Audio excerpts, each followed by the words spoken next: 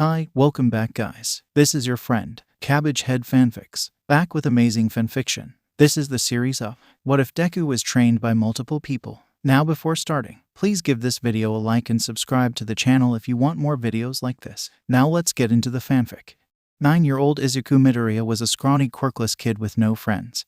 But that didn't really matter to him. He was going to be a hero no matter what anyone said. You see, people always imagine heroes to be someone like All Might, someone who can blow up a block of buildings with one punch. But to Izuku, a hero was someone who helped people no matter what. He didn't care that Kaken called him useless, or his mom treated him like he was made of glass, or even that his teachers messed with his grades. If he could help even one person, he'd be okay. Izuku was walking home from the store after buying a snack, and walked past his neighborhood park. He heard the sounds of kids playing, and he tried to ignore the sad feeling in his chest. He let himself think about the different heroes he'd seen on the news recently to distract himself. The rabbit hero Mirko had just moved to Musutafu. She was super cool and would definitely be a top hero in the next few years. Izuku started thinking about her quirk, and he almost missed the cry of pain coming from the park. When he looked to his left, he saw a girl with a deer mutation quirk being pushed down by a group of kids.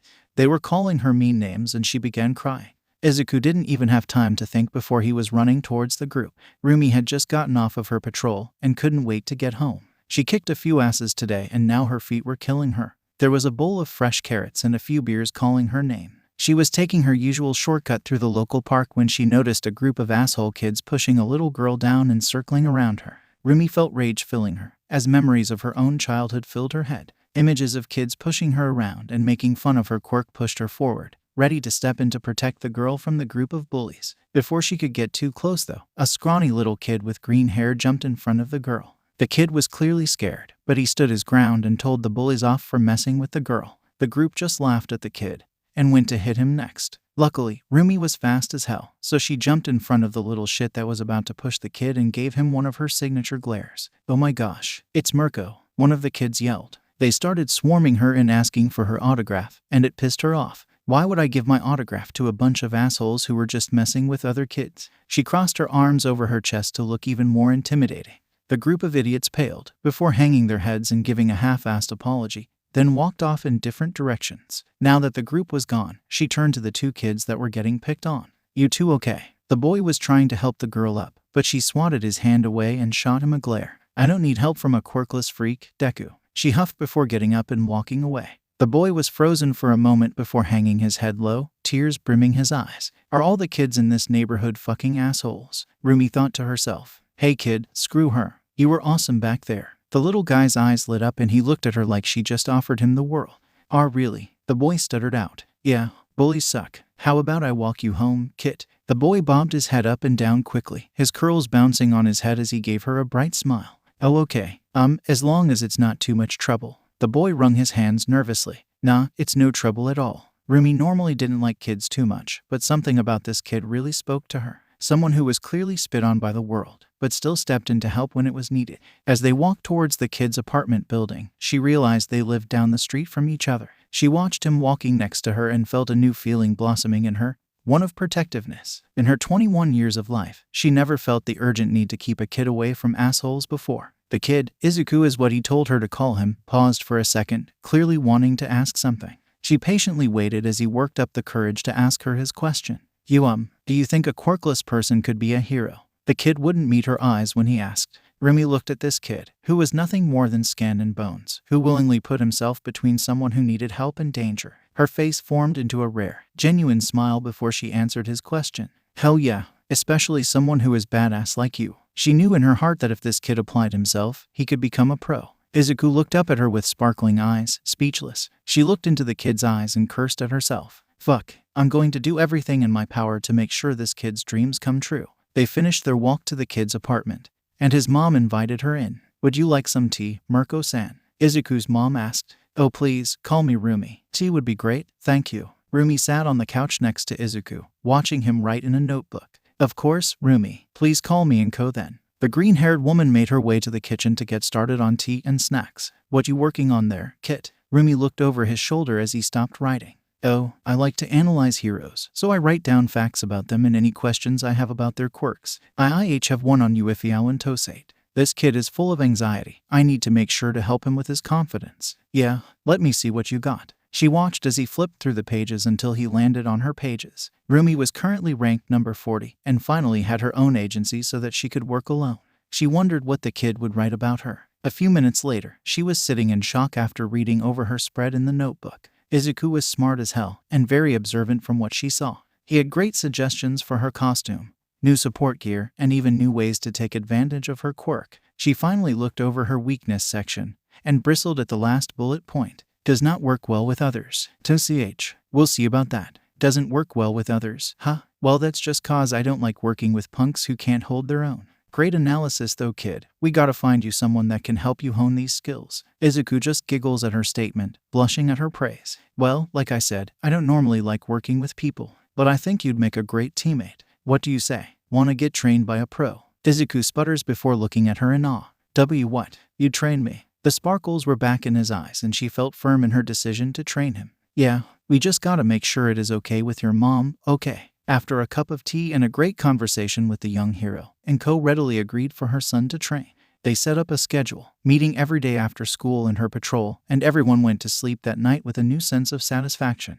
6 months later, Izuku felt like his thighs were going to fall off, but he knew this was just a sign of hard work. Every day after school, and even on the weekends, he would meet Rumi for various types of training. She had him lifting weights, working on hand-to-hand combat, and even Parker. Rumi really felt like a big sister to the 9-year-old, and she was also his only friend.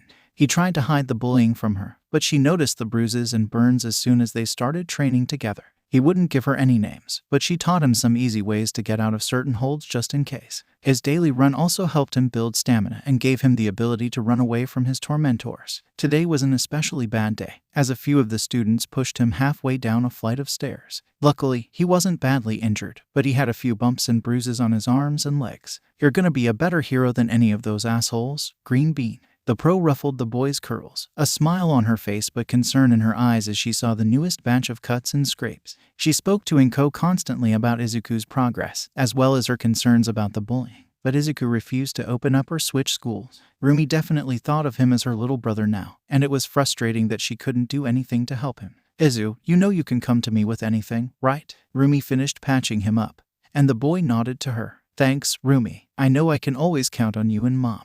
They both stood to leave the gym they trained at. Enko had insisted that Rumi join them for dinner after each training session, and Rumi initially was hesitant.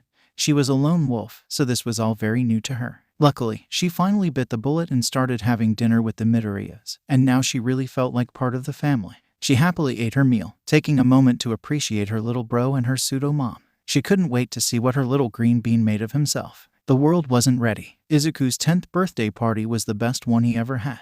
This year Rumi came and brought him a few gifts, and his mom got him a really cool all-night cake. In previous years it had just been him and his mom, as he didn't have any friends at school. Rumi helped him see that Kaken, who he was now calling Bakugo, wasn't a good friend, so Izuku tried to distance himself from the blonde as much as possible. Training with Rumi made him feel a lot more confident in himself too. It turns out that she was bullied too because people thought she'd be weak with a rabbit quirk. His big sister gave him lots of tips on how to look intimidating and not being such a people pleaser. Rumi always told him that in order to save people, he has to make sure to save himself too. The three of them spent the day watching all-night movies and they went to the arcade. Rumi was really good at Dance Dance Revolution, but Izuku gave her a challenge for a few of the rounds. Izuku went to sleep with a wide smile on his face.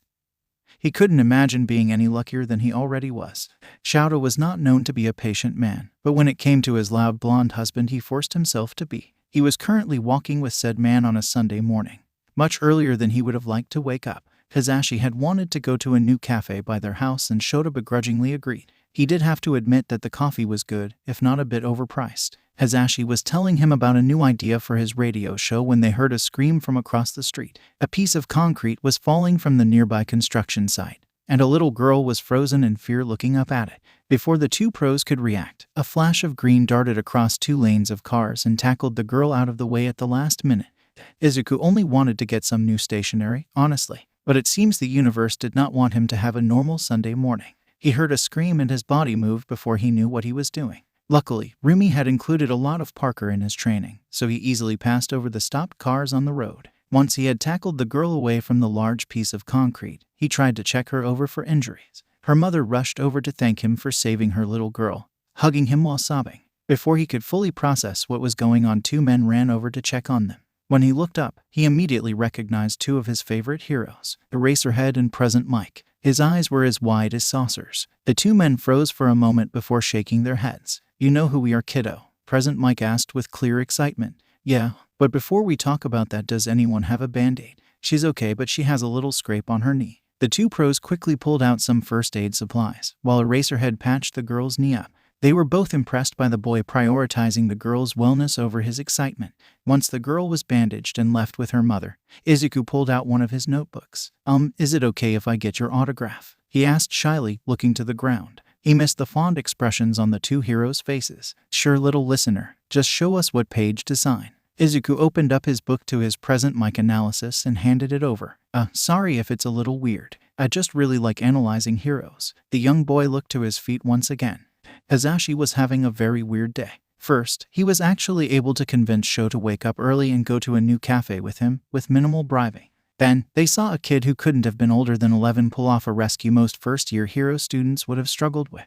To top it off, this little cutie just handed him multiple pages of analysis that could have been professional work. He must have been staring in shock for longer than he thought because his husband elbowed him in his side. He quickly signed it and handed the notebook back to the kid, who opened it up to a new set of pages and handed it to Shota. His fellow hero had a much better poker face while he hid his shock, and instead asked the kid a few questions. "This is a really impressive analysis, kid. Who taught you?" "Oh, nobody. I've just been doing it since I was a little kid. It's really nothing special." Seeing this sweet kid talk down on a really impressive skill broke his heart, and he could see the concern in Shota's face as well. "What's your name?" Shota asked as he finished with the book. I'm Midoriya Izuku. You already know my hero name, but you can call me Aizawa. Do you have some type of analysis quirk?" This kid must have some type of intelligence enhancer. Shota was right. It seemed like something was wrong with that question, though, as a dark cloud seemed to cover the kid. He looked to the ground before whispering something. "Sorry, I didn't catch that, kiddo." Hazashi leaned forward a bit more. "I am QQ quirkless." Hazashi shared a concerned glance with his husband.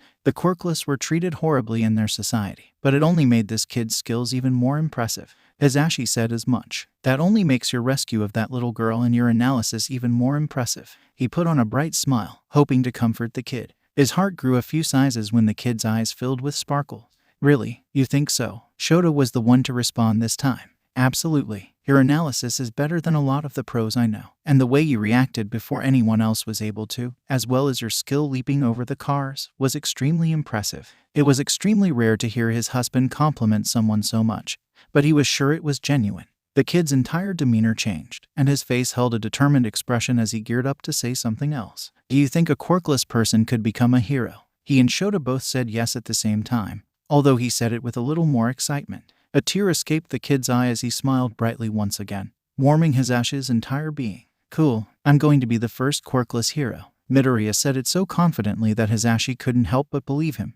Aizawa and Yamada ended up going with Izuku to the stationery store, and Yamada wouldn't let him pay for his new things. He said it was a reward for saving the little girl, but Izuku still felt a little bad. They walked him home, wanting to tell his mom what a great job he did, but Rumi answered the door instead. Even though she had her own place, she liked to hang out at their house most of the time. "Mike." Rumi looked between Aizawa and Yamada in confusion. "Mirko," Yamada exclaimed as well. Rumi ushered them inside and Izuku's mom made them all tea and snacks. When the two heroes told the story of Izuku saving the girl, Rumi gave him a high five. She then explained how she met Izuku and had been training him for a while, and how he was her little brother now. What happened next shocked him. Would he benefit from another trainer? "He has more potential than some of my first years. I'd be happy to help mold it," Aizawa said casually, like he didn't just blow Izuku's mind. "Hey, if you're training the little green bean, I want in as well." Yamada playfully poked his husband in the side. Rumi looked to Izuku and his mom in question, not wanting to confirm before she got permission. Izuku simply nodded his head violently, and his mom gave him a soft smile. "I'm fine with that, as long as my Izuku is safe and you check in with me once a week. I also insist that you come over for dinner when you can," his mom replied to the group. Izuku couldn't help but cheer. He had 3 heroes that actually thought he could achieve his dreams. It didn't matter what Bakugo said, or whatever anyone else said. He had his mom, his big sister, and now Yamada and Aizawa believing in him. He could do it. A few days later, Izuku was standing in the gym at the Yamada-Aizawa household. It was a large underground room with decently high ceilings and different equipment.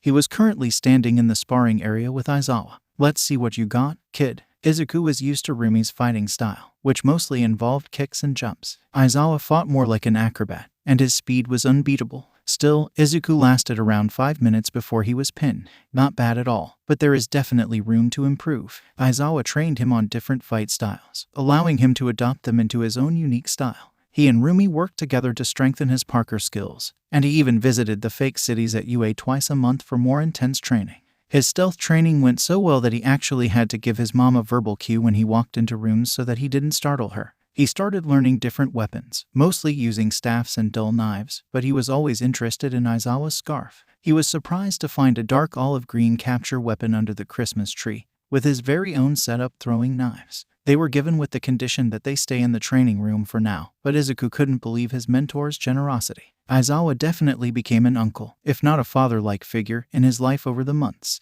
While Aizawa taught him the essentials of being an underground hero, Yamada, who he just stuck with calling Mike, taught him the skills of a limelight hero. He learned how to take down long-range opponents quickly and efficiently, with minimal property damage. He also taught Izuku about the importance of staying positive, even during tough times, because citizens look to heroes for inspiration. So if a hero is freaking out, the citizens are going to freak out. Izuku really liked Yamada's style, which was eccentric and bright. But he also liked Aizawa's black and grays. Yamada and Rumi took him shopping, showing him how to show his personality through fashion. He learned how clothes are supposed to fit, and he even learned how to tie a tie. His new style still showed his personality, but it looked like he actually put some thought into it. His favorite piece of clothing was a leather jacket that matched one that Mike wore. He loved training with the two heroes, but he also really enjoyed sitting in their house and lounging with cats, working on his analysis while he watched TV. Sometimes he would even spend the night. He had his own guest room where he kept a change of clothes and a few extra notebooks.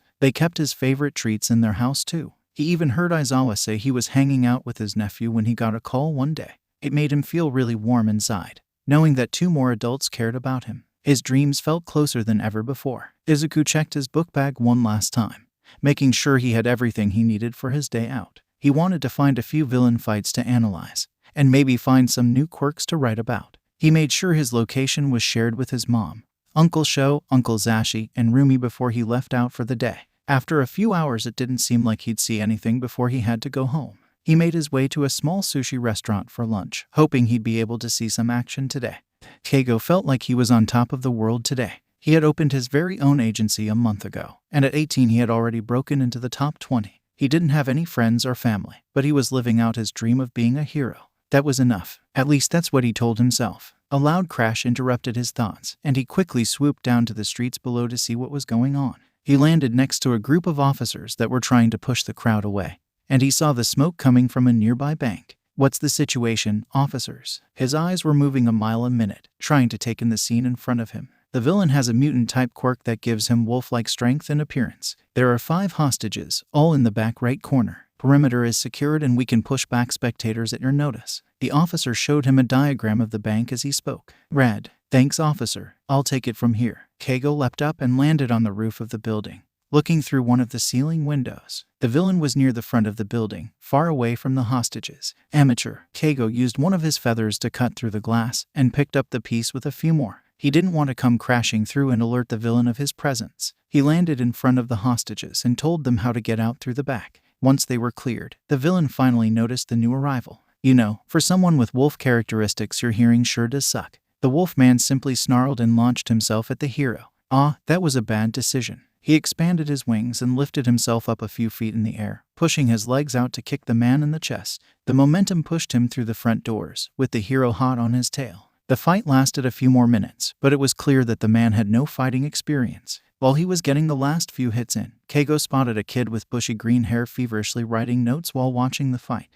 Interesting. He quickly sent one of his feathers to land on the kid's book bag. He wanted to talk to the fanboy after he was done. Anyone who could focus on a fight while writing deserved a personal hello from the hero Hawks. Once the villain was secured in police custody, Keigo followed his feather to the boy, who was walking away with the rest of the crowd. The hero pulled his wings in and carefully placed his hand on the kid's shoulder, not wanting to startle him. Bright green eyes widened at the sight of the person behind him. "Hawks." The kid was visibly buzzing with excitement. "Hey kiddo, I saw you during the fight and I wanted to ask you what you were writing. It's really hard to pay attention to 2 things at once, but you seem like a pro." Keigo had never done anything like this before, but something about the broccoli boy was intriguing. Oh, this is my analysis journal. My uncles and sister have been helping me to make my notes more organized, so I like to practice with live villain fights. The boy pulled his journal out and shoved it into Keigo's hands. It was open to the most recent entry, dissecting today's fight. This kid couldn't be more than 12, and his analysis was better than some of the people Keigo paid at his agency. This is, wow kid,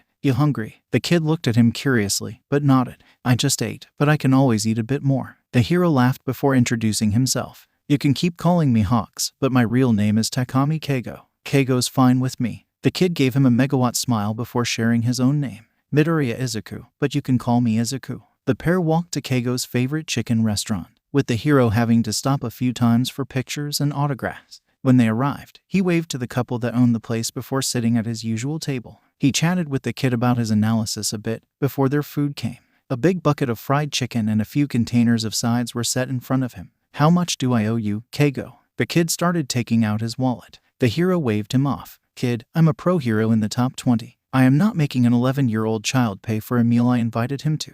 Besides, your analysis is extremely helpful. That's enough for me. The kid blushed and nodded at the hero's compliment of his skills before the pair dug into their meal. Keigo was so cool. Izuku made sure to text his family that he was okay, and Hawks even let him take a selfie to send to the group chat. Izuku's adopted heroes. Green Bean, hey guys, look who I'm eating lunch with. He thinks my analysis is really cool and said he wants to mentor me. D. Mama Midoriya, wow baby. Tell Hawks he needs to meet with your mother first. But I don't see why that would be an issue. Uncle Sleepy, are you just going to keep collecting pros like this, kid? Izuku laughed at his uncle's question, before confirming that they would be back home in a bit. Once he was finished texting, he wanted to ask Keigo the one question that he had asked every pro in his life. Hey, Keigo. The man finished his bite of chicken before nodding to the boy. What's up, Squirt? Izuku took a grounding breath before he continued. Do you think a quirkless person can be a hero? Keigo stared at him for a few moments, like he was looking for something in his eyes. He must have found it, because he finally replied with a wide smile on his face. Hell yeah, kid. An hour later and they had finished eating, after talking about anything they could think of. Izuku texted his mom to let her know he would be home soon. Hawks offered to fly him home, and how could he refuse? They landed in front of the Midoriya apartment. And when Izuku invited him and he was surprised to see both his uncles and his big sister sitting with his mom in the living room. Oh, hey guys. Keigo was standing in the doorway with a confused expression. You guys are the uncles and sister he was talking about. How many pros do you know, kid? 4 now. Izuku didn't understand the hero's surprise. It's not like he was purposefully collecting them or anything. Hawks, is it? Please come sit. I heard you wanted to mentor my Izuku. And Ko smiled sweetly at the hero. Uncle Sho seemed to hide a smirk in his capture weapon as Keigo suppressed a shiver at his mom's expression. It was a joke in their family that Mama and Ko was the one you really had to watch out for. Over the past few months, Izuku has learned to really appreciate having an older brother with his own fancy agency. The building had multiple gyms and training facilities, and the cafeteria had the best food ever. He was also happy that his 2 big siblings get along so well. Rumi started coming with him when he was training with Hawks, and the two hung out sometimes after their patrols. His brother and sister were really lonely before, and he was happy they had each other now. Seeing their easy friendship filled Izuku with a bit of longing. He still didn't have any friends his own age. Bakugo had stopped trying to follow him after Izuku began escaping him constantly, but the verbal taunts had not stopped. No one wanted to hang out with the quirkless kid. Although, watching his 2 siblings spar and laugh together, he felt less sad than he might a few years ago. Izuku was sitting at his desk, thinking about his plans for the weekend. He was going to meet up with Keigo and Rumi so that they could go to the new arcade that opened up downtown on Saturday. Then, Uncle Sho and Uncle Zashi said they would take him to the Tokyo Hero Museum on Sunday. Even though he knew they all cared about him, it always surprised him when they wanted to spend their days off with him. He was so excited that he didn't realize he was tapping on his desk until red eyes turned to glare at him. Will you stop being annoying for once, shitty nerd? Bakugo had been a little less aggressive as they got older, but Izuku still had plenty of burns to testify for the blonde's temper. Oh, sorry Bakugo. The explosive boy still flinched a bit when Izuku used his family name, and it filled Izuku with a sick form of glee. You call me useless every day, asshole. Rumi's temper and cursing had definitely rubbed off on him, even though they only made an appearance in his internal monologue. The bell rang and Izuku quickly packed up his things, ready to head home after a long day. He had the next 4 days off of training, after he suffered a minor sprain of his right ankle. His family never wanted to push him too hard. They wanted him to still have a childhood. He was a few blocks away from his house when he sensed that something was wrong. Shitty Deku. So it's going to be one of those days. Izuku had been sparring with Pro since he was 9, but he never used it to defend himself. He believed it would only make things worse if he fought back, and he'd end up suspended. But today he was tired, and he really hoped his ex-friend wouldn't take it too far. His inner roomie was itching for a fight. He felt a burning palm on his shoulder before he was shoved to the ground. When he turned, he found Bakugo standing over him, with a few boys from their class watching in glee. You were extra annoying today, nerd. I think you need a reminder about your place. This was the kid that told him he couldn't be a hero. Someone who got this much joy out of hurting others. On any other day, Izuku would have just taken the beating. But he thought about all of the heroes in his life, people that worked every day to save people, people that believed in him. He thought it was about time that Bakugo learned that Izuku was not weak. Bakugo lunged at Izuku with a right hook, which was exactly what Izuku predicted he would do. Instead of letting the hit land, Izuku grabbed Bakugo's wrist and used his uninjured foot to knock the boy's legs out from under him. Bakugo managed to get free from Izuku's grasp, and when he lunged for Izuku again, he was met with a fist to the face. Izuku didn't use enough force to break anything, but he knew the blonde would have a nasty black eye for a while. He grabbed both of Bakugo's wrists and slammed him onto the ground, his face in the dirt and his hands behind his back. If you ever fucking touch me again, Kaken, I will break your wrists. If I see you messing with any other kids, I will break your nose. Do you understand me? His voice was firm, confident even, but on the inside he was a nervous wreck. He was doing his best to channel his inner roomie and Uncle Shota. Bakugo must have been in shock, because he merely nodded at Izuku's threat. When he turned around, still not letting go of the boy underneath him, he saw Bakugo's posse staring at him in fear. That goes for the rest of you assholes too. With his final threat, he brushed himself off and grabbed his bag, angrily stomping away. Now I have to go to the store and get burn cream, and my ankle hurts even worse. Izuku grabbed his phone from his backpack, already sending a text to the family group chat. Izuku's #1 fans. Green Bean, I may have done something. Rash, Midoriya. Izuku honey, are you okay? Angry Bunny, do we need to hide a body? Chicken Nugget, Rumi WTF. Angry Bunny, I just need to know what type of situation we're getting into. Uncle Sleepy, and your first thought was that the kid murdered someone? Uncle Loud, how about we let the little listener tell us what happened first? Midoriya, Izuku. Izuku was almost to the corner store, but he paused to text his family the story. Green Bean, well, Bakugo and some of his friends followed me after school. He pushed me to the ground and tried to punch me, but I pinned him to the ground, and might have told him I'd break his wrist if he ever touched me again. Or if he messed with other kids, I'd break his nose. With a few curse words included. He may or may not have a black eye, and I may have called his friends assholes. Midoriya, I see a new All Might figure and some ice cream in your future. Green Bean, you're not mad. Midoriya, well, maybe if Mitsuki had listened to me when I said that Katsuki could benefit from anger management sessions, her son would not have a black eye. Uncle Sleepy, as a teacher and pro-hero, I cannot condone this. As your uncle, however, I must say good for you, kid. Angry Bunny.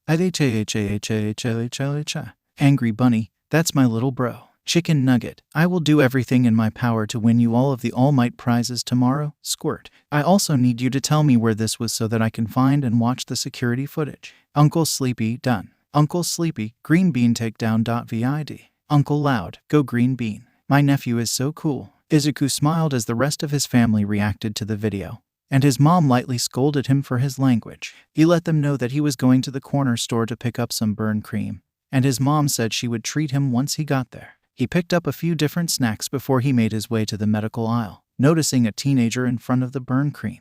The boy had severe burns all across his face and arms, but Izuku was not going to stare. He knew firsthand how cruel the world was to those that were different. As he picked up some cream and other supplies, he watched the teen stuff a few things in his coat pockets. He's probably homeless, Izuku thought to himself sadly. It was cold outside, and it was probably uncomfortable trying to treat burns in this type of weather. Before Izuku could stop himself, he was speaking to the teen. Excuse me. The boy looked at Izuku in surprise, probably thinking that he was going to call him out for stealing. Izuku got a little closer so that none of the workers would overhear. I'd be happy to buy you anything you need, whether it's medical supplies or food. The older boy simply stared at Izuku for a long time, making it clear that no one had shown him simple kindness. That thought broke Izuku's heart, because he could relate. No one outside of his family was ever nice to him once they found out about his lack of a quirk. After a few silent minutes, the boy spoke again. Why? Izuku thought it over before replying. Because I know how cruel this world can be. Let's grab a few things, then we can get some ramen. Dabi was trying his best to stay under the radar, but it was hard when he was living on the streets and forced to steal to survive. His 18th birthday was 2 weeks away, and then he wouldn't have to worry about being sent back to his sperm donor if he ever got arrested. He didn't need anyone's help, and he didn't want it. At least that is what he had thought before a small boy with freckles and sparkling green eyes dragged him to a ramen shop and force-fed him. Izuku, as he insisted on being called, was an interesting kid. He opened up to Dabi about his life as a quirkless kid, talking about the bullying and suicide baiting. But then he talked about his family, the only people that actually believed in him. The kid was clearly trying to build some trust between the two of them, and he begrudgingly had to admit that it was working. Dabi felt a bit of pain in his chest, unable to imagine something like that. A family that supported and loved each other unconditionally. They talked a bit, and he was surprised by how comfortable he felt with the kid. Izuku was the same age as Shoto, but he seemed extremely mature for his age. "Do you have somewhere to sleep tonight?" Dabi looked at the boy, who was giving him a look that told him he wouldn't be able to reply with a lie.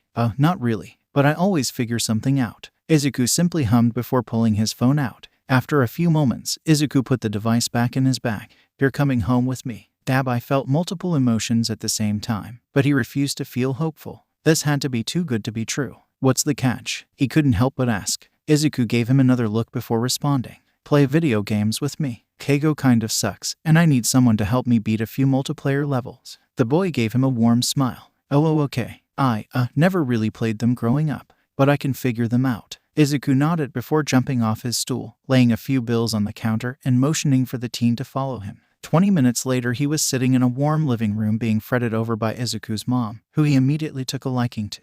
It truly felt like everything here was the complete opposite of his former home, his former life. The Midoriyas were warm, and he could feel the love between mother and son. Inko gave him some extra clothes, which apparently belonged to Izuku's uncle, so that he could shower and take care of his burns. The woman gently helped him treat the ones on his back before he slipped on the comfortable cat-eared hoodie. After they settled in, he was expecting them to ask him about why he was on the streets or where his burns came from.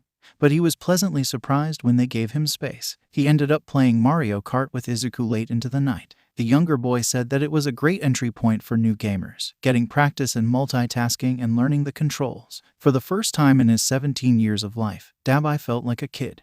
When Shota received a text that Izuku picked up another stray, he was not at all surprised. He truly believes that his nephew will have amassed a small army of loyal followers by the time he was in high school. I can never let Nedzu meet the kid, or his mom for that matter. He had quickly learned that the Midoriyas were extremely kind and loyal, but they could be fierce when they needed to be. He was also certain that they were two of the smartest people in all of Japan. Introducing them to Nedzu may or may not lead to world domination. He and Hisashi had just left the store after picking up a few things for the kid Izuku brought home, including clothes and a few things for his room. Izuku had basically threatened everyone in the chat to ensure that they would not make the kid uncomfortable, and Inko thought it was best for Dabi to meet everyone in small clusters. They quickly made it to the Midoriya home, which was basically a second home to them all at this point, and Hisashi did his best to calm himself down before entering. "I can't wait to meet my new nephew." Shota couldn't help but smile fondly at his husband. They haven't even met the kid, but he already seemed like he was part of the family. When he first laid eyes on the boy, he promised that he would rain hell on whoever had hurt him in the past. Scar tissue covered his entire body, and his eyes held a pain that no 17-year-old kid should know.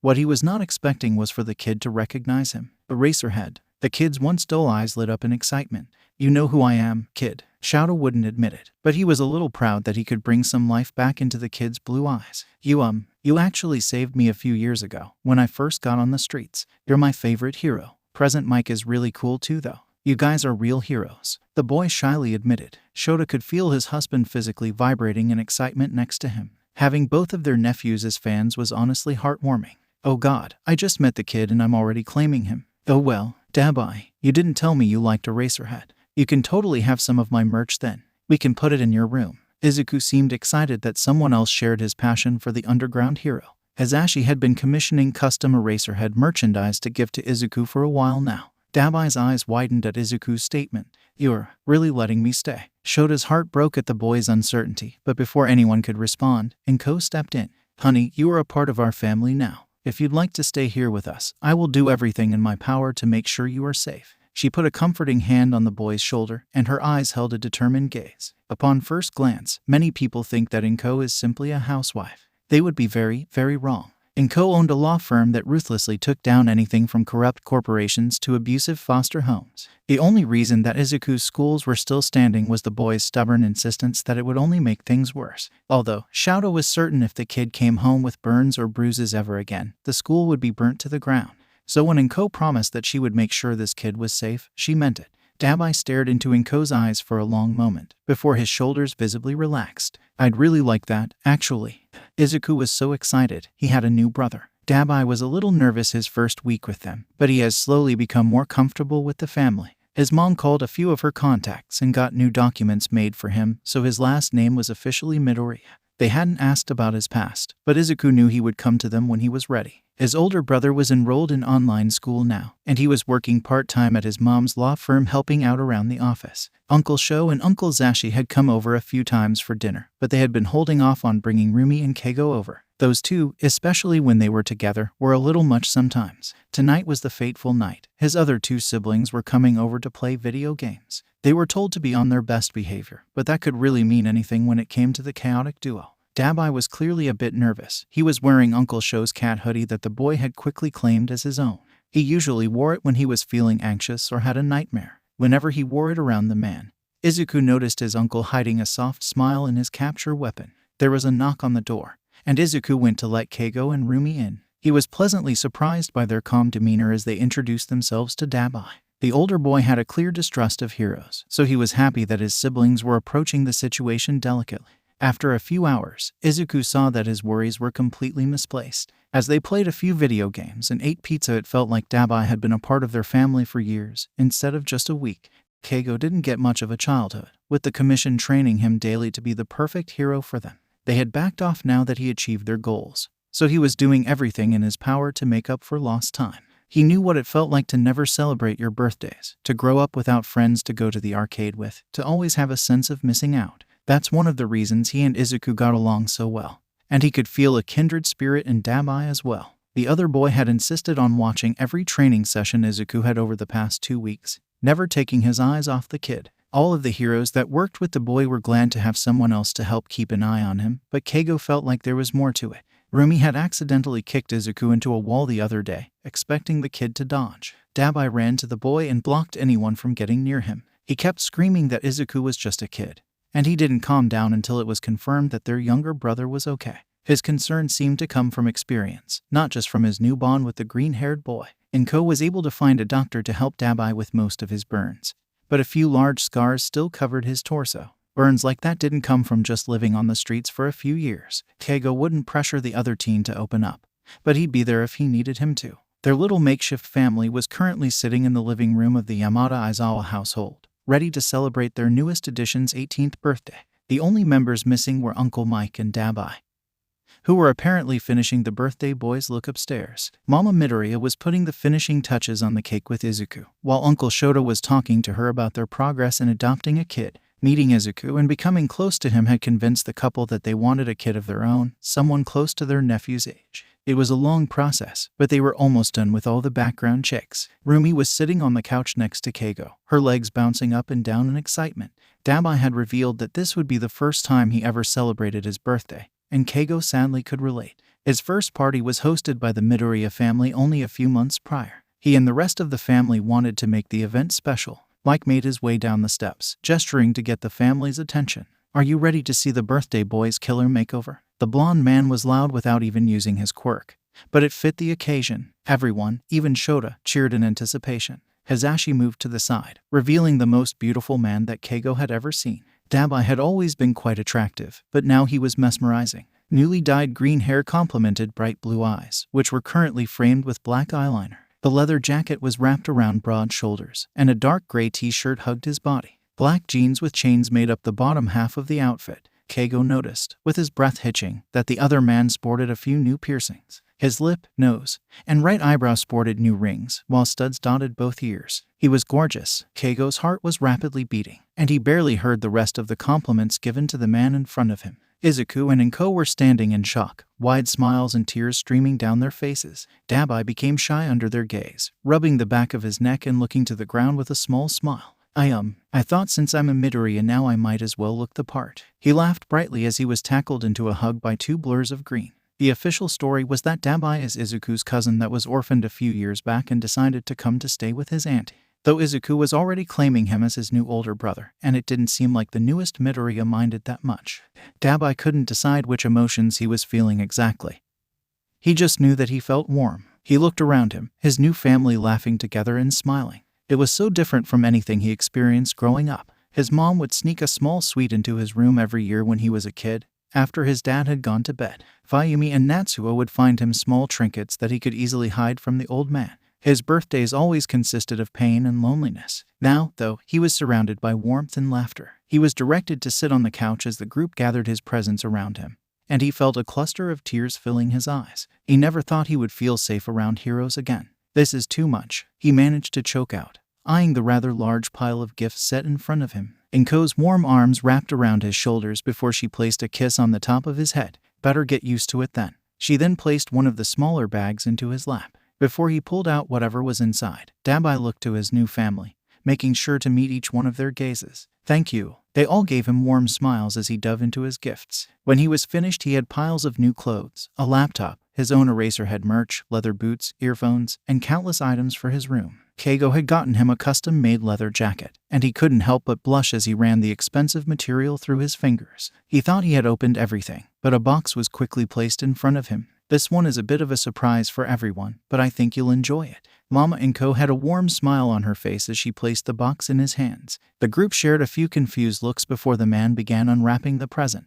When he lifted the lid of the box, a key was revealed. Izuku, who was sitting next to him, looked at his mom with anticipation. "What's this, Mama?" Izuku questioned. Inko's eyes sparkled as she explained the key. "Well, we have such a big family now, and our apartment was getting a bit cramped, so I thought we would all be much more comfortable in a house. What do you think, boys? Would you like to go see our new home?" Cheers of surprise and excitement filled the room. Izuku had wrapped Dabi and Inko in a group hug, and tears fell down all three of their cheeks. He had never really cried until he joined this family, but he was happy to have yet another Midoriya trait.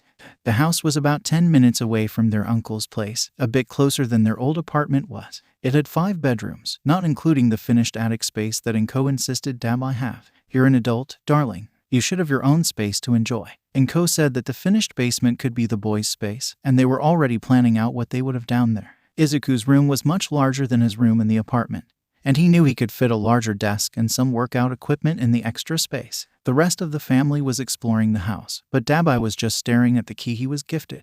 "They want me. They want me to be a part of this family, and they've only known me for a little under 2 weeks. Determination filled him. He would tell them about his past. He knew this family would accept him. He wasn't ready to tell them exactly who his father was, but he could at least tell them his story. "Mama Inko, once we're done here, can we all go back to Uncle Shota and Uncle Hisashi's house? I think it's time I told everyone about my past." He had approached Inko as she looked at their new backyard, and she turned to him in surprise. She quickly wrapped him in one of the warm hugs he was growing attached to, squeezing him once before she replied, "Of course, sweetheart. I'll let everyone know. I'm happy you trust us enough to share." His eyes teared up at the unconditional support this woman had shown him in his time with the family. It was no wonder that Izuku was such an amazing kid. His mom was an angel. Dabi still loved his own mother, and he missed her every day. But Inko held another space in his heart. She was quickly taking over a motherly role in his life. After everything he went through in his life, he thought he might just deserve a little happiness after all. The family once again sat in the living room of the Yamada Aizawa household, anticipating their talk with their newest family member. Dabi had changed back into his favorite cat-eared hoodie, which always brought a smile to his sleepy uncle's face. The teen was situated between Inko and Izuku on one of the couches, and Uncle Hisashi had brewed a pot of tea to help calm everyone's nerves. Keigo and Rumi were sitting together on one of the love seats, and both of them were prepared to destroy whoever hurt their newest addition. Dabi clutched his hands in front of him and took a steadying breath before he began. "As you all know by now, I have a big distrust of heroes. That's because my dad is a hero. I'm not ready to tell you who he is yet, but I'm ready to tell you about where I got my burns." Everyone had sat up when he mentioned his dad was a hero. A burning rage could be seen in their eyes. Dabi told his story, how his father bought his mom, how he was trained from the moment his quirk showed up. He told them about how his mother had a nervous break, how the rest of his siblings were ignored and neglected, how he ran away the day after his mother was locked away, and how he felt endless guilt for leaving his siblings with the man he despised. Everyone, even their normally stoic Uncle Sho, had tears pouring down their face as the boy recounted his abuse. Once he was done, he felt emotionally exhausted, but he had one more thing to say. I was on a really bad path before Izuku found me, and you all have saved me from that. I'm done letting him control my life. I'm done letting hate control me. You all have shown me that heroes can be good. I think I want to become a hero again." He finally looked up and met his family's eyes. He saw the determined gazes looking back at him, and he knew that they would do everything in their power to support his rediscovered dream. He also knew without a doubt, when he was ready to tell them, they would help him take down the flaming bastard that hurt him and his family. Everything seemed to be going well for the found family, although they seemed to be gaining new members every year or so. The Midoriyas had settled into their new home easily, and the rest of the family spent a majority of their time hanging out there. Dabi had been training with Aizawa to learn how to fight without using his self-destructive quirk. He would start apprenticing under the heroes in their family until he was ready to take the adult provisional licensing exam. Izuku had turned 12, and was excited that his family seemed to be growing as he grew up. His only concern was entering middle school, which would bring its own complications. Bakugo had left him alone, outside of a few rude words every now and then, but that didn't mean everyone stopped their harassment. But that was something to think about another time. The boy was currently sitting in the Yamada Aizawa living room with his mom and Dabi, preparing himself to meet his new cousin. His uncles had been wanting to adopt for a while, but everything was rushed when Uncle Sho found a boy hiding in an alley wearing a muzzle. The boy had been abused his entire life due to his villainous quirk, and Izuku could relate heavily. His uncles thought that he and Dabi would be the best people to introduce at first, as they both understood just how cruel the world could be. Uncle Zashi entered the house first, bringing in armfuls of bags from the shopping trip they just took with their new son. Izuku knew from experience that the blonde man could go crazy when he had a new person to shop for. Okay, listeners, Hitoshi likes to communicate using sign, but he can hear what you're saying. It might be nice if he saw you signing back to him though, so that he knows you understand. I'm gonna go put these upstairs, but Sho should be bringing him in any minute. Izuku was trying to contain his excitement, not wanting to startle the boy. He was excited to learn more about his quirk and practice his JSL. Dabi put a grounding hand on his knee, helping him calm down a bit. A few minutes later, Uncle Sho walked into the house followed by a tall purple-haired boy with violet eyes. He looked extremely nervous, and Izuku noticed the scars on his neck and cheeks from being forced to wear a muzzle throughout his life. Izuku greeted him in sign, letting him know his name and welcoming him to the family. Dabi and their mom quickly followed suit, and a bit of the tension in Hitoshi's shoulders drained. He greeted them back, before being led into the living room to take a seat. Slowly, conversation broke out between the group, especially when Zashi came back downstairs. Izuku found out that his cousin really liked cats and coffee, just like his new dad. They talked about underground heroes and their mutual admiration for Eraserhead. As Izuku was getting ready to leave, Hitoshi came up to him looking nervous. "Bye Hitoshi, I'll text you later." Izuku signed to the newest member of his family. "Bye, Izuku." It was only a whisper, but it brought tears to the eyes of everyone close enough to hear it.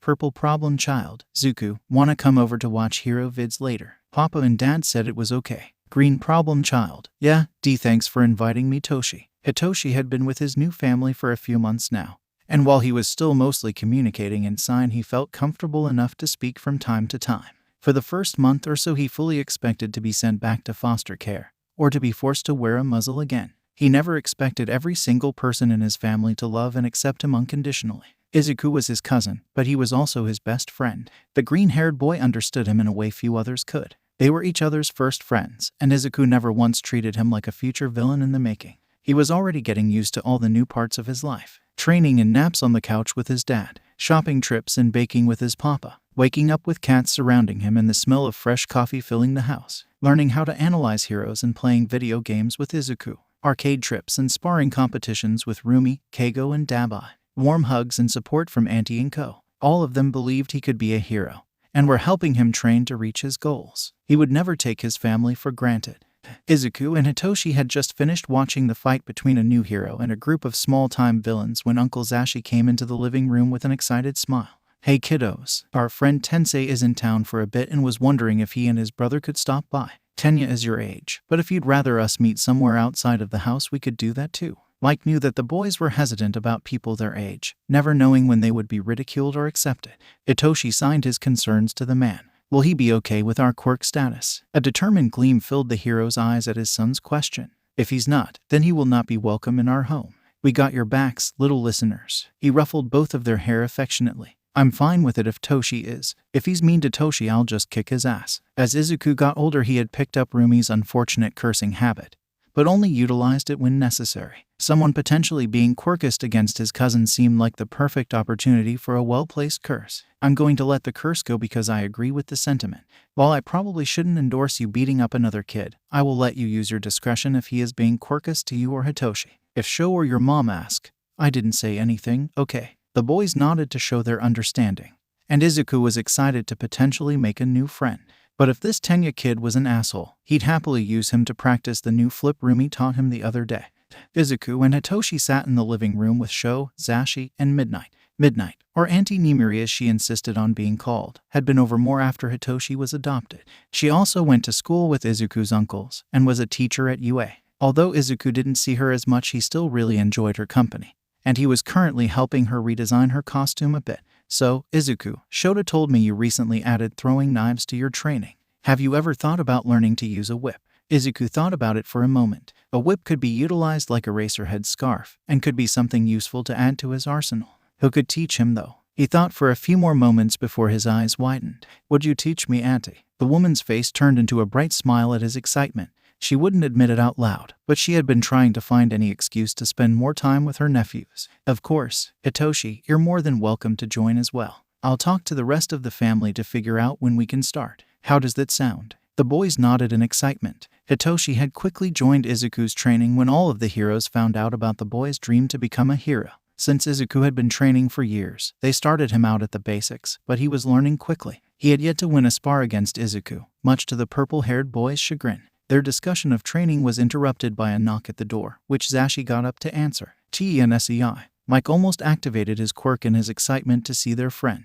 H-I-Z-A-S-H-I. The man screamed back. The two men scrambled into a hug, falling onto the floor in their glee. Shota rolled his eyes and went to grab his husband and best friend off the ground before they broke anything. Once they were calmed down, they entered the living room for introductions. Izuku and Hitoshi had already made a deal that if the conversation turned to quirks, Izuku would reveal his quirklessness first. If either of the brothers reacted poorly to this, they would leave and Hitoshi would keep his quirk to himself. The boy was still getting used to having love and support.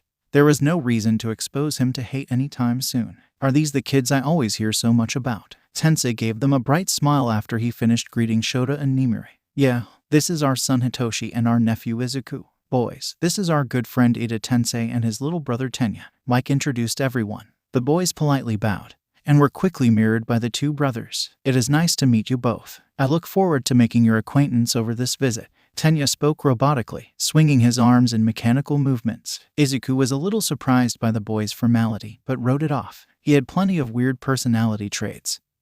He wouldn't judge someone for theirs. The group fell into easy conversation before Tensei brought up Izuku and Hitoshi's training. So how is training going, boys? I hear you have quite a few pros teaching you. It is really impressive that you are this dedicated at such a young age. The older Ada brother had an infectious energy and smile, and Izuku could see why so many people enjoyed being his sidekick. There was something about the man that made you automatically trust him. Izuku was the first to reply, letting Hitoshi think over his words for a moment.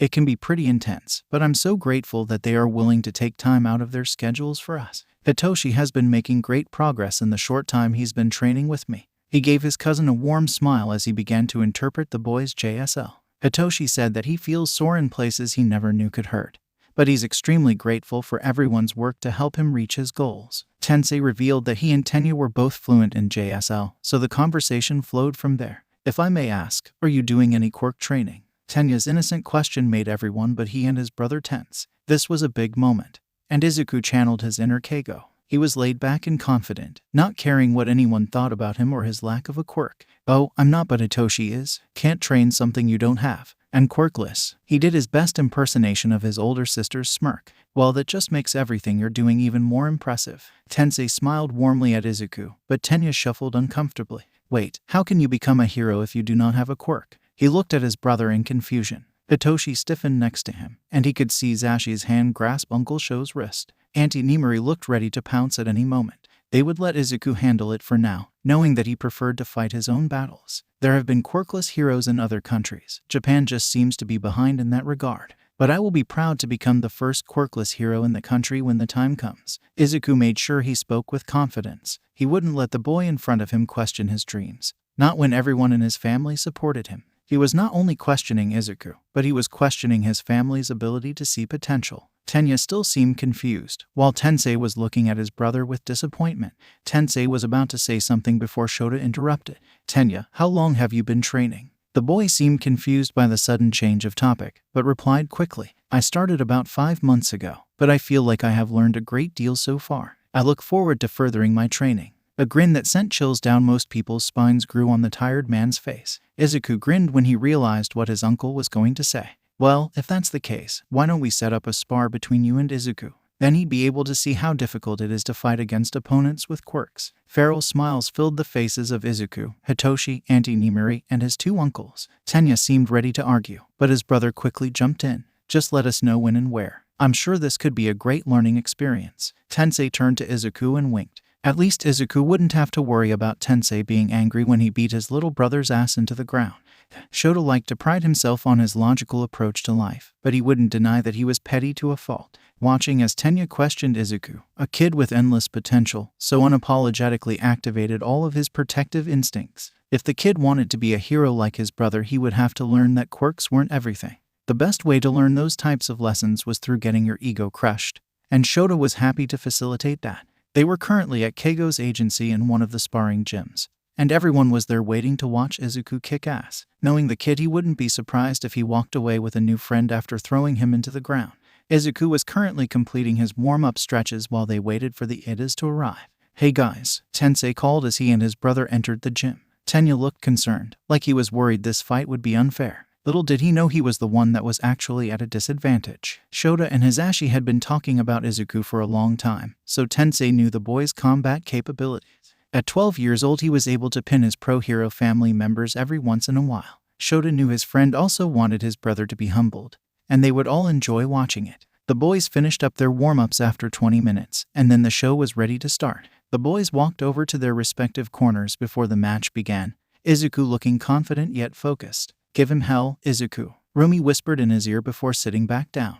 Hisashi was the one to call the start of the match, and Izuku immediately became a blur of speed. Before Tenya could even make his first move, he was pinned to the ground with Izuku's knee to his chest. The kid's mouth was gaping and his eyes were wide, shocked by the speed of his opponent. Izuku stood, his expression neutral as he helped the other boy up. Shota was proud of his nephew's humility, letting his skills speak for themselves. May we go again? Tenya requested, shock still evident on his face. The boy clearly wanted to see if their first match was a fluke. After he was pinned 5 times in a row, the boy seemed to get the message. All of the adults were wearing expressions of pride for Izuku, but also holding back their laughter at Tenya's expense. Dabi and Inko were wearing matching grins, showing that the boy really was a Midoriya at heart. As soon as the final match was called, Tenya dropped to his knees and pressed his forehead to the ground in a deep bow. Izuku, clearly surprised by the gesture, stood stiffly in front of him. Midoriya, I am deeply sorry for my words and doubts about your abilities. You have truly shown me that my beliefs were misguided and harmful. I do not expect forgiveness, but I must apologize for my actions and any harm they may have brought upon you. Tensei smiled proudly at his little brother, while the rest of the group knew exactly what would happen next. Izuku walked over to the boy and knelt in front of him, placing a hand on his shoulder so that he would look up. Tenya's head quickly shot up. He was clearly not expecting Izuku to come to him. Izuku stood once again and reached out his hand, his previously neutral face molding into a bright smile. Friends, Tenya's shocked expression morphed into a warm smile as he grasped the outreached hand and stood. I would be honored to be considered your friend. Izuku called Hitoshi over, the 3 boys chatting as the adults watched on. Tensei discreetly handed a few bills over to Shota, shaking his head and all. When you said that kid could befriend anyone, I really thought you were lying. Shota pocketed the bills and watched as his nephew and son welcomed Tenya into their lives. That kid's gonna change the world one day. Keigo prided himself on being cool under pressure. Even the most powerful villains never made him crack. But apparently, his chill personality was limited when it came to Midoriya. Dabi lifting his shirt to wipe the sweat from his brow after an intense spar. He felt his jaw drop open, and he had to quickly shut it before the blue-eyed man looked his way. I am a hero, I need to get it together. His heart felt like it would burst out of his chest at any moment, so he turned away from Shota and Dabi's sparring session. If he didn't, he was fully convinced he'd pass out at any moment. The number 3 hero taken out by a crush, wouldn't that be something? It was difficult to keep cool when the muscles on the green-haired man were growing more and more defined over his months of training.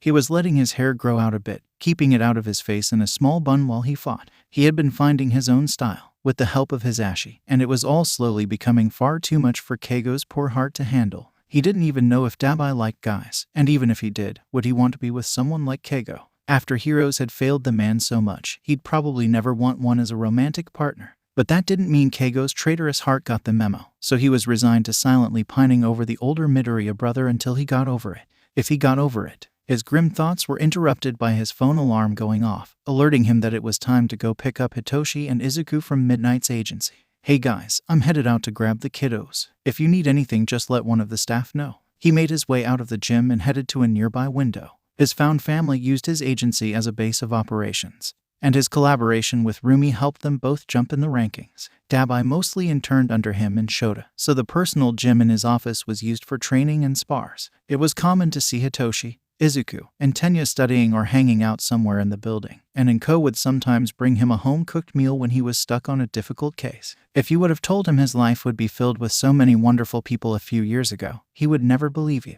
He smiled as he pressed a button on the wall and the window opened, allowing him to jump into the air and make his way across town. Being in the air always made him feel so free, and he did a few spins to humor the citizens looking up at him with admiration. He landed in front of Midnight's agency, quickly entering the building before a crowd could form around him. Luckily, he remembered to bring a disguise this time, as Hitoshi still got a little anxious when fans crowded around any of his caretakers when he was with them. After greeting the receptionist, he made his way to the gym where the boys were having their first lesson in the art of whips. As he approached the door, he had to hold in his giggles when he heard the commotion inside. "Oh, that hurt, you dick," Izuku's voice shouted, quickly followed by Hitoshi's cackling. "Izuku, while I appreciate the passion, watch the language." Nimori tried to chide, but the laughter in her voice showed that she was amused by the kid's insult. "I wonder where he learned that type of language. Maybe a certain rabbit hero that we know." Keigo chuckled as he entered the room. "It couldn't have been my sweet older sister. She would never use such language." Izuku clutched his chest, his tone sarcastic. "My mistake. Rumi is the most innocent one out of all of us." They all snorted. "Before we head home, why don't you show me your skills with your whips? You're asking us to show you something that doesn't exist." Hitoshi joked. Nimori gasped at Hitoshi's self-doubt. "Hey, I'm a pretty great teacher. You both have made great progress in only one session. It takes time to get used to it. Why don't you show Keigo something simple?" The boys begrudgingly agreed, and Hitoshi stepped onto the training mat so that his whip would not hit his audience. He lifted his arm above his head and flung it forward in a fluid motion, the resulting snap ringing through the room. Keigo whistled. "That was actually pretty cool. Maybe I can incorporate a whip into my fighting style." Nimori side-eyed him. "Good luck with that." Before Keigo could defend himself, she clapped and her smile once again brightened. "All right, little Izuku, it's your turn." Hitoshi and Izuku switched places, and Izuku's brow tightened in concentration. Keigo expected some complex trick from the child genius. The kid soaked in information like a sponge. He learned new moves in less than a day, quickly incorporating them into his fighting style as though they had always been there. He had no doubt that he would take to his newest weapon with the same skill. Oh, how wrong he was. Izuku's arm snapped forward, but the whip seemed to have a mind of its own. Instead of straightening out all the way, it snapped back halfway through its arch and hit him in the middle of his forehead. Nimori ran to him in concern, but Hitoshi and Keigo were on the ground cackling at Izuku's misfortune. They knew he was fine, although his pride was probably more than a bit bruised. After his aunt checked him over, he gave the two figures on the ground an unamused glare. "You two are the worst." Hitoshi shrugged, while Keigo stood and ruffled Izuku's hair. "Sure, we are squirt. Now, who wants ice cream before we head home for dinner?" Izuku strays. "Uncle Sleepy, would everyone be available to come over for dinner tonight? Hazashi and I have something exciting to share. Mama Midoriya will be there. Dabi is with Rumi, but he said he'd be home in time for dinner, so I believe he will be there as well. Angry Bunny, me and the Emo Midoriya will be there." "Emo bro, I still resent that nickname. Chicken Nugget, if I can deal with Chicken Nugget, you can deal with being called Emo. I'll be there. Tensei and I are still going over the case, but we'll be done before dinner time. Zoom zoom, Tenya and I will be there." Izuku was curious. What could his uncles be announcing tonight? Are they getting another kid? He knew he had to go to the only person who might give him insider info. Problem children. Green problem child. Toshi, do you know what the dinner is about? Purple problem child. My lips are sealed. Blue problem child. Izuku, surely you can wait until dinner time. Green problem child. Tenya, you overestimate me and my patience. Blue problem child. I sometimes forget how chaotic you are. That is my mistake. Izuku chuckled at Tenya's response before pocketing his phone. It seemed that he really would have to wait until dinner, based on Hitoshi's response. Ugh, I guess I'll go on a run or something so I don't obsess over it. A few hours later, he sat on the floor of his uncle's house with Tenya and Hitoshi, waiting for the adults to join them in the living room. Izuku was practically buzzing with anticipation. "Alright, dinner should be finishing up soon, so we'll make our announcement and then dig in," Mike announced to the room, much louder than necessary. Dabi ruffled Izuku's hair as he walked by, and warmth blossomed in the boy's chest. He couldn't imagine his life without his older brother, and he hoped he would never have to. Once everyone was sitting, Shota and Hisashi made their way to the front of the room. "I know that Rumi, Keigo, and Tensei received invitations to UAS Sports Festival this year, but they are not allowed to bring guests." Izuku remembered everyone's disappointed faces when they found out they would not be able to attend as a family. "Cheer up, listeners. Today we got confirmation that your favorite uncle is announcing the fest and can bring whoever he wants." Mike made jazz hands to make it clear he was talking about himself. Shota rolled his eyes fondly as the rest of the room cheered. "Really? We get to go to the sports festival?" Izuku was jumping up and down, having dragged Hitoshi and Tenya up with him. All three boys had wide smiles on their faces, excited to spend the day together and with their families. "Yeah, and you get to sit in a super cool VIP section with the UA staff. They've been dying to meet the three of you." Mike wrapped the three boys in a hug, gesturing for Shota to join as well. The man begrudgingly made his way over, but the way he melted into the hug revealed his true feelings. Keigo, Rumi, Tenya, and Hitoshi spent the night at the Midoriya household the day before the sports festival. Izuku would always be grateful that the two top 10 heroes still made time to hang out with him even with their busy schedules. He was especially excited to analyze the heroes in training he saw today, and Uncle Sho said that if he did a good job he'd use the analysis to help his students. They were all going to meet at UA a few hours before the festival started so that Izuku could meet the rest of the staff. He was instructed to steer clear of the principal, for whatever reason, but he would always trust both of his uncle's judgment. Tensei met them at the house, and the kids were shocked to see a limo waiting out front for them. "I thought we should ride into your first sports festival experience in style." The man waved his arms wildly at the giant car, and everyone laughed as they saw the disco ball creating sparkles around the interior. "Only you would rent out a limo for a school competition." Dabi tried to sound unamused, but it was clear that he was trying to hold in his laugh as Rumi and Keigo made ridiculous poses in front of him. "You're just not used to riding in style, boy." Rumi popped one of the bottles of apple cider and filled up a glass, passing it to Inko before distributing the rest of them. "This is awesome." Izuku cheered as he clinked his glass with Hitoshi and Tenya. "You kids are in for a real treat. The sports fest is always a wild time. I wonder what Nedzu cooked up this year." Keigo had a mischievous glint in his eye, and Izuku once again wondered what the principal of UA was actually like. The limo ride over was chaotic, with spontaneous sing-alongs to whatever was playing on the radio as well as Tensei and Rumi having a tickle fight. Tenya made sure to let them know how childish their antics were, but his smile gave away his amusement. When they pulled up to the arena, Izuku was surprised to see other limos in front of them, wondering if the occupants were heroes or wealthy families. He saw Dabi tense as Endeavor, the number 2 hero, exited his limo and made his way inside. Note to self, we must avoid Endeavor at all costs today. Dabi still hadn't revealed who his father was, but Izuku had his suspicions. Once the truth came out, he'd happily help take down the abrasive flame hero. When it was their turn to exit, the flashing of cameras made Izuku and Hitoshi hide behind Keigo's wings. When they were safely wrapped inside the familiar feathers, the group made their way inside the building. "Sorry about that. I should have warned you there would be reporters." Tensei apologized with a grimace. Izuku briefly wondered if Bakugo would see pictures of him surrounded by heroes and friends, and chuckled when he imagined the explosive tantrum it would cause. He had kept his training and family a secret from his classmates in elementary school, not wanting to deal with accusations of lying or creating fairy tales. The truth would eventually come out, but he was happy to keep his family to himself for now. There were so many people who believed he could be a hero. Why taint that with the taunts and ridicule he experienced from his classmates and teachers? He was shaken out of his thoughts when he saw his uncles walking towards them with smiles, or in Uncle Sho's case a grin hidden in his capture scarf. "Are you guys ready for an awesome day?" Mike used his quirk on the last part of the sentence, causing the group to cover their ears. He blushed and smiled sheepishly. "Sorry about that. I'm just super excited to introduce the family to everyone here." Shota gave his husband a disapproving look before gesturing for the group to follow him. "The 2 rules for today are to keep Izuku away from the rat god principal and to not embarrass us." Instead of looking at the 3 children, Shota shot a pointed glare at Keigo, Rumi, Tensei, and Dabi. "Hey, I get dragged against my will into their chaos. Don't blame me, Uncle Sho," Dabi proclaimed as his friends laughed around him. Everyone knew he enjoyed being included in their antics, especially anything involving Keigo. "I wish they would just confess to each other already. All this pining is ridiculous," Izuku thought to himself as he watched Keigo smile at his older brother. The 2 older men might think they were being subtle in their crushes, but they were not. His mom was already taking bets on how long it would take them to finally get together.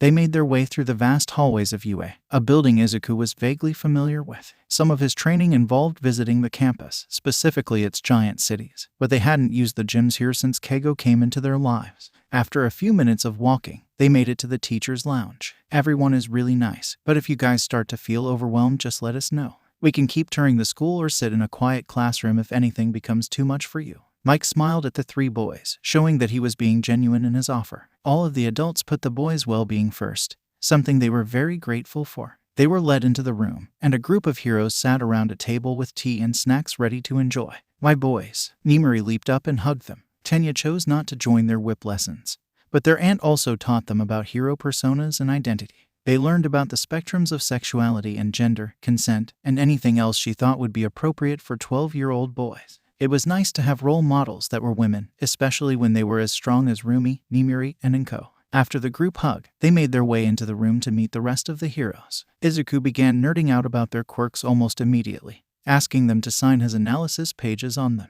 "You weren't lying when you told us this kid is wicked smart." Snipe chuckled as he finished signing the book. Izuku blushed at the praise he received from the staff. Lunch Rush promised to cook a serving of katsudon for Izuku when it was time for lunch so that the boy could note the flavors in his journal. Vlad King and Ectoplasm answered all of his questions and were pleasantly surprised by the lack of fear in the boys' eyes. They were used to not having many young fans, but Izuku treated them just like any other hero. 13 and Power Loader got into a discussion about physics with Izuku, which had to be interrupted by Inko and Shota before it got too out of hand. Recovery Girl and Hound Dog offered to teach Dabi, Izuku, Hitoshi, and Tenya advanced medical and mental health first aid. The boys already planned their first lessons, excited to gain another skill towards their future career as pro heroes. It was finally time to head to the festival grounds, but Izuku had one more favor to ask. Snipe, do you mind if I ask you a question?" Izuku's confidence had improved greatly over the years, but he was still a bit nervous around new people. The staff all knew he was quirkless, and they had been very kind so far, but that could be because his entire family was there to watch over their interactions. "Absolutely, little cowboy. What can I do for you?" The man's mask covered his expression, but the hero radiated kindness and patience. It definitely helped Izuku steel his nerves. "I'm very interested in learning gun safety and potentially incorporating them into my fighting style. Would you be willing to give me a few lessons?" He hoped his request wouldn't be too much, but his uncles assured him that Snipe would appreciate his interest. "Absolutely. As long as your mama is okay with it, I'd love to take you on as a student." He had expected the response to take a little bit of thought, but the man responded almost immediately. Izuku's face broke out into a bright grin, excited to work with another mentor and learn a new weapon.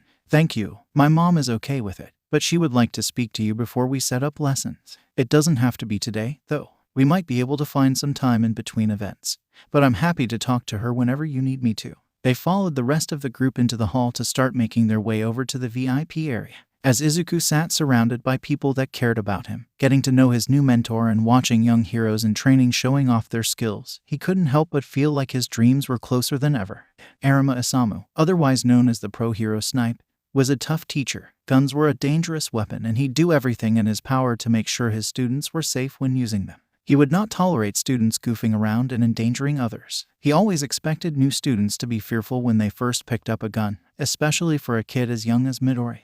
For years he's heard about the boy, and he was surprised when Aizawa said the kid had more potential than most hero students that came through UA. It was rare that the grumpy hero gave such high praise, especially for a 12-year-old. Isamu had been curious, and after meeting the boy he wanted to learn more. When the kid asked him for gun lessons, he jumped on the opportunity. The little sharpshooter clearly had discipline and passion, and Isamu would be honored to help hone his skills. It didn't hurt that Midoriya was a kind, strong, and beautiful woman that he had immediately taken an interest in. He was waiting at UAS gun range and was pleasantly surprised when his new student arrived 10 minutes early. It seemed he had adopted Eraserhead's mantra that being on time is being late. "Hey, cowboy, are you ready for your first lesson in gun safety?" He gestured for the boy to follow him into the building. "Yeah, I've been doing a lot of research over the past week and I'm excited to see what is applicable." He pulled a notebook out of his book bag, and Isamu was starting to sense a theme. The analysis he had on the UA staff was impressive, better than some professionals. This new journal must be for breaking down the skills he'd learned in training,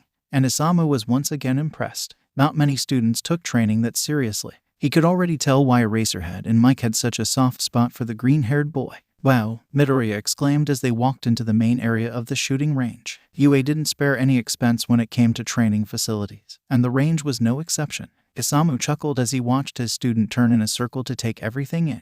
30 lanes were lined up against the far end of the building, perfect for testing out a range of weaponry and targeted quirks. Screens at each station gave you feedback on your performance and gave suggestions on how to improve. A bulletproof window separated the main area from the weapons room, where a variety of guns and other ranged weapons sat on display. This was his happy place, and he was excited that the kid appreciated it.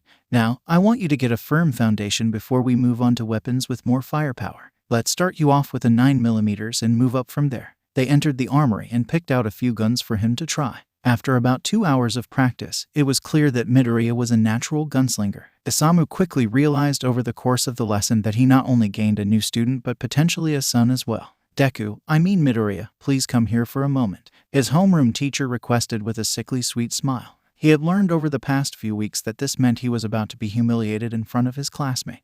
Yes, Nakamura-sensei. He tried to project as much innocence as he could muster. If he showed the tiniest bit of annoyance, this entire situation would end up with him suspended or worse. Please explain to me how you got a perfect score on the last math test. She pushed the paper towards him, her voice carrying around the room. Everyone quieted down so they could hear the conversation. I studied for it, sensei. He couldn't help the sassy retort, annoyed at his teacher once again questioning his intelligence. The woman's smile fell, a grimace replacing the fake concern originally painting her face. Well, I am not sure how someone as developmentally stunted as yourself could get the highest score in your class without cheating. I also don't appreciate your attitude, Midoriya. Why don't you go to the principal's office and see what he thinks about this? His stomach clenched, knowing that he'd be subjected to in-school suspension. They never let him carry out his suspensions at home, knowing it'd be a break from his torment. Yes, sensei, he ground out, rage filling him. His family had told him countless times that he should leave this school system, but he knew he had to be strong. This was only a fraction of what he would experience as a quirkless pro hero. As he walked to his desk to grab his things, he mentally went over the process of taking apart and rebuilding different guns, a habit he had gotten into when he needed to calm down. A foot shot out in front of him, but his instincts were far too quick for that. He accidentally stomped on it, grimacing at the yelp his classmate let out. Sorry, he let out, immediately feeling guilty at purposefully hurting someone else. The other boy looked at him with wide eyes for a moment, clearly seeing him in a new light for the first time. Izuku moved on before the interaction could go any further, grabbing his things and making his way to the principal. He slid into the bathroom to send a quick text to the family group chat. Izuku strays. Green bean, I'm probably going to be late for dinner, getting sent to the principal's office for getting a perfect score on my math test. Yeehaw, why do I have a feeling this isn't so the principal can congratulate you on your performance? Green bean, apparently it's suspicious that someone so developmentally stunted got such a good grade. Uncle Loud, little listener, you shouldn't force yourself to deal with this. Please let us help you. Uncle Sleepy, who said that to you? I need a name. Imobro, they said what? Angry Bunny, do you want me to pick you up Suku? Maybe I can teach them a little lesson. Chicken Nugget, somehow, Rumi using that emoji is terrifying. But I agree with the sentiment. Zoom zoom, Izuku. There is a place for you with Tenya and Hitoshi at Same whenever you want it. You don't have to deal with this treatment, kiddo. Green bean, if I can't handle this, how can I handle being a quirkless pro? Izuku pocketed his phone, leaving the restroom so he wouldn't be too late for his impromptu meeting with Principal Tanaka. He noticed a few new texts in their problem children chat, but he'd deal with those when this was over. He appreciated that his family always had his back, but they could never really understand his point of view. No matter what, there would always be people that would use his quirkless status as a reason to hate him. He refused to give them the satisfaction of letting it get to him. Your form was a little sloppy this round. Uncle Shota reached his hand out to Dabi, who was sprawled out on the floor in the gym at Keigo's agency. The man helped him up to a sitting position before walking towards their bags. His training initially brought back memories from his childhood, but therapy paired with the encouragement of his family helped him move past it.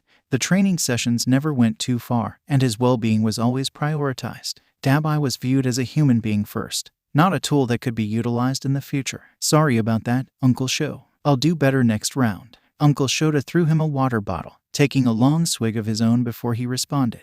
I know you will, kid. He ruffled Dabi's hair before he sat next to him. Dabi chugged the entire bottle in one go, the cool feeling of the beverage invigorating him for the next hour or so of training. I think you're ready, Shota said, looking at him with a small grin and eyes filled with pride. He couldn't possibly mean what I think he means. Are ready for another spar? Dabi asked. not wanting to get his hopes up too much. His uncle simply chuckled. For the provisional licensing exam, all of us agree you've made so much progress in a short time. If you want, I can put in your recommendation tomorrow. Dabi felt like he couldn't breathe, so many emotions running through his mind at once. The hero next to him, the person he looked up to, believed he could be a hero on his own terms. Keigo, Rumi, Tensei, Uncle Zashi, and Isamu all believed he could be a hero. He tried to fight the tears in his eyes, but when his uncle pulled him into a tight hug, they flowed freely down his cheeks. He nodded. There were too many thoughts floating around his mind for him to respond verbally. Don't tell Inko and Izuku though. I don't want to disappoint them if I fail. He wiped his eyes as he pulled away from the hug. His uncle gave him a look but nodded. I don't know why you're doubting yourself, but I'll make sure none of us spill the secret. After a few more minutes of rest, they hopped up to begin another spar. This time Dabi went after the underground hero with everything he had, a new sense of determination guiding him. As he stood over his uncle in victory, he knew he'd do everything in his power to pass this exam. He would not disappoint the people that believed in him. Izuku, over here, Tenya called as soon as he entered their favorite cafe. Izuku spotted a familiar head of purple hair at the table as well and smiled as he made his way to his best friend. Oh, little Izuku, how are you, kid? Mr. Kobayashi called from behind the counter. Hi, Mr. Kobayashi. I'm doing well, how is business? Izuku gave the man a bright smile. He and his mother had been going to this cafe for years, and the Bakugos had joined them numerous times after the boys played together at the neighborhood park. Sometimes the familiar smells and decor made his heart ache, but he had friends who actually cared about him and accepted him. He would never regret standing his ground against the explosive blonde, but he occasionally missed the days when things were simple between them. He finished walking over to his friends, grinning when he realized they had already ordered his favorite combo of taro boba and red bean matcha. Thanks, guys. He took an appreciative sip of the purple drink before asking them about their days. Although the three boys went to 2 different schools, they still hung out almost every day. On the days they couldn't hang out or study together, they filled the group chat with stories about their days and memes. Izuku was impressed by how quickly Tenya and Hitoshi had grown out of their shells. He felt like their friendship had done so much to build his confidence around people his own age, and he hoped he had helped them in some way as well. They chatted about their school days, Tenya and Hitoshi explaining that their English teacher went off on unrelated tangents every class. Izuku talked about the hero that visited his class that day. The woman, who went by the hero name Ivy, knew Rumi and Keigo very well. She realized Izuku was their kid brother, but luckily didn't say anything in front of the class. When she asked to speak with him after, he was met with glares from his teacher and classmates. He left that part out of the story, though. He also left out that he received detention for taking attention away from the students with powerful quirks and tricking a pro hero into thinking he was worth speaking to. The atmosphere was relaxed. They were the only customers in the cafe at the moment.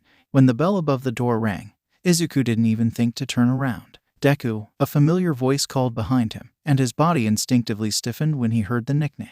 Bakugo had left him alone ever since their confrontation, sticking to the occasional verbal insults. The bullying still persisted even without the boy's direct influence, but at least he no longer had to feel explosions against his skin on a daily basis. Oh, Bakugo. Izuku briefly acknowledged the boy behind him, watching as Hitoshi and Tenya scowled. They had never met Izuku's ex-childhood friend, but they had heard the stories. Who are these extras? Bakugo glared at the strangers, clearly trying to hide his curiosity. These extras are my friends. Izuku couldn't mask the irritation in his voice. He wanted to escape the torment he experienced at school, and now it was glaring at him and his friends. Yamezawa Hitoshi, pleasure to meet you. The last part of the sentence was spat out. The displeasure in the purple-haired boy's voice was apparent. Ida Tenya. Tenya introduced himself stiffly. His usual propensity for politeness had been forgotten in the face of his best friend's bully. Why are you hanging out with a quirkless loser like Deku? Bakugo growled out, sending a pointed glare at the green-haired boy. It'd be a little strange for me to not hang out with my own cousin, but I'd probably still be best friends with Izuku even if we weren't related.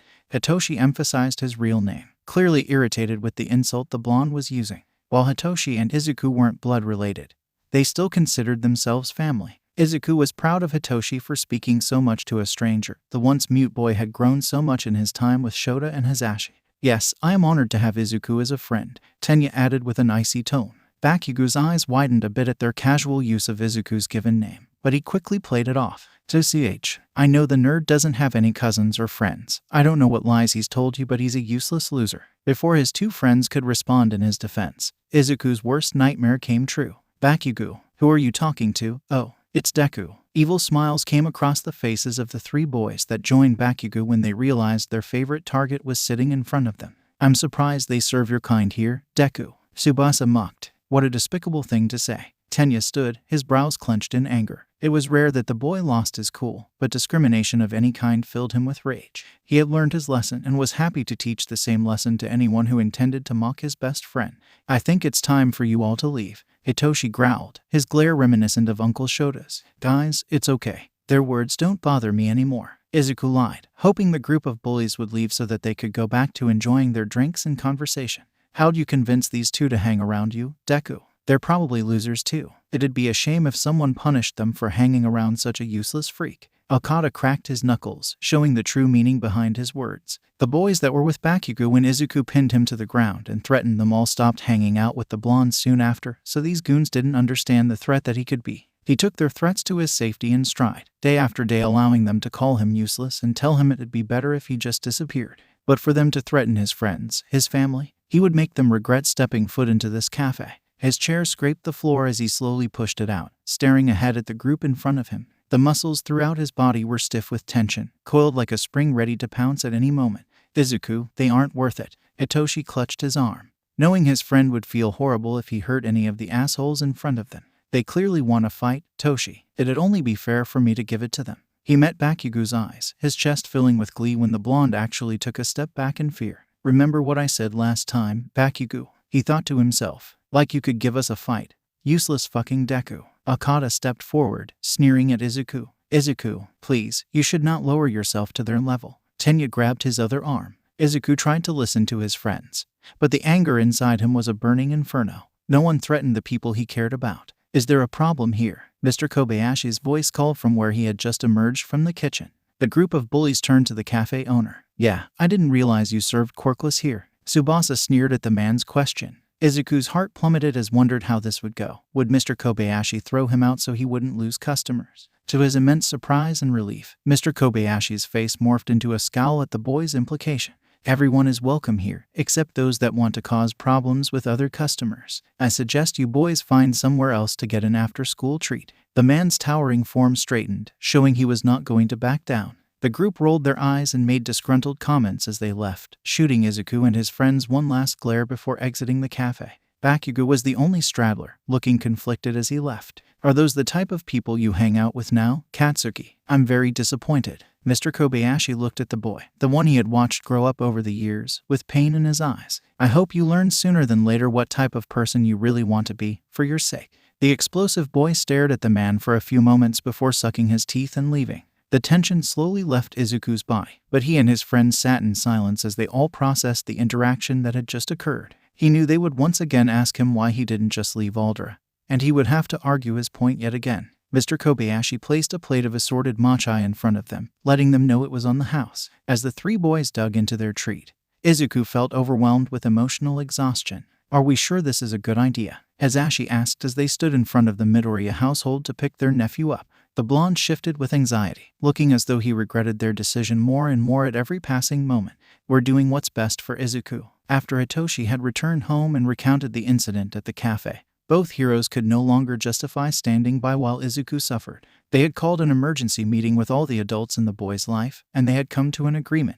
Izuku would never forgive them if they forced him to leave his school, but they could give him a push in the right direction. Sadly, that direction involved introducing the green-haired child to the rat god. Nedzu had been asking about their nephew for years now, wanting to meet the child that had stolen the hearts of so many heroes. News of the kid's analysis had spread, and the principal constantly requested copies of Izuku's journals. Shota and Hazashi had agreed to hold off the inevitable meeting until their nephew was at UA, but drastic times called for drastic measures. So here they were, ready to introduce two geniuses and potentially bring about the end of the world as they knew it.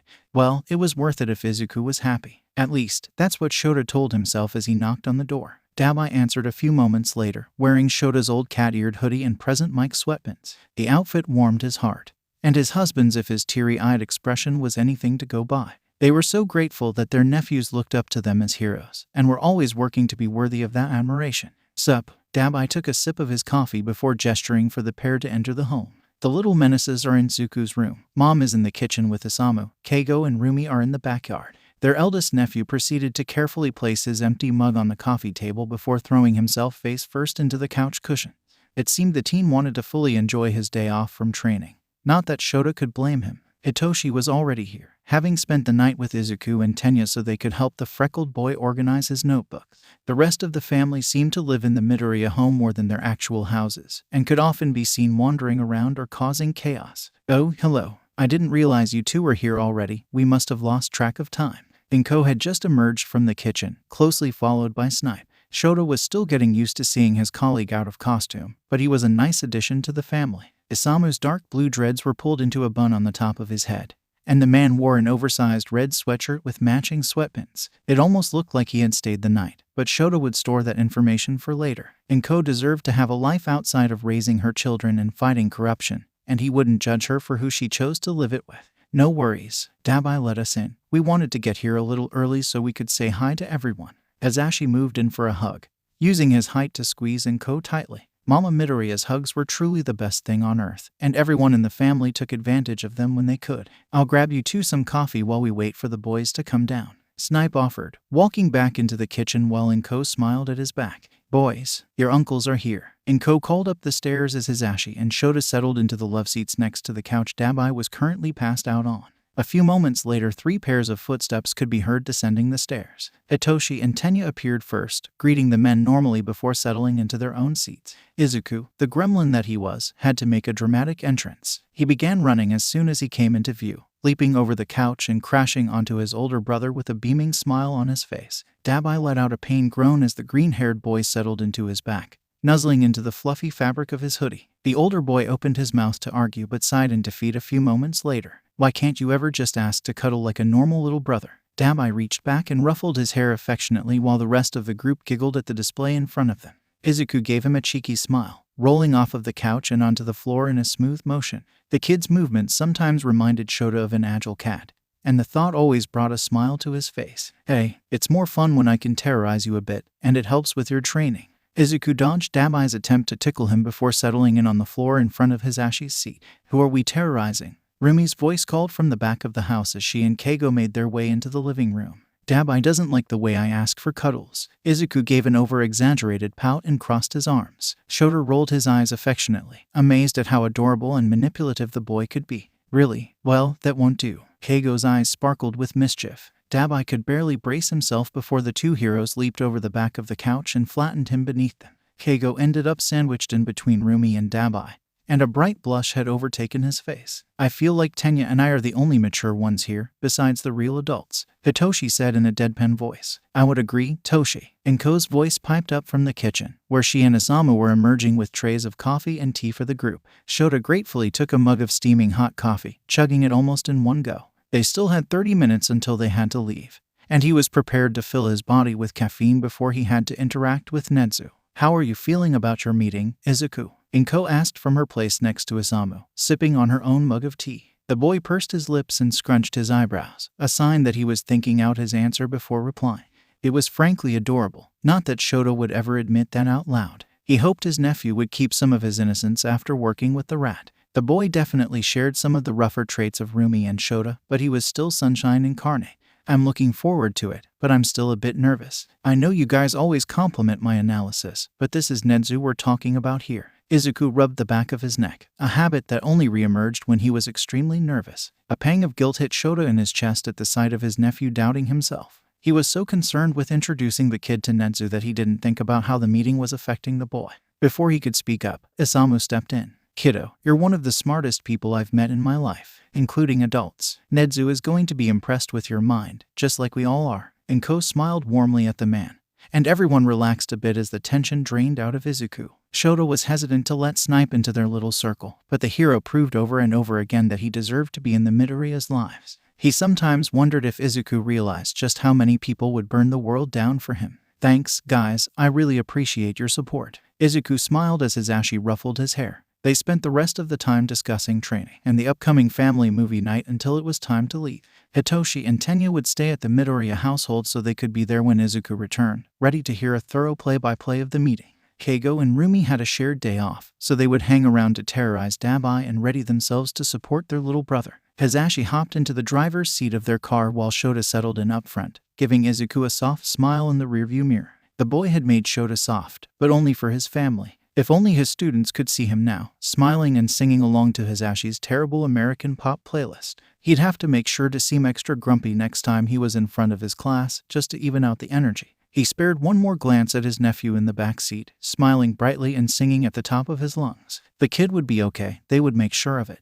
Izuku stared up at the gates of UA, which were now a familiar sight for the boy. He occasionally came here for training, or to meet one of his uncles after their classes let out for the day. Now, he was here to meet one of his idols and the smartest being on the planet. No biggie. Tenya and Hitoshi had stayed up late with him, combing through his journals and notes so that he had a presentable portfolio for the principal to review. His family assured him that Nedzu would be happy to mentor him, but he wanted to put his best foot forward. He wasn't entirely sure what this meeting would entail, but he was prepared for anything at this point.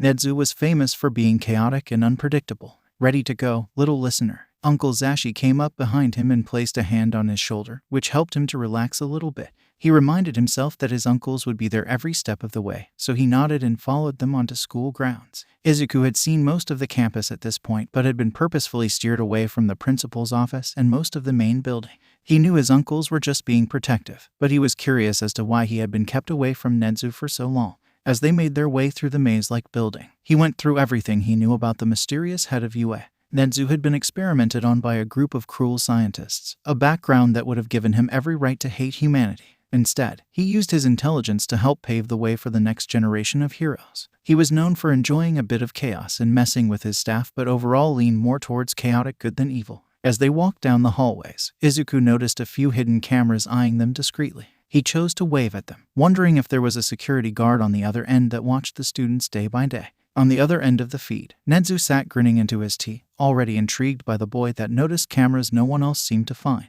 They finally made it to their destination, and Izuku waved to the last camera he saw. He hoped the security guard felt acknowledged for all their hard work, keeping the students of UA safe every day. His uncle stared at him with wide eyes as the door opened, a cheerful voice greeting them as they stepped into the large room. "Hello, you must be Midoriya Izuku. I have heard so much about you." The principal was much shorter than Izuku was originally expecting, but he hid his shock and greeted the man politely. "It is nice to meet you, sir. Thank you for agreeing to meet with me and look over my notes." Izuku bowed slightly, unsure of how formal his greeting should be. "None of that. We're all friends here, Midoriya. Come and sit. Would you like some tea?" The principal gestured for the seats in front of him, and when Izuku accepted the offer of tea, a pot seemed to appear out of nowhere. He settled in, sat in between his two uncles, and began taking out the notebooks he chose for the occasion. He placed them on the desk in front of him before picking up his mug, using the heat to ground himself. He wasn't as nervous as he thought he would be, but this was still a big moment for him. His family always complimented his analysis, but validation from the Nedzu would be the final push he needed to truly believe them.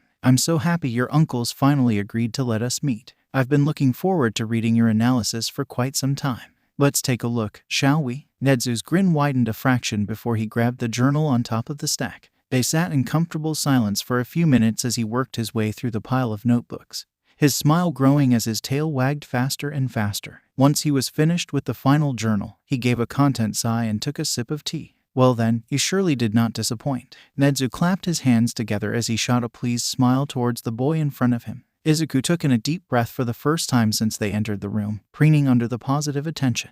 Uncle Zashi reached out and squeezed his wrist in support. "Thank you, sir. That really means a lot coming from you." Izuku smiled shyly before asking his next question. "Do you think I could be a hero, even if I'm quirkless?" Nedzu responded almost immediately. "Of course, especially with a mind like yours. UA would be honored to help train the first quirkless hero." He was shocked by how quickly the principal responded, although he had learned to expect this answer from the heroes in his life. He fought to control the tears forming in his eyes, and steeled himself for his last question. "I'm really happy to hear you say that. I was wondering, if you had any extra time, would you be willing to help me hone my analysis and strategy skills? I also want to create a code for my notes so they can't be used against any of the heroes. I think analysis will be my ticket to becoming the best hero I can be." Nedzu's smile grew impossibly wider, and Izuku thought he saw Uncle Sho shiver out of the corner of his eye. He must be seeing things due to his nerves. "I am certainly interested in mentoring such a talented mind. Midoriya, I would like to go through a few tests to see where your skills are at, but first I have a question." Izuku wondered what the principal could ask, hoping this wasn't the moment that would make or break their tentative relationship. "Of course, sir. Ask away." Izuku's hands were sweating as he went over possible questions in his head. What hybrid am I? Nedzu asked, voice laced with curiosity and a hint of smugness. Izuku furrowed his eyebrows, confused by the simple question. Surely anyone could see what the man was, but from the looks on his uncle's faces that did not seem to be the case. A sudden surge of confidence filled his chest, knowing that he might actually be intelligent enough to not waste Nedzu's time. With a shit-eating grin that most certainly did not belong on a 12-year-old's face, he confidently replied, "Astute, sir," casually taking a sip of tea for full dramatic effect. "You're the first person to guess correctly, Midoriya. I think we're going to get along very well." Nedzu and Izuku sat smiling at each other for a few moments, while Hisashi and Shota grew increasingly more uncomfortable. "Abort mission," Izuku heard Uncle Sho whisper, causing Nedzu to break out into a maniacal cackle. Once the principal had calmed down, he poured himself another cup of tea and took out a box from his desk. He removed a chess set from it, and Izuku felt a sudden pang of anxiety. While chess always seemed like something he would enjoy, he had never gotten around to playing. Tenya had once shown interest in learning, but neither boy ever went through with it. Perhaps if Nedzu was willing to teach him, he could pass the skills on to Tenya and Hitoshi. "Have you ever played chess, Midoriya?" Nedzu's smile was patient, immediately draining all the nerves from Izuku's body. "No, but I've always wanted to learn." Izuku eyed the pieces curiously, his mind already craving the knowledge of what each piece did. The principal explained the basics and demonstrated a few strategies for the boy, who absorbed the information like a sponge. Shota and Hisashi watched on in interest, curious to see how their nephew performed against the genius in front of him. They knew their nephew was extremely intelligent, but Nedzu would not go easy on him just because of his age. Over the next hour or so, Nedzu and Izuku played multiple rounds of chess, and the boy's skill only grew over time. The length of the matches increased, as did the principal's focus. But Izuku was too into his own head to notice the challenge he was giving the stoat. After one last tense match where Izuku almost secured a win, Nedzu put the board away to discuss his thoughts. "You learn quite quickly, Midoriya. No one has ever gotten that close to beating me before. I actually had to think over my moves a few times." "How exciting." Nedzu's tail was wagging quickly, and Izuku couldn't help but smile at the praise. "Thank you, sir. I really appreciate you teaching me how to play. I enjoyed our matches." Izuku thought he had proven himself, but he didn't want to get too cocky. "Enough of this sir nonsense. Please just call me Nedzu. Now, I understand your mother wanted to meet with me before your lessons start. Aizawa, please pass along my information so that I can schedule a meeting with Ms. Midoriya."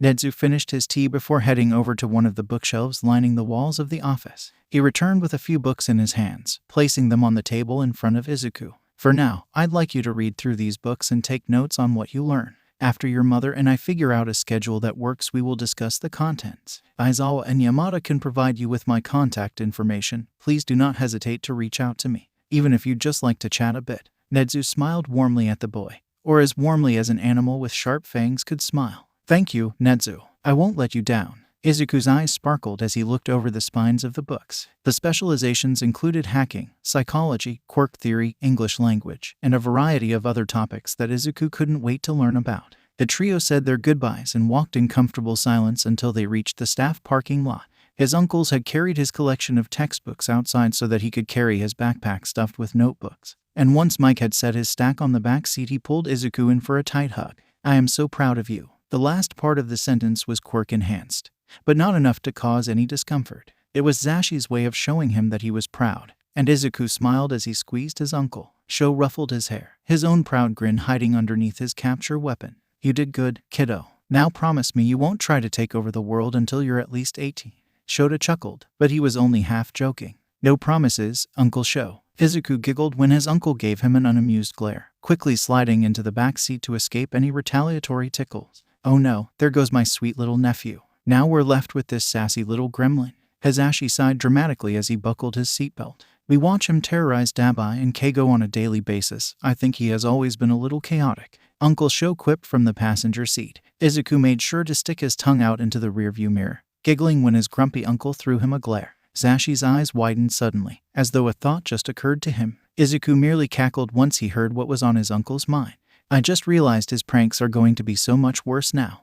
Izuku's victims. "Baby Chaos, does anyone want to play chess with me?" "Imo bro, no." "Chicken Nugget, no thanks, baby bird." "Carrot Lover, I learned my lesson the first time." "Izu, Carrot Lover, BTW, whoever changed my name is dead." "Iha, no violence allowed unless supervised by an adult." "Rumi, Keigo, Dabi, and Tensei do not count as adults." "Iha, also, I might not be much of a challenge, but I can try to play with you after patrol." "Sharpshooter." Mini sleepy, sorry, Zuku. I can only lose so many times before it becomes embarrassing. Uncle Loud agreed. It's like playing with another version of Nedzu, which is frankly terrifying. Zoom zoom JR. Izuku, I would be happy to play with you when Tensei and I return from our family trip up north. It will be a truly educational experience. Zoom zoom. I will happily watch you destroy everyone at chess, kiddo. Mama Midoriya. Izuku, I thought we were going to play together when I got home. Baby Chaos, you keep winning, I want to win. Chicken Nugget, sometimes I forget how terrifying you two are. Chaos and Co has proven to be quite the opponent during our weekly meetings over tea. Uncle Sleepy, what have I done? Izuku focused on his breathing as he finished the last mile of his morning run, a ritual that he had taken up shortly after he began training with Rumi. Dabi sometimes joined him depending on his training schedule, but Izuku was by himself today. He took in the sounds of his neighborhood, smiling at the old ladies he passed on the sidewalk and watching shopkeepers setting up for the day. These moments he got to himself, alone with his thoughts, were his favorite part of the day. It was the quiet before the storm, a chance to ground himself before he had to go to school and deal with torment from his peers. He cleared his mind for the last few minutes of his workout, allowing his muscle memory to take over as he finally approached his street. As he opened the gate, he noticed the dining room light was on, meaning his mother and brother were up for breakfast. A small smile formed on his face, excited to spend a bit of time with his family before he went to school. A dark blue truck pulled into their driveway as he was approaching the door, and he greeted Isamu once the man had exited the vehicle. The cowboy had become a staple at their breakfast table, and Izuku couldn't help but wonder when he and his mother would officially begin dating. There had been enough nights where the man accidentally fell asleep on their couch, or became a stuttering mess around the Midoriya matriarch, that a betting pool had formed in their family. While Izuku would very much like to win the pool of money, he was honestly just happy for his mother. She had done so much for him and the rest of the family, and she deserved so much more than his father had ever given her. A man that would abandon his wife and child was not worthy of Izuku Midoriya. Mom, I'm home, and Isamu is here. The delicious smell of cooked fish permeated the air, and his mother made her way out of the kitchen to greet them. Dabi waved from where he was nursing a coffee by the counter, turning back to the rice he was dishing out into bowls. Izuku, why don't you go take a shower and join us when you're done? His mother smiled at him before guiding Isamu to the kitchen. An unspoken rule in the Midoriya household was if you were eating a meal, you would help in some way. Izuku mentally thanked his mother for sparing him from the chore as he made his way up to his room to shower and change. Once he was freshened up, he joined his family at the table, scarfing down the simple meal as he talked to Dabi about the new video game they were planning on playing together. I'm going to the mall with Zashi after school today. I can pick it up for us then if you want. Izuku offered as he got up to wash and dry his dish. Sounds good, squirt. Then we can play this weekend when Tenya and Toshi come over. Dabi lightly pushed him with his hip, forcing him to scoot further down the counter so that he could wash his plate. Hey sharpshooter, do you need a ride to school? Isamu asked as he entered the kitchen, carrying both his and Inko's plates to wash. This was another addition to his daily routine, getting rides from the blue-haired man every once in a while. Izuku had grown fond of the Western music playing softly in the background as they chatted on the way to school. Normally he would take him up on the offer, but today he had a bit of energy to dispel before he began his day. Thanks Isamu, but I'll pass today. I want to walk off some of the leftover energy from my run. The hero simply nodded, ruffling Izuku's hair before joining Inko in the dining room to chat over their coffee. It amazed Izuku how quickly this man had formed a place at their table and in their hearts. He finished putting on his uniform and grabbing what he needed for the day, kissed his mother goodbye, and headed out for school. Dread filled his stomach as he thought about what he would face throughout the day, but he steeled himself and kept walking. Or Toshi and Tenya right. Should he just give up and go to Sumi or attend homeschool? Wouldn't that make him weak? He was so lost in his own thoughts he didn't pay attention to where he was going. And before he knew it, he was pummeling into another body in front of him. His hand reached out instinctually, grabbing the person before they fell to the ground. When he looked up to apologize, he was met with burning red eyes boring into him. Of course Bakugo would be the person he almost knocked over. Sorry, Izuku said flatly, not really meaning his apology. The blonde glared at him, rubbing his shoulder but straightening himself up when Izuku glanced at it. The other boy seemed like he had a question on the tip of his tongue, but he shook his head and scoffed instead. Watch where you're going, loser. With that, Bakugo turned and kept walking. Izuku rolled his eyes, annoyed that this was the way his day had started off. I hope he changes his ways before we get into high school. No one needs a hero with an attitude like that. He made sure to stay far away from the blonde as he walked the rest of the way to school, taking a deep breath before he entered the building. His senses were on overdrive, constantly searching for anyone waiting to attack or harass him. The years of training with his family really helped him in this regard. Once he made it to his classroom, he sighed in relief, grateful that no one had messed with him before he could get to his desk.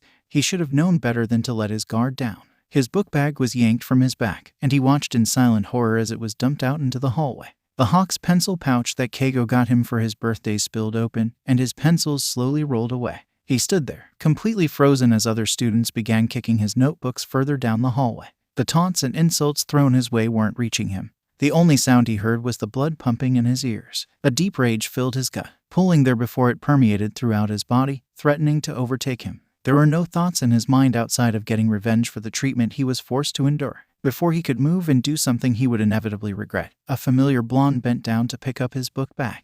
The action shook Izuku out of his anger-fueled daze, and he watched as Bakugo stood with the bag and waved it around. Of course, a useless loser like you can't even wear a bag correctly, Bakugo taunted, shoving Izuku's bag into his chest before walking to his desk. It was only when Izuku went to pick up his belongings that he noticed a few of his pencils and books had been stuffed haphazardly back into it.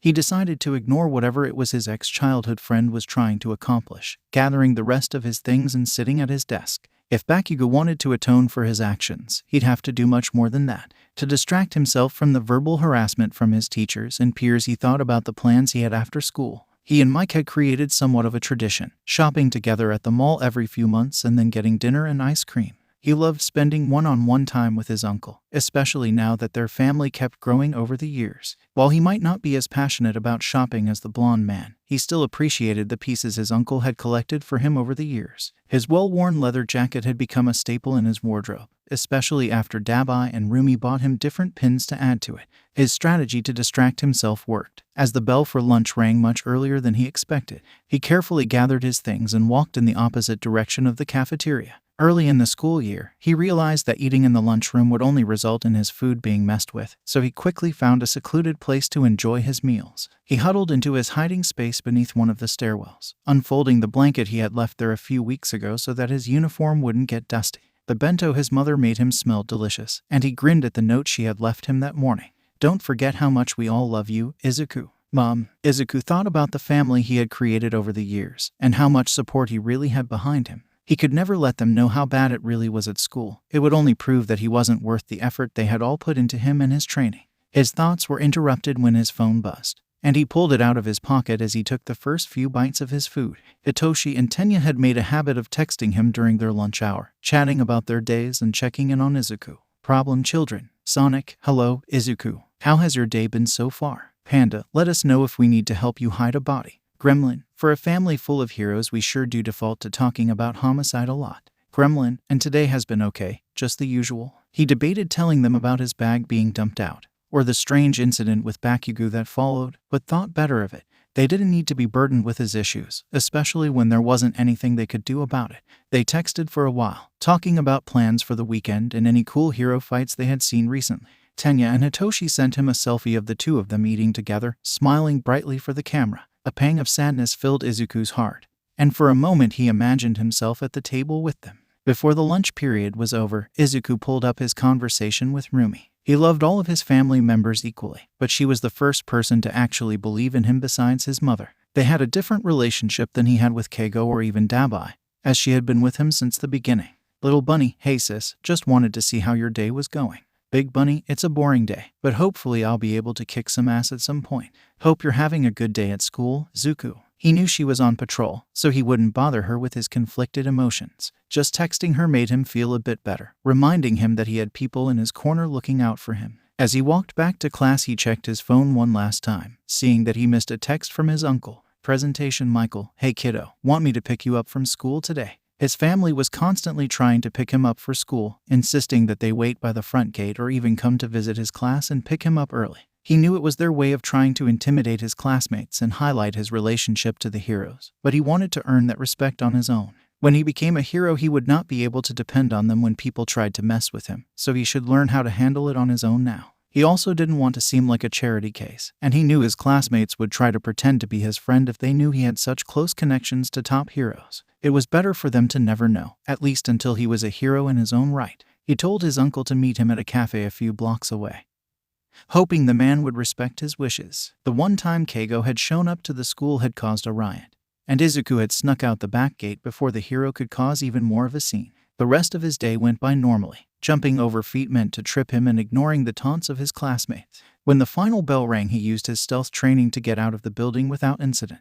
If his uncle saw any injuries, he'd freak out, possibly getting his mother involved. Luckily, none of his classmates were in the cafe, and he found his uncle sitting at one of the tables with 2 drinks in front of him. "Hey, little listener, I got you some hot chocolate. If you want something to eat, just let me know." His uncle smiled warmly at him, and all of the stress and tension from the day melted out of Izuku's body. "Thanks, Uncle Zashi. I'm actually going to change real quick if that's okay." His uncle nodded, pointing to the restrooms and going to the counter to order Izuku a snack. Once the boy was in his casual clothes, he sat at the table and took a few appreciative sips of his drink.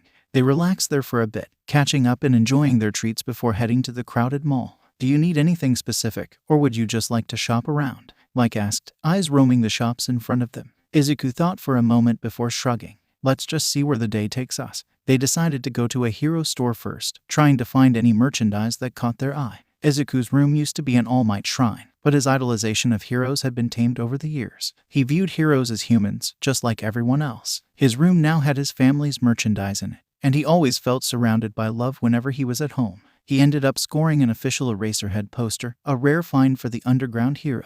Izuku ended up buying one for Hitoshi and Dabi as well, knowing his fellow Eraserhead fans would enjoy the gift. An Ingenium keychain and a Nedzu stuffed animal also joined his collection, and Mike laughed a bit when he saw the toy. "It is interesting to see how he is with you. He's so terrifying most of the time, but you've managed to soften him up a bit." The man ruffled Izuku's hair affectionately. Izuku blushed, not knowing how to react to the comment. "It's not a big deal. He's just doing you and Uncle Sho a favor by teaching me." His uncle stared at him for a long moment, and Izuku shifted underneath the man's gaze. "You know that isn't true, right? He wouldn't have taken you as a personal student if you didn't earn it." The joking demeanor Mike usually spoke with was gone, replaced by a serious tone. Izuku nodded, not fully believing him but unwilling to argue. He knew he needed to work on his confidence, but he had a long road ahead of him if he wanted to make any progress. "Maybe Aunt Nimori would be willing to help me more." With the weighty conversation behind them, they explored a few more stores, with Izuku picking up new books while his uncle bought a set of records for his music collection.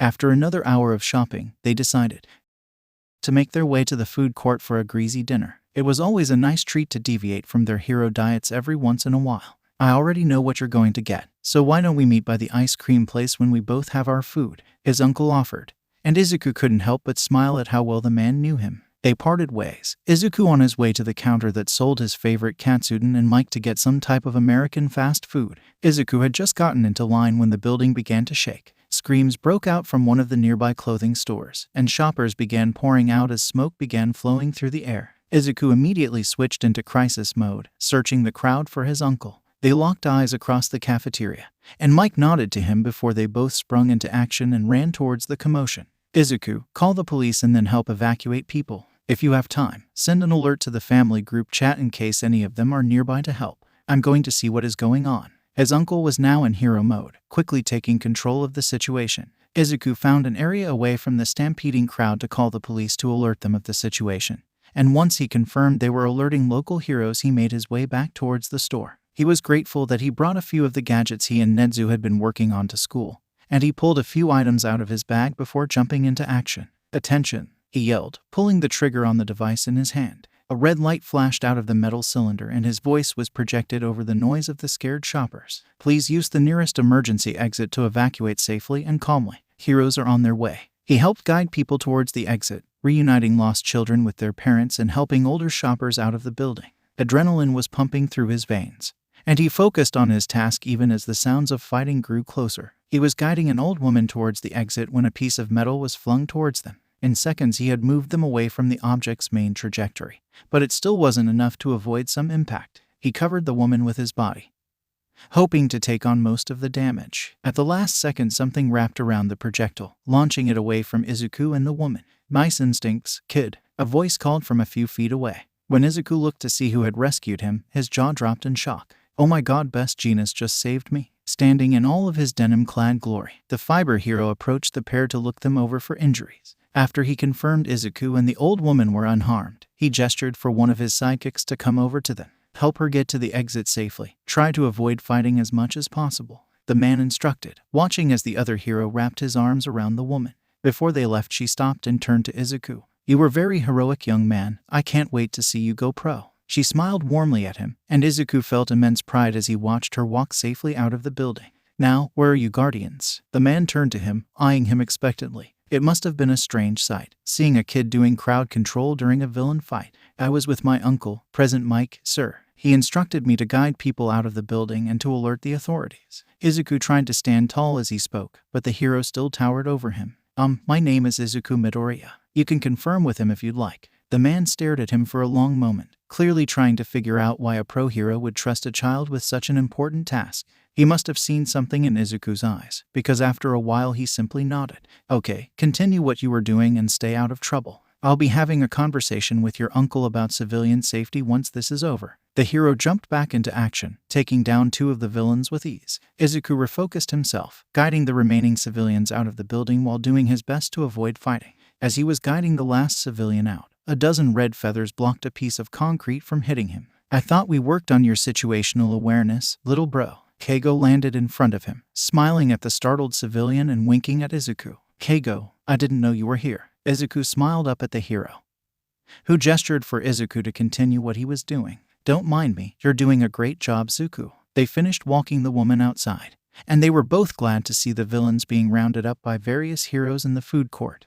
"You stay here, I'm going to go see if they need any help." Keigo flew off before Izuku could respond, and he awkwardly watched the assembled heroes cuff the villains as they waited for police vans to arrive. Once the robbers were secured, Keigo had to go back to his patrol route.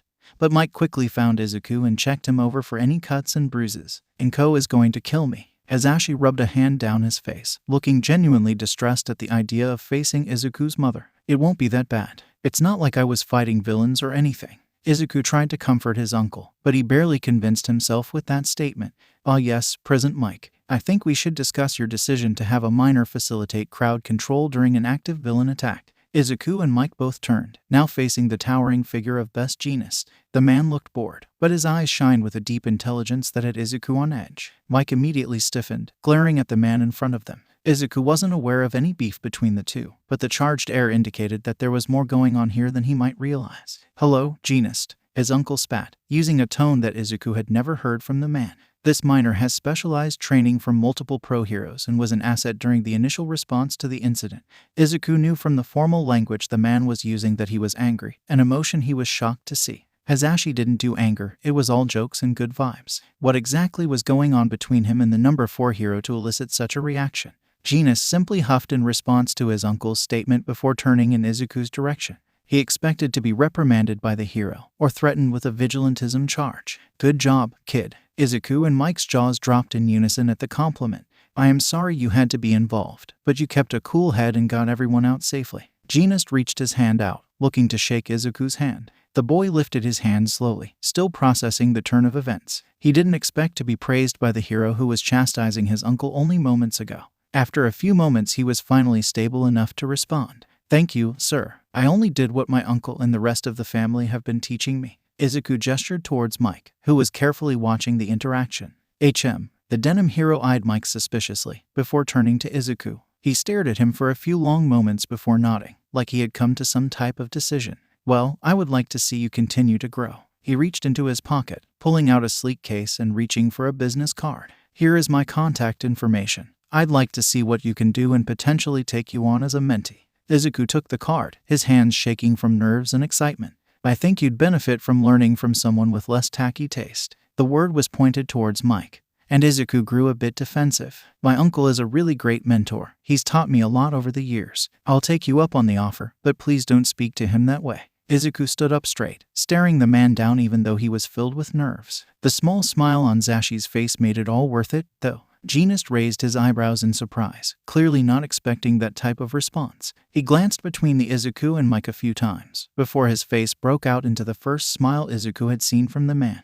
"You have guts, kid." He gave Izuku an appreciative nod. "I'll be sure to show your uncle a bit more respect in the future. He has clearly taught you some valuable skills." Izuku looked up at the man, contemplating his next question. "I do have one more thing to ask you, sir." The hero gestured for him to continue, so Izuku clenched his fists and asked the question that would make or break this agreement.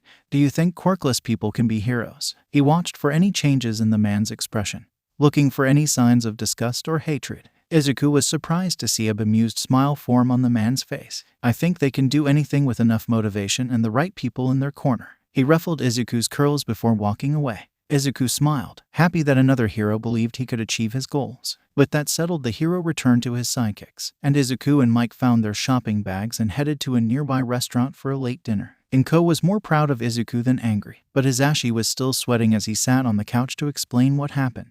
Keigo and Rumi were both surprised that Jeanist had offered to mentor Izuku, explaining that the man was hard to impress. Izuku sent a text to the hero before he went to sleep, explaining that his mother would need to meet with him before they did any training together. He couldn't believe he would be training with yet another top 10 hero, or that he had been doubting himself just a few hours before the incident at the mall. I can do this, he thought to himself before falling asleep, feeling more content than he had at the start of his day. Izuku Midoriya Fan Club. Imo bro, hey, I have some cool news to share with you all. Can everyone come over to our house for dinner tomorrow? Uncle Loud will be there. Chicken Nugget, I come over for dinner anyways, so I'll be there. Angry Bunny, same. Uncle Sleepy, Inko, would you like us to bring anything? Mama Midoriya, no, I have everything covered. Yeehaw, I can come over early to help. Mama Midoriya, sure. Thank you, Isamu. Zoom, Tenya and I will be there. Excited to see what your news is. Rat God, thank you for the invitation, I will be there. I have a new tea blend I think you all will enjoy. Denim Man, I am not sure if I am invited, but I'd be happy to attend if so. Imo bro, you're a part of the family now, no take-backs. Benny Sleepy, once Izuku adopts you there is no escape. Yeehaw, you all make the little sharpshooter sound so scary. Chicken Nugget, he is. Angry Rabbit, he is. Imo bro, he is. Zoom JR, he is. Benny Sleepy, he is. Green Gremlin, really guys. Dabi stood in his room, checking himself over for the 100th time as he stared in the mirror. He shouldn't be this nervous to talk to his family, but the news he had to share was life-changing. His hand dived into his pocket, checking to make sure his freshly laminated provisional hero license was still there. Knock knock. He turned towards the door, already knowing who was on the other side. Come in, Uncle Sho, he called out, nervously adjusting the sleeves of his black dress shirt. The man entered the room with a bemused smile on his face, watching as his nephew paced around like he was about to go on trial. You okay, kid? His uncle crossed the room to place a hand on his shoulder, and he felt a bit of his anxiety melt away. Dabi could only nod, too nervous to respond to his uncle's question. I know you're nervous, but you earned this. Everyone is going to be so proud of you, okay? Dabi once again nodded, not meeting the man's eyes. Hey, look at me. He finally locked eyes with his uncle, who was looking at him earnestly. I am so proud of you. Uncle Sho spoke so seriously, and the words filled him with the courage he needed to face everyone downstairs. Before he could stop himself, Dabi engulfed the man in a crushing hug. He was about to pull away when his uncle wrapped his arms around him, clutching him tightly. They separated after a few long moments with matching smiles on their faces, and Dabi knew it was time to tell his family that he had taken the first step to becoming a hero. The men walked downstairs together, the room falling into quiet anticipation when Dabi took his place at the front of them. Everyone was smiling up at him, and he let himself take a moment to lock eyes with each and every single one of them. Rumi, who taught him to be unapologetically himself regardless of who said otherwise. Keigo, who had dug his way into his heart and made a home there, who always supported him unwaveringly, while encouraging him to take a break every once in a while. Uncle Mike and Uncle Sho, the men that changed his entire view of what a father could and should be. Tensei, who showed him that someone can be an outstanding hero without losing their sense of fun or adventure.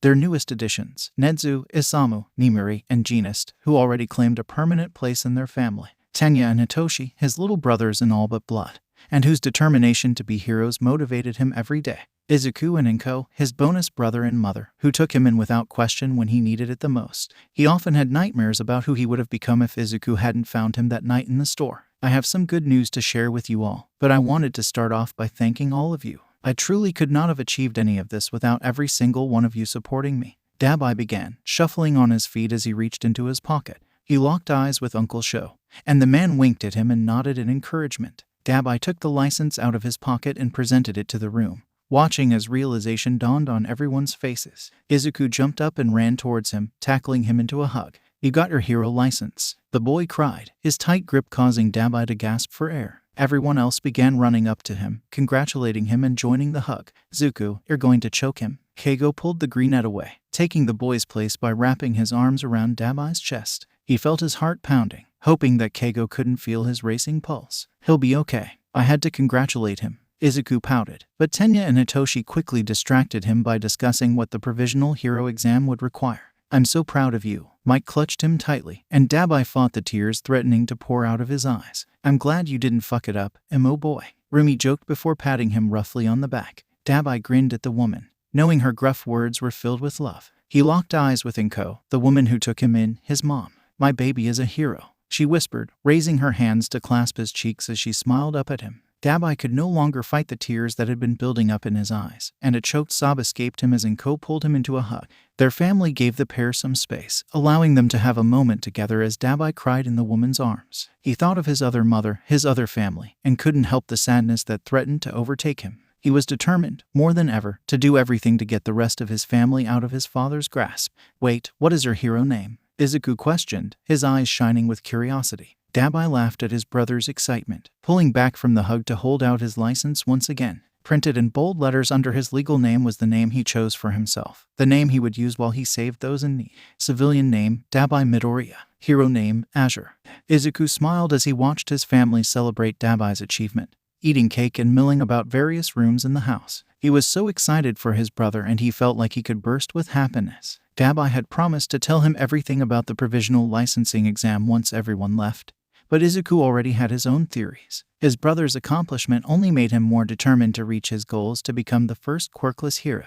He wanted to be an inspiration for quirkless people and quirked people alike, proving that anyone can be a hero if they worked hard enough for it. He thought of his conversation with his uncle a few weeks ago about working on his confidence, a skill he would need if he was going to succeed. He needed to believe in himself without relying on his family and friends. His eyes began searching the room, finally landing on the exact person he needed to talk to, Aunt Nimuri. He quickly crossed the room, approaching the woman as she talked to Mike about the newest women's shelter she was opening in the city. The adults broke off the conversation as he approached, giving him their full attention. What's up, little listener? Mike asked with a smile. Izuku shuffled a bit, but his determination helped him overcome his anxiety. I was actually wondering if I could talk to Auntie Nem for a minute. The woman looked a bit surprised, but a wide smile formed on her face as she nodded. Of course, honey. Why don't we step out on the porch for a few minutes? The pair made their way to the backyard, taking seats on the outdoor lounge chairs scattered along the back porch. Nimuri smiled at him encouragingly, patiently waiting for Izuku to tell her what he wanted to talk about.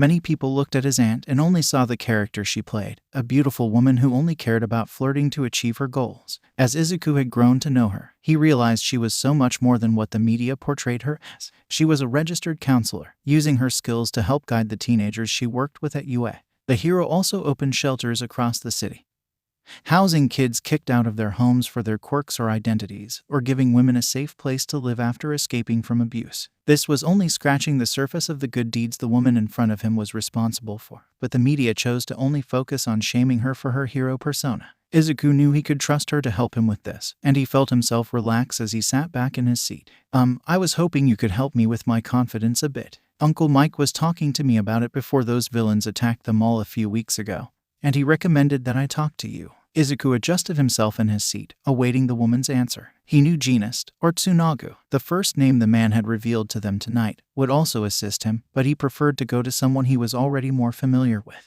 I can definitely help with that, but I know someone else that I'd like for you to meet. Why don't you come over to my house later this week and we can have your first lesson? I'll talk to Inko about it. Izuku grinned, nodding in excitement as he imagined who his aunt would be introducing him to. All of the heroes in his family had interesting connections, ranging from civilians to other heroes. Knowing Nimuri, it wouldn't be anyone too boring. A few days later, Izuku found himself sitting on the couch while sipping a fruity non-alcoholic cocktail, sitting with his aunt in her living room. Two of her cats, Frida and O'Keefe, were snuggled against Izuku's legs for warmth.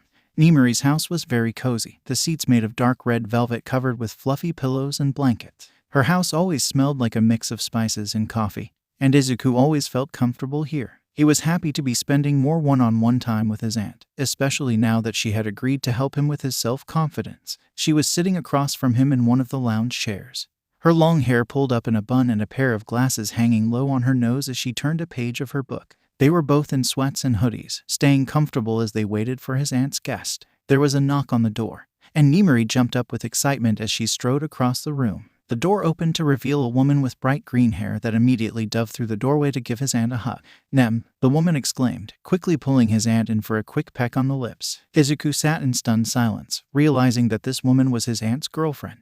When the woman pulled away from the embrace, he finally recognized who she was, and his jaw dropped even further. This joke was his aunt's girlfriend. He stood, his body vibrating with excitement as he walked over to introduce himself to the hero. She was one of his absolute favorites. Her bright smile and light-hearted attitude always inspired him. Her fighting style was an interesting mixture of martial arts, all perfectly crafted to ensure that she could still use her quirk mid-fight. She turned to him, her smile widening even further as she opened her arms for a hug. "Is this little Izuku? I've heard so much about you, kid." Izuku stepped into the hug, already feeling comfortable around her. Nimiri was smiling at the pair, clearly pleased that they were already getting along so well. "Nice to meet you, ma'am," Izuku said, trying to be polite as they stepped out of the hug. "Oh no, I'm not that old. No need for all the formalities." Ms. Joke ruffled his hair fondly. "You can just call me Emmy, okay?" Izuku nodded, excited to refer to yet another pro by their given name. "Why don't we go sit in the living room?" Nimiri suggested, guiding her guests to sit while she grabbed them something to drink and snack on.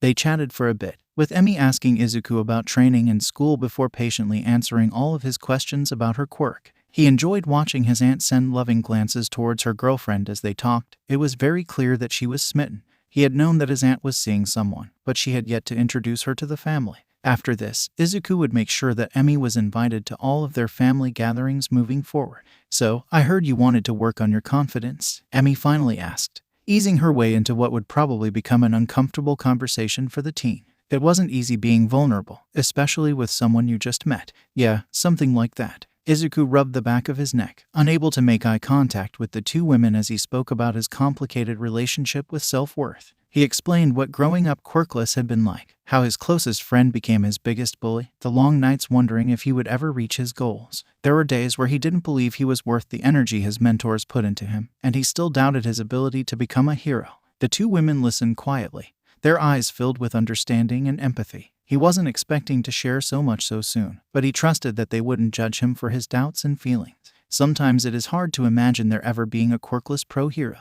he said, his head hanging as he stared at his feet. "No one thought I could be a hero with a quirk like mine, but look at me now," Emmy replied, and Izuku's head shot up. He had seen comments on messenger boards saying people with quirks like Ms. Joke shouldn't be heroes, but he had never thought about the real-life harassment the woman probably faced on a daily basis. "No one believed in me either, not even my own family." Nimiri frowned into her cup of tea, and in that moment Izuku wished he could find his aunt's family to give them a piece of his mind.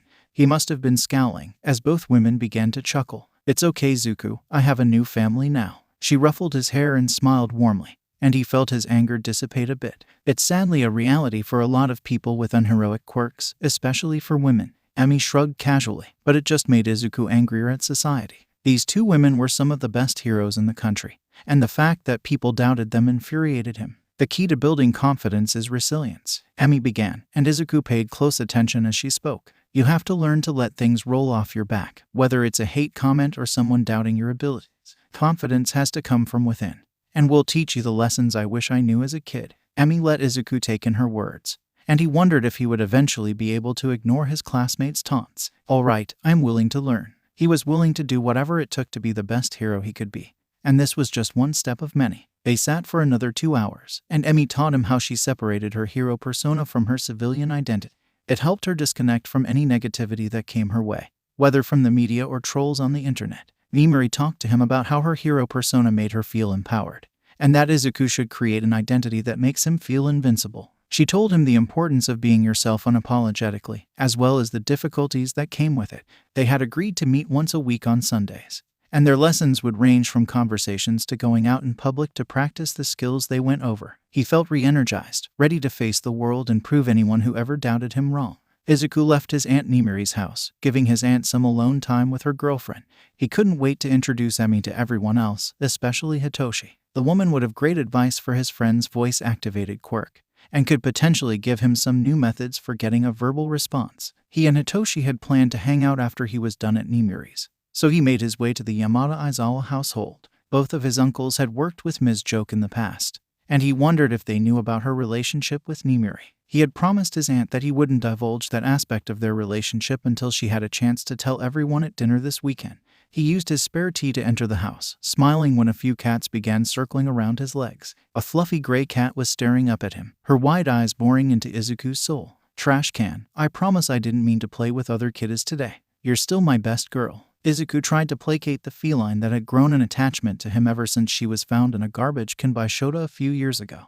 The cat simply huffed, her tail swaying as she continued to stare him down. He carefully approached her, petting her ears and head before slowly moving to pick her up. She melted into his chest and nuzzled her head into him as he rubbed her back and cooed at her. It seemed that all was forgiven, and he would need to remember to bring a change of clothes whenever he came from his aunt's. Who is the best kitty? He smiled at the cat as she licked his chin with her sandpaper tongue. Sometimes I think she likes you more than me. Shota stepped out of the kitchen with a cup of coffee in his hands, wearing a fuzzy sweatshirt and his favorite bright pink sweatpants. You did name her after a garbage can, Han. Zashi followed him into the room, wrapping an arm around the black-haired man's shoulders as he pouted a bit. I want her to remember where she came from. Shota huffed, sitting down on the couch as Mike called upstairs to let Hitoshi know that Izuku was there. How did your lesson with Nem go, kiddo? Mike took a seat next to his husband, and most of the cats made their way to their dad's laps and sides. Izuku took a seat in one of the lounge chairs with trash can still nuzzled closely into his chest. It was a lot of fun. Biz Joke actually came over to help as well. Izuku watched as both of his uncles raised their eyebrows, and their expressions told him that they had suspicions about the relationship between Nimiri and Emi. Did she know? Mike asked, his tone conspiratorial as he glanced over to his husband. I am not sure what she could possibly offer. Shota grunted, but the small grin on his face was proof that he wasn't being serious. Emi is really nice, Uncle Sho. I was actually thinking about learning some stealth moves from her. Izuku giggled at his uncle's offended expression, while Mike chuckled at his nephew's mischievousness. You wouldn't. That woman wouldn't know what stealth was if it hit her in the face. Shota crossed his arms and pouted, a gesture that looked ridiculous coming from the gruff man. Dad, are you messing with Zuko again? Hitoshi jumped over the back of the lounge chair, squishing Izuku into one of the arms as he made himself comfortable. Why would I ever mess with my nephew? What type of uncle do you think I am? Shota smirked into his coffee, clearly enjoying teasing Hitoshi and Izuku. All right, Sho, enough terrorizing the kids. Why don't you go grab our guest something to drink? Mike pushed his husband up from the couch, the black-haired man grumbling but still completing the blonde's request. As soon as he left the room, Izuku asked a question that had been on his mind since he first entered the house. Does Uncle Sho really hate Emi? Izuku's hands wrung together. He didn't want two of his mentors disliking each other. He already had to deal with the strange relationship between Jeanist and Mike. Mike's eyes softened at Izuku's concern, but shook his head at the question. Not at all. They have some sort of sibling dynamic going on. Although Shota tries to act like she annoys him, he'd take down anyone who tried to mess with her. Izuku immediately relaxed, happy to know there wouldn't be any drama when Emi came around for dinner. Shota returned after a few minutes with glasses of juice for the kids, and the adults left Hitoshi and Izuku to hang out on their own. Do you want to play video games or do you want to go out and do something? Hitoshi asked as they finished their drinks. Izuku thought it over for a moment before deciding. Let's go out. The weather is really nice today. The boys let Shota and Mike know where they were going and walked to the nearest ice cream store. Izuku got chili mango, a long-time favorite of his after he grew to love spicy food due to his ex-childhood best friend. Hitoshi settled on mint chocolate chip, and the boys decided to walk around as they finished their treats. Their conversation shifted to their training as they walked, since they shared similar training plans. Neither of them had a physical quirk, so they had to train their bodies to peak condition. I need to work on my upper body strength more, seeing how ripped Rumi is has been motivating me recently, Hitoshi mentioned before continuing to eat his cone. The purple-haired boy was tall with lean muscles, just like both of his fathers. If you want to go into underground heroics, you should probably focus on bulking up in a way that won't affect your ability to move quickly. Bulky muscles would slow you down when hopping between buildings or trying to apprehend a villain at night. Izuku had pages upon pages of notes on underground heroes, especially Eraserhead. None of the underground heroes in their city were bulky, due to the requirements of the field. Hitoshi had a contemplative look on his face, passively eating his ice cream as he thought it over. That's a good point, thanks Zuku. The boys continued walking, not really following any specific path as they ate and discussed different heroes that inspired them. They had strayed a little farther than anticipated, but something caught Izuku's attention. Takoba Beach was right in front of them, sprawling piles of trash blocking their view of the ocean and causing a distinct smell to waft through the air with the sea breeze. Izuku watched as a bird picked through the trash in search of food, and an idea popped in his mind. Toshi, you're still going to try to build your upper body strength, right? Izuku continued staring at the trash in front of them, eyeing the countless appliances and other large objects scattering the landscape.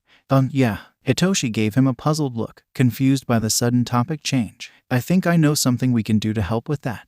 I am never listening to one of your ideas again. Hitoshi groaned as he lugged a microwave on one of his shoulders. He was covered in sweat, and Izuku and Tenya weren't faring any better. That's a lie and you know it. Izuku huffed as he threw the large piece of metal he had been carrying into the dumpster near the boardwalk. Tenya was filling bags with smaller pieces of trash further down the beach, taking a break from heavy lifting for the day.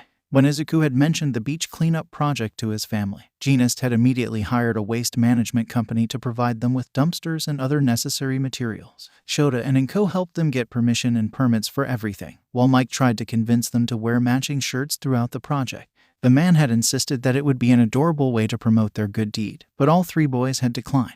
All of the adults helped them out when they could, but the three boys had taken on the brunt of the work. "How are you boys holding up? Do you need to take a break or drink some water?" Isamu asked as he finished throwing a mini fridge into the dumpster. Izuku had always known pro heroes were exceptionally strong, but the days where the pros in his life joined them at the beach solidified that fact in his mind. Watching Rumi deadlift a full-sized refrigerator was both motivating and terrifying, but it helped him set new goals for strength training. Izuku's muscles were sore after hours of cleaning up the coastline, and he wasn't sure if he could go on any further today. One look at Hitoshi was enough for him to know the other boy was thinking the exact same thing. "I think we should call it a day, Isamu," Izuku responded, turning to call out for Tenya to rejoin them. A loud crash suddenly rang through the air, and the trio watched as a tall pile of trash collapsed 20 feet away from them. They were about to write it off as a random incident, but a cry of pain immediately sent them all into rescue mode. Isamu ran ahead of them, while Izuku took out his cell phone in case someone needed medical attention. Hitoshi followed close behind, and Izuku could hear Tenya's engines getting closer and closer by the second.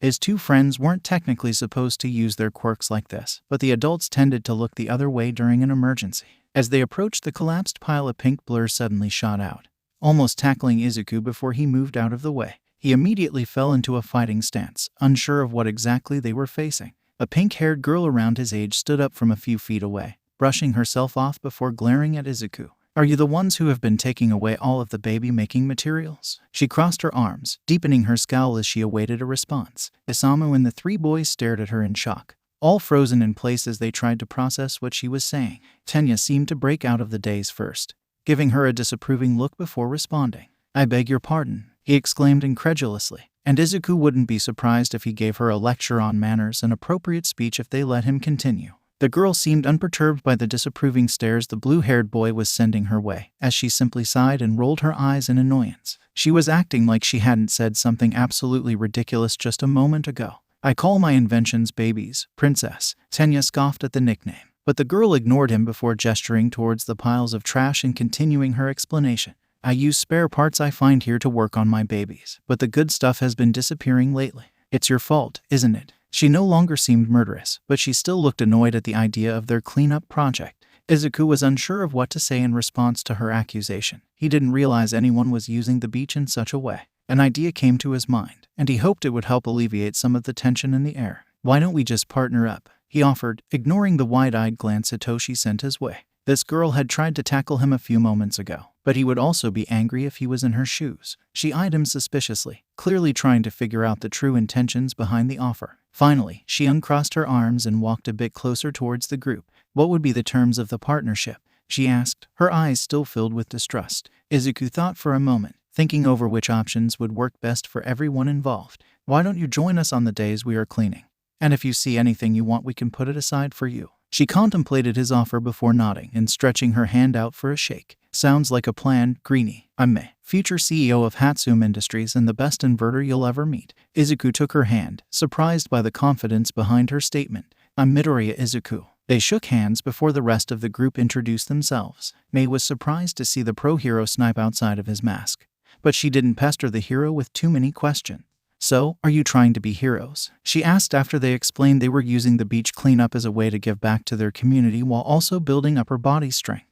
"You bet they are. These kids are some of the most dedicated students I've ever seen." Isamu piped in, making all three boys blush in embarrassment at the praise. Mei's eyes sparkled with interest, and she asked the one question Izuku had been dreading since she had agreed to partner up with them. "What are your quirks?" Hitoshi and Izuku shifted on their feet anxiously, but they were saved when Tenya stepped up to answer her question first. As he explained his quirk to the inventor, the girl's eyes shined with intelligence and fascination. It was clear that she was already planning things to create to aid Tenya in his career as a hero. When he was finished, Hitoshi stepped up next. "My quirk is brainwashing." His tone was challenging, as though he was daring her to have an issue with his power. There was a slight pause before Mei began jumping up and down with excitement. You have so much baby-making potential. Isamu and the boys cringed a bit at her wording, but they were more relieved that she hadn't had a problem with the purple-haired boy's quirk. Thanks, I guess. Hitoshi's cheeks were bright red, but Izuku could tell he was thankful for the acceptance. What about you, Greenie? Do you have some type of analysis quirk? I saw the way you were thinking over our partnership earlier. Izuku tried to ignore the churning in his stomach, remembering the sessions he had spent with Emi and Nimuri to boost his confidence. He didn't need validation from others. He knew he could reach his goals if he continued working towards them. I'm actually quirkless, he says firmly, standing tall as he awaited her reaction. Isamu, Tenya, and Hitoshi were tense as they glanced between Mei and Izuku. Mei seemed frozen in place, her jaw hanging low as she stared at Izuku for a long moment. She seemed to finally reboot herself before flinging her body at Izuku. He was so shocked that he barely had time to catch her, and he felt her practically vibrating with excitement as he placed her back on the ground. You're perfect, she exclaimed, before diving into a muttering storm that reminded Izuku so much of his younger self. The only words he caught were blank canvas and so many possibilities, and a warm feeling bloomed at his chest when he realized Mei had accepted his lack of a quirk without question. Izuku felt like he could cry, but he saved the tears as he continued to listen to the girl's muttered thoughts. His friends and mentor seemed to relax after she began muttering, and now they were simply enjoying Mei's intelligent muttering. After a few moments, Isamu broke her out of the spell to invite her to their next destination. We were just about to go to a nearby cafe. Would you like to join us? The man asked, and Izuku was once again grateful for his kindness. Isamu wasn't an uncle to him, like Shoto or Mike, but he wasn't a brother-like figure either. Izuku was still figuring out their relationship, but he was so grateful the man had made his way into their lives. Mei glanced nervously between Isamu and Izuku, and the boys were completely taken aback by the change of demeanor. The confidence from minutes ago was gone, replaced by uncertainty and nervousness. Izuku didn't know what had caused the sudden change until Mei finally spoke. Are you sure you want to hang out with me? She seemed to be eyeing Hitoshi and Tenya specifically, but her gaze fell on Izuku as well. Izuku immediately glanced at Hitoshi, and an understanding passed between them. They recognized the look she was giving them, as well as the hesitancy in her voice. Before either boy could speak up to reassure her, Tenya stepped in. Absolutely. We are always looking for new friends. Mei relaxed a bit, smiling at the three boys before nodding. Izuku looked at Tenya, once again reminded of how much he had grown from the boy he had met years ago. Just make sure to let your guardians know where you're going. I can give you a ride home after we finish up at the cafe. Isamu assured, but Mei simply shrugged. My folks are out of town. She wasn't making eye contact with the man, choosing to focus on her fingernails instead. Snipe immediately paused, staring intently at the child in front of him as she avoided his concerned gaze. Is there anyone at home to keep an eye on you? Isamu asked, and his tone told Izuku that he was in hero mode now. Mei puffed out her chest, straightening up and staring the man directly in the eyes. I can take care of myself, she insisted, her tone defiant. The three boys locked eyes, concern written over their features as they waited for their mentor's response. Isamu had a serious expression on his face, and he seemed to be choosing his next words carefully. After what seemed like an eternity, he finally spoke again. Sure you can, sharpshooter. Why don't we get you kiddos some treats to reward you for the hard work you did today? Izuku was surprised by the man's choice to not push the issue, but clearly realized he was trying not to scare the girl away. On the walk to the cafe, Isamu was continuously checking his phone, texting back and forth with someone the entire time. Izuku was sure that he was texting his mom and the other adults in their family about the concerning statements Mei had made. When they entered the cafe, Mr. Kobayashi greeted them warmly, ushering them to a table before introducing himself to Mei. Hello, are you a new friend of the boys? My name is Mr. Kobayashi. I am the owner of the shop. Mei seemed a bit shy, but she greeted the man and introduced herself. My name is Mei. I just met them today, but I'd like to think we're friends. She looked at the three boys as though she were looking for confirmation. We are definitely friends, Izuku responded, a bright smile on his face at the idea of another friend. He noticed that Isamu was staring at the cafe owner intently, like he was trying to solve some sort of puzzle. I'm sorry, but do I know you from somewhere? You look awfully familiar, Isamu finally asked, still staring at Mr. Kobayashi. The cafe owner paused for a moment, but he quickly recovered as a wide smile filled his face. I don't think so. I just have one of those faces, I suppose. The man shrugged before walking off, and Isamu kept his eyes on his back until he entered the kitchen. I swear I know him from somewhere, the hero muttered to himself, but he turned to the kids after a moment. Let's get you guys those treats. Mr. Kobayashi knew the boys' regular orders, and he promised to remember Mei and Isamu's orders for their next visit.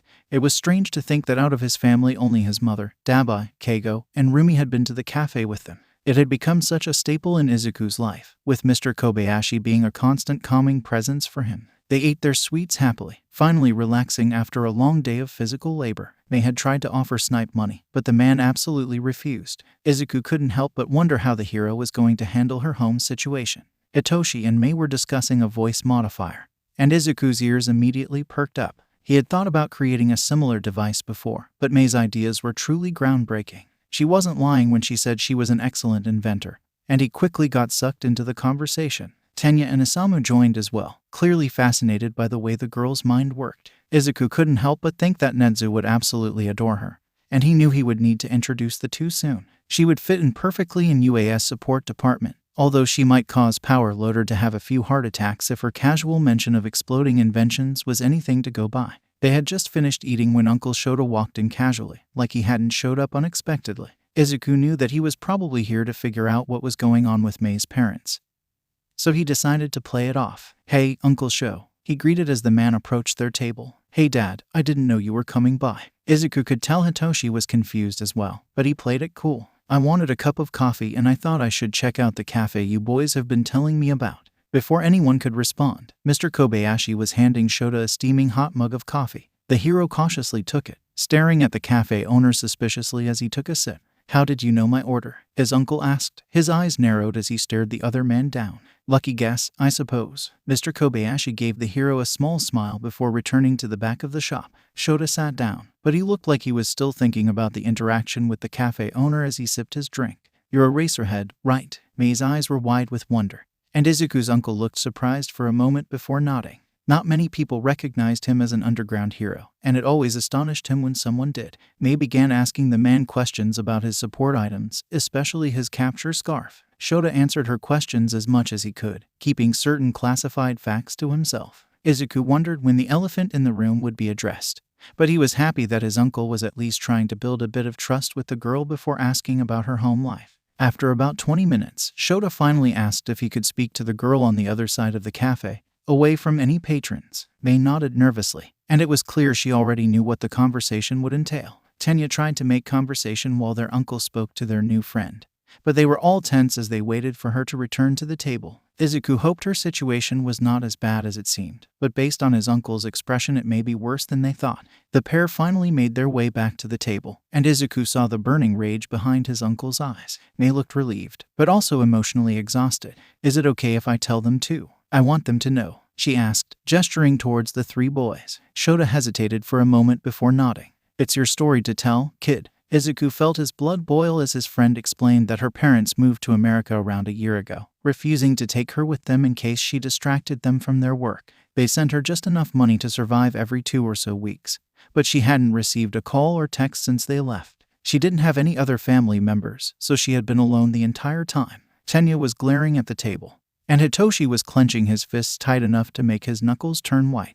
Isamu was squeezing the edges of the table, and Izuku could tell the man was desperately trying to control his temper. "Luckily, I know someone who would love to take Mei in. She's coming home with us until then, though," Shota explained, and Izuku was glad his friend would have a loving home to go to after this. He wondered who exactly she would be staying with, but he wouldn't be surprised if it was a hero. His uncle explained that he would try to get the government to extradite Mei's parents back to Japan for punishment, but he wasn't confident that it would work. Nedzu had already filed for their custody to be removed, which was the most important thing they could do for the girl. "I'm sorry I am causing so much trouble for you all," Mei said quietly, her head hanging low as she fidgeted with her hands. Izuku's heart broke for his friend, knowing that she was made to feel like a burden simply for existing. "Look at me, kid," Shota spoke softly, a tone he only reserved for delicate situations like this. Her eyes hesitantly met his, and he placed a hand on her shoulder to keep her focus on him. "You are not a burden, do you understand me?" Izuku could tell the man was angry.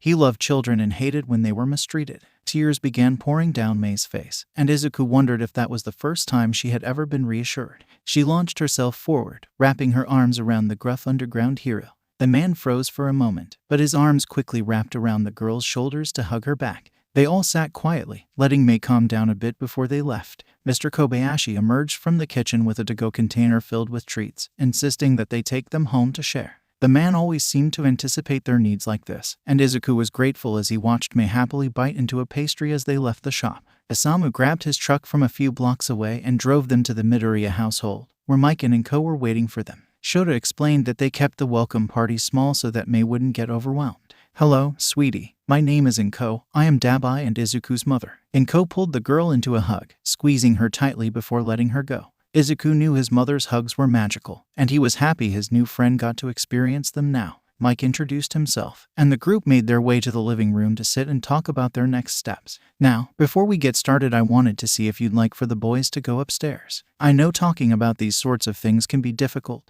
Inko offered as she passed Mei a cup of steaming hot tea. Mei looked towards Izuku, Hitoshi, and Tenya before turning back to the adults. "They can stay, they're my friends now." Izuku smiled, happy that she already considered them good friends. "All right, but just let us know if that decision changes at any point." Inko spoke, sitting back in her seat next to Isamu. "Mei, there is someone here who would love to take you in. He's in the other room at the moment because we didn't want to overwhelm you as soon as you walked in the door, but would you like to meet him?" Shota spoke, eyeing the girl for any signs of distress. "Why, yes, I'd like to meet him." Mei seemed unsure, but Izuku reached out to squeeze her hand, hoping she would find comfort in his presence. Shota stood, walking towards Inko's office and popping his head in the door. "She is ready to meet you," Izuku heard his uncle say, and then a shorter man followed him out into the living room. It took a moment for him to recognize the man, and his eyes widened in excitement when he realized which hero was in his home. "Power loader," Mei exclaimed, jumping up and running towards the man. Izuku could understand her excitement. He had only met the man a few times at UA, but he was always kind and exceptionally intelligent.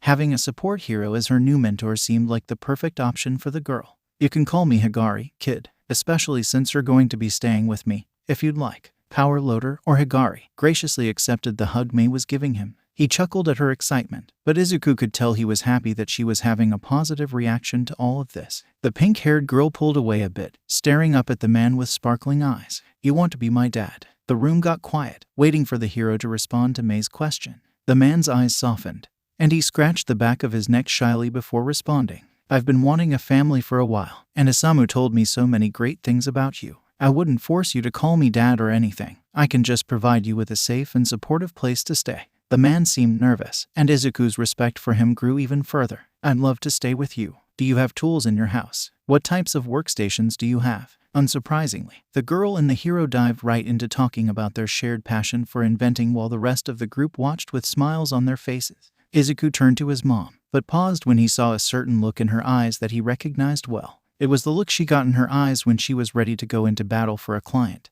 and it always ended with Inko winning. He wouldn't be surprised if she somehow had Mei's parents charged and jailed by the end of the week. After all of the fine details had been sorted out, everyone began heading back home for the night. Tensei came to pick Tenya up, joking about Izuku's growing collection of people. "Pretty soon this family is going to include everyone in this city," the man joked, ruffling Izuku's hair. "It's not like I do it on purpose," Izuku argued, pouting as he crossed his arms in front of him. "Zuku, you basically forced me to come home with you." Dabi appeared behind him, cackling when his brother sent a fierce glare his way. "I don't hear you complaining when mom makes the super spicy ramen that you love so much." Izuku shoved his brother before heading back into the living room. Mei left with Higari, Shota, Mike, and Hitoshi to get her things from her old house before heading to her new home. Higari had cleared 2 rooms out for the girl, one for her own personal workshop and one for her bedroom. Izuku was excited for his friend, and couldn't wait to introduce her to Nedzu as soon as he could. It was finally time for bed, and he stretched his arms over his head as a yawn ripped through his body. "You boys get ready for bed. I have a few calls to make in the office. Just let me know if you need anything."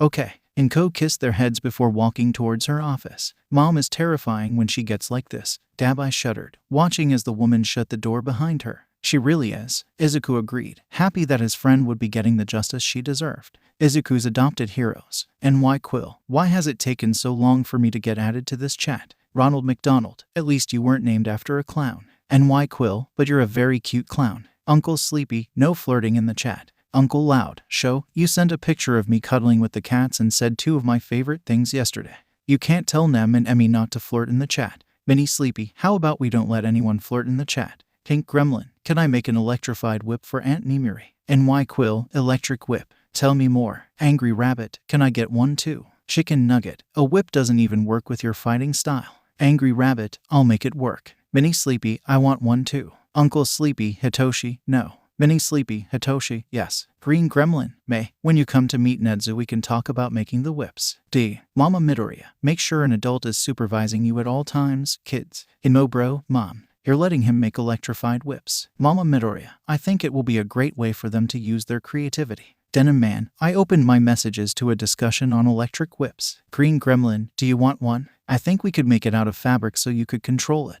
D. Denim Man, yes. Rat God, I look forward to our next meeting, children. Dig Dug, I insist on supervising. Pink Gremlin, yay. Yeehaw, I have a feeling the UAS support department is going to be experiencing a lot more explosions now. Zoom Zoom, can I test the electric whips? Zoom Zoom JR, really? Tensei. Izuku aimed his weapon carefully, keeping his eye on the target in front of him as everything else faded into the distance. Silence surrounded him as he weighed the gun in his hand, gauging the perfect moment to pull the trigger. He pressed down, releasing the pressure building up inside himself as the bullet hit the bullseye. He repeated this process over and over again, getting perfect shots each time as he honed his instincts on the course. Snipe's private shooting range had become his safe space, a place for him to escape from his mind and the outside world for a bit. Shooting allowed him to focus on a single goal, allowing him to subvert the constant buzzing of his mind for a few hours each weekend. He finished off the rest of the targets with ease before he carefully put the gun back in its locked case and removed his protective gear. When he turned around, he was greeted by Snipe,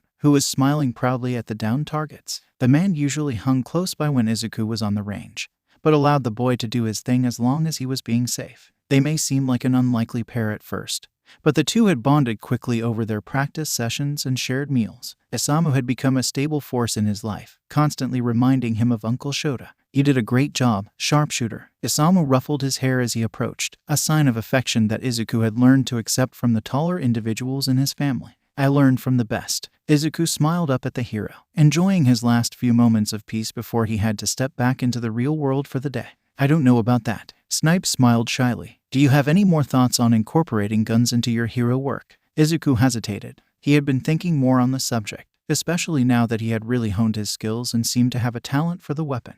Guns were a powerful and useful tool, but they could also cause more harm than good. One of his notebooks was filled with the pros and cons of using the weapon when he began training at UA, and he finally felt ready to answer the question his mentor had begun asking him every few weeks. I think I will incorporate guns, but not in the traditional sense. Izuku thought over his next words, wanting to frame his explanation in a way that didn't demonize Isamu's daily work but still conveyed Izuku's point of view. I think traditional guns can be a useful tool, but I want to utilize them in a different way. Nedzu and I have been brainstorming new types of ammunition that can help me in the field. So far we have electric darts, fire-extinguishing capsules, and pods that expand into nets. Izuku knew he didn't want to wield the deadlier version of the weapon, but he could still use his hard-earned skills for good. Snipe simply smiled at him for a few moments, his eyes shining with pride and respect. You really do have the heart of a hero, kiddo. The praise made Izuku blush in embarrassment and shuffle his feet awkwardly. No matter how many times he heard it, or how many heroes told him, he still had trouble believing in himself most of the time.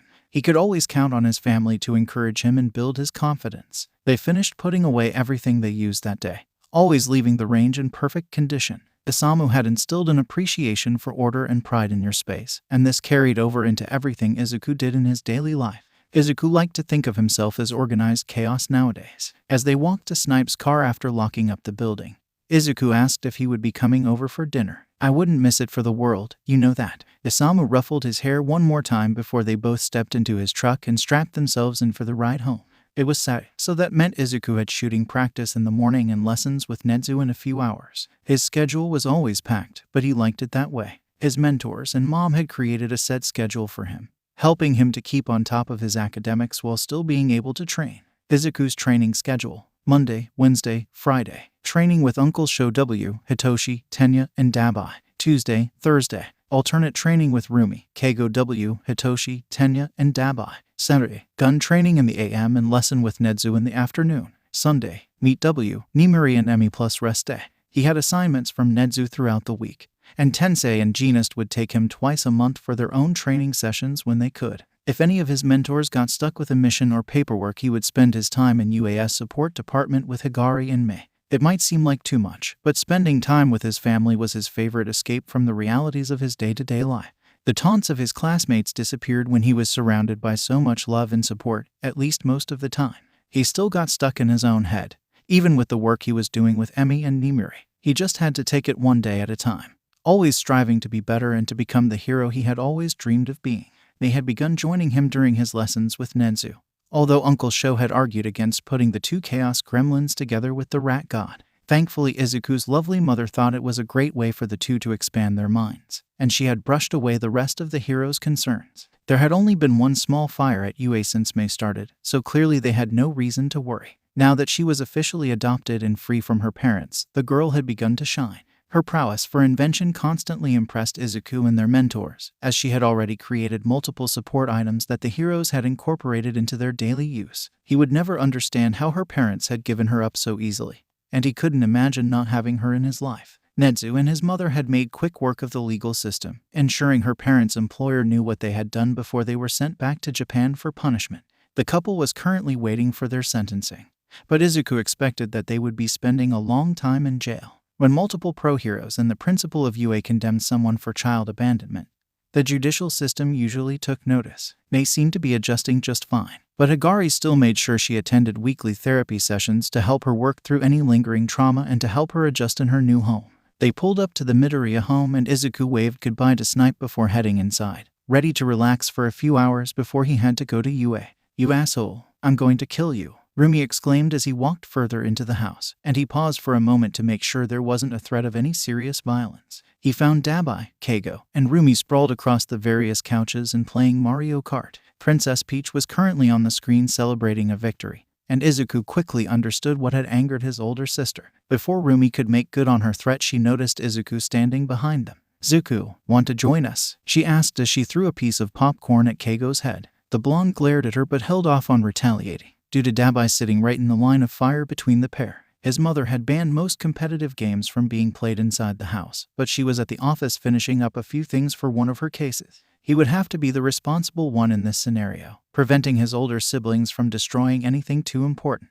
It'd also be fun to run Keigo off the Rainbow Road a few times. "Yeah, I'm just going to shower and change and then I'll be back down." He left his siblings to their play fighting and made his way to his room, ready to take a hot shower to soothe his aching arms and shoulders. The burn after a good early morning training session was his favorite feeling, a sign of his hard work and the progress he had made. The warm water washed over him, allowing him to lose himself in his thoughts as he washed away the grime from the day. When he was finished, he changed into a pair of basketball shorts and a t-shirt, wanting to stay comfortable while he was at home. Mike and Jeanist had helped him find his own personal style, something he liked to play around with when he was out and about with his friends or family. He was careful to wear a face mask and hat when he was in public with the heroes, not wanting his connection to them to be made public just yet. If his connection to the heroes was made public, he knew people would question his potential acceptance to UA no matter how hard he worked. While his style usually consisted of fashionable graphic t-shirts and his trusty leather jacket, he enjoyed dressing down when he was at home.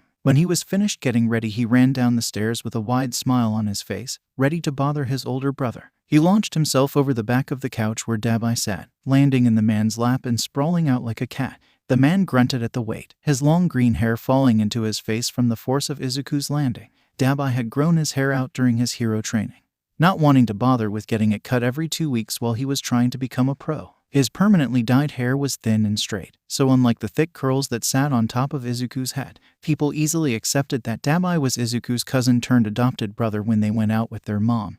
And Izuku sometimes forgot that it wasn't the truth. He loved his brother dearly, but he also enjoyed terrorizing him whenever he could. "There are so many open seats, yet you chose the only one I'm sitting in," Dabi grumbled, but he didn't move Izuku from where he was laying over his lap. "What can I say? I missed my big brother." Izuku cackled as Dabi tried to push him off, but he made his way to an empty seat as Rumi tossed him a controller. "I guess we're chopped meat, Keigo," she joked, rolling her eyes at the antics of the two Midoriya boys. "I don't know, Dabi's lap is probably comfortable," Keigo said absent-mindedly as he scrolled through the various tracks. Everyone got quiet, waiting for him to realize what he just said. A dark red blush slowly spread its way up his neck as his eyes widened in realization. Dabi was completely frozen as he stared ahead at the screen, his expression resembling a robot that needed to reboot before functioning. Izuku debated on telling the two pining idiots in front of him to get a room, but he chose to be merciful and distract from Keigo's blunder. "I wonder which track you guys will choose." "Not like it matters. We all know I'm going to get first place." Rumi caught on to what he was trying to do, and she started to heckle them all by claiming that she would be the Mario Kart champion. Keigo and Dabi both relaxed a bit, clearly thankful that the other two occupants of the room decided to ignore the awkward moment from before. They played multiple rounds, taking turns choosing the course and changing their characters every few turns. Izuku came out on top almost every time. Much to the chagrin of the three heroes, Rumi was able to beat him twice, a fact she held over the heads of Keigo and Dabi the entire time. Izuku caught both men looking at each other when they thought the other wasn't watching, and he couldn't help but roll his eyes. Hopefully Keigo's accidental admission from earlier would help speed things along between the two of them. He already had to deal with the strange dynamic between his mom and Isamu. He didn't want to deal with watching these two idiots pine over each other as well. Rumi had gotten up to grab a snack, and when she returned she vaulted herself over the couch and landed on Keigo as she casually chewed on her carrots. She winked at Izuku, clearly acknowledging that she had noticed the secretive glances between the two men as well. Really, Rumi, why are you and Izuku such gremlins? Keigo pouted, rubbing his side as Rumi made her way back to her seat. Because you two are so easy to terrorize, she said, fist-bumping Izuku as she passed by. They played a few more rounds of Mario Kart until it was time for Izuku to get ready to head to UA. Mei, right on cue, used her key to enter the house and fetch her inventing partner. What are you all up to? She asked as she entered the living room, watching as Izuku won the final race of their tournament. The three adults all groaned and complained as Izuku casually tossed the controller on the couch and got up to greet his friend. Nothing much, just teaching them how to play Mario Kart. Izuku dodged the carrot that was thrown at his head as Mei cackled at his joke. Clearly they need a few more lessons, she quipped before Izuku pulled them both up the stairs and into the safety of his room. No one would risk taking it too far while in Midoriya and Ko's home, so he knew that none of the young adults in the living room would follow them upstairs. I'm going to change and then we can make our escape. He grabbed a few things from his closet and made his way to the bathroom while Mei began tinkering with something she pulled from her bag. His outfit for the day was a simple pair of black jeans paired with a Ms. Joke t-shirt, a plain black tee with her signature yellow smiley face on the top right breast pocket. When he was finished changing, he grabbed his leather jacket off the back of his desk chair, motioning for Mei to follow him. He let out a sigh of relief when he saw his older siblings had vacated the living room, and he hoped they would forget his joking by the time dinner rolled around. Keigo had the attention span of a bird, but Dabi and Rumi could hold a grudge for a surprisingly long time. He grabbed a pair of yellow sneakers, in the same style as the red pair he loved so much as a kid. He knew they would probably be working in the support studio, but he'd change into his overalls and steel-toed boots when they got to the school. Mei chose to wear her work gear constantly, always ready to jump in and get to work wherever she could. She was trailing next to him as they began the trek to UA, still tinkering with the invention in her hands. Izuku was curious about the device, but he knew she would tell him about it when she was ready. They only had to walk a few blocks to UA's campus, and Izuku was once again thankful that he lived so close. On days where he didn't have to train, he was able to use the facilities, as long as he was supervised by an adult. He also loved to visit Nedzu when he had free time for tea and chess, another way for him to spend time away from home and use his mind outside of training. As they were approaching the gates, Mei finally looked up, holding out her gadget towards Izuku expectantly. He took the device wordlessly, looking it over as he awaited her explanation. They had fallen into such an easy pattern with each other, so he knew she was just gathering her thoughts before launching into a description of the device. Power Loader and Nedzu had been helping Mei work on her pitches, helping her organize her thoughts and give concise descriptions of her invention. She was working hard to make her inventions marketable, but Izuku still loved to sit and listen when she was too excited to speak slowly or clearly. Her excitement was one of the things he admired the most about her, and he hoped that she wouldn't lose it as she worked to be more professional. It's a mask insert that would allow heroes to breathe underwater for as long as they want, she began, before pouring into the science behind the device and different ways to incorporate it into hero suits. Izuku smiled widely, already thinking of the lives that would be saved during floods and tsunamis. There were many heroes that operated on the sea that did not have aquatic quirks, and this device could be the difference between life and death for both heroes and civilians alike. They continued discussing the invention and any final touches they should make before presenting it to Nedzu as they walked onto campus. Their faces were added to the system, making it easier for them to come and go as they pleased. The pair walked through the winding halls of UA to Nedzu's office, ready to find out what they were assigned for the day. They would probably be able to finish the electric whips they had been working on, unless Nedzu had a random side project he wanted them to finish first. Hello, children. Nedzu welcomed them as they entered the office, waving at the steaming cups of tea already prepared for them. They sat at his desk for a bit, catching up and discussing their latest assignments and readings before going over their itinerary for the day. You are more than welcome to work on your whips in the support department, unless you'd like to work on something else. Their mentor always liked to give them options, never constraining them to one activity or topic unless they wanted to be. Izuku and Mei locked eyes, nodding at each other in agreement without even saying a word. We'd like to work on the whips, they said at the same time. much to the amusement of their mentor. Well, it's settled then. Nedzu clapped his hands together before scurrying onto the floor, off to the support department. On their way to the support labs, Nedzu explained that Power Loader was still at his agency, so the principal would be supervising them during their tinkering. Izuku was looking forward to getting his mentor's opinion on their newest collaboration, especially since it would be used in the field by multiple members of the family. The labs had become a second home to them, a place where they could escape for a few hours and create whatever their minds could come up with. They spent all of her free time here, and Izuku tried to join her when he could. She attended classes at Sumi with Hitoshi and Tenya, a fact that Izuku tried to forget each time they hung out as a group. He was still stubbornly holding on to Aldera. He needed to prove to himself that he was strong enough to get through the discrimination he'd face as a hero in training and probably as a pro. His family stopped pressing him to leave the school, finally giving up after he asked them to stop pestering him about it. Hitoshi was the sole outlier, still begging Izuku to get the school shut down and the teachers punished for ignoring the bully. Izuku and Hitoshi related to each other when it came to social ostracization and bullying. But his friend at least had a quirk. Being viewed as inherently evil was better than being viewed as broken. Izuku and Mei made their way to their personal work table, an area Higari had set aside for them. This part of the support department was off limits to everyone else, as many of the projects they were currently working on were more advanced than the things even the third years were doing. They entered her personal code and used the retina scanner to gain access to their storage locker, pulling out the whips and the various tools they might need for the day. Izuku was giddy at the thought of finishing this project, especially knowing how excited Auntie Nimori was about her new whip. The woman had done so much for him, he wanted to find a way to repay her. They immediately went to work, putting parts together seamlessly as Nedzu watched from the table next to them. The principal had his infamous pot of tea with him, and he enjoyed a cup of it as he watched them work with a small smile on his face. Then he assumed the hero would hate humanity, with all he had been through. The truth was, he actually found them absolutely wonderful and fascinating. He was especially happy when he met humans that could keep up with his intellect, like the two children debating the safest maximum electrical output for their invention. Izuku appreciated Power Loader and Nedzu because they let them solve their problems on their own, only giving hints when they asked questions. This encouraged them to hone their problem-solving skills and figure things out by themselves, making them more independent and quick on their feet during a crisis. After a few hours, they had done everything they could to make the whips functional. Now they were ready for the testing stage. Mei cheered their success, but Izuku kept staring at the various weapons in front of him. There was something missing, but he couldn't place what it was. He suddenly remembered his conversation with Mei from earlier, about her newest water-safe invention. We should make them waterproof, he blurted out as he tried to sort through the hundreds of ideas pouring through his head.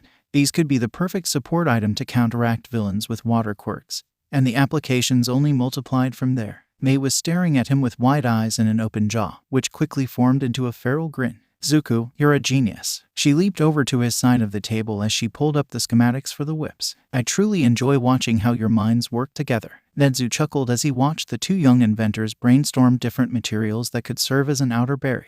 After half an hour of searching, Izuku hit the jackpot. I found it, he called as he brought his laptop over to Mei to review his findings. The material was used to seal the uniforms of aquatic heroes, making them resilient against both water and weather. Izuku didn't have contacts with any water-based heroes, but there was one other agency that used the barrier for their hero suits. The metallic suits worn by the Ida family were not rust-proof, an expensive problem that led to constant repairs and replacements until they began layering their uniforms with a water-resistant barrier. It was exactly what they needed to put the finishing touches on their latest invention.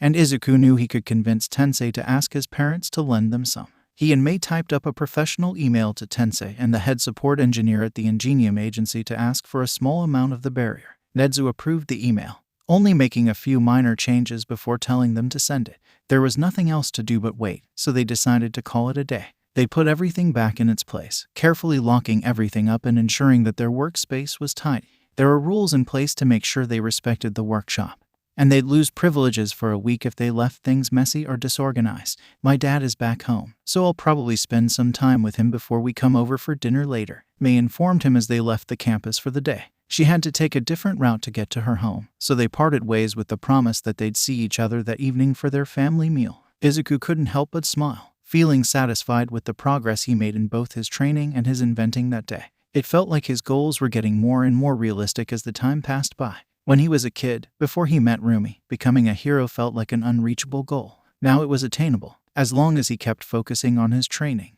His thoughts were interrupted by a familiar voice, and ice slivered through his veins as he froze in the middle of the sidewalk. "Fuck off, man," one of his main tormentors shouted as he playfully shoved another classmate on the sidewalk in front of him. They hadn't seen him yet, thankfully, but he was running out of time to escape without being noticed. He darted into the alley to his left, using the fire escapes to quickly climb onto the roof to watch as his classmates disappeared down the street. His heart was racing, adrenaline pumping through him as he willed himself to calm down. Fear was quickly replaced by rage and frustration as he thought over his reaction to seeing two of his bullies out in public. He acted like such a coward, running away and hiding even though he had every right to be out in public.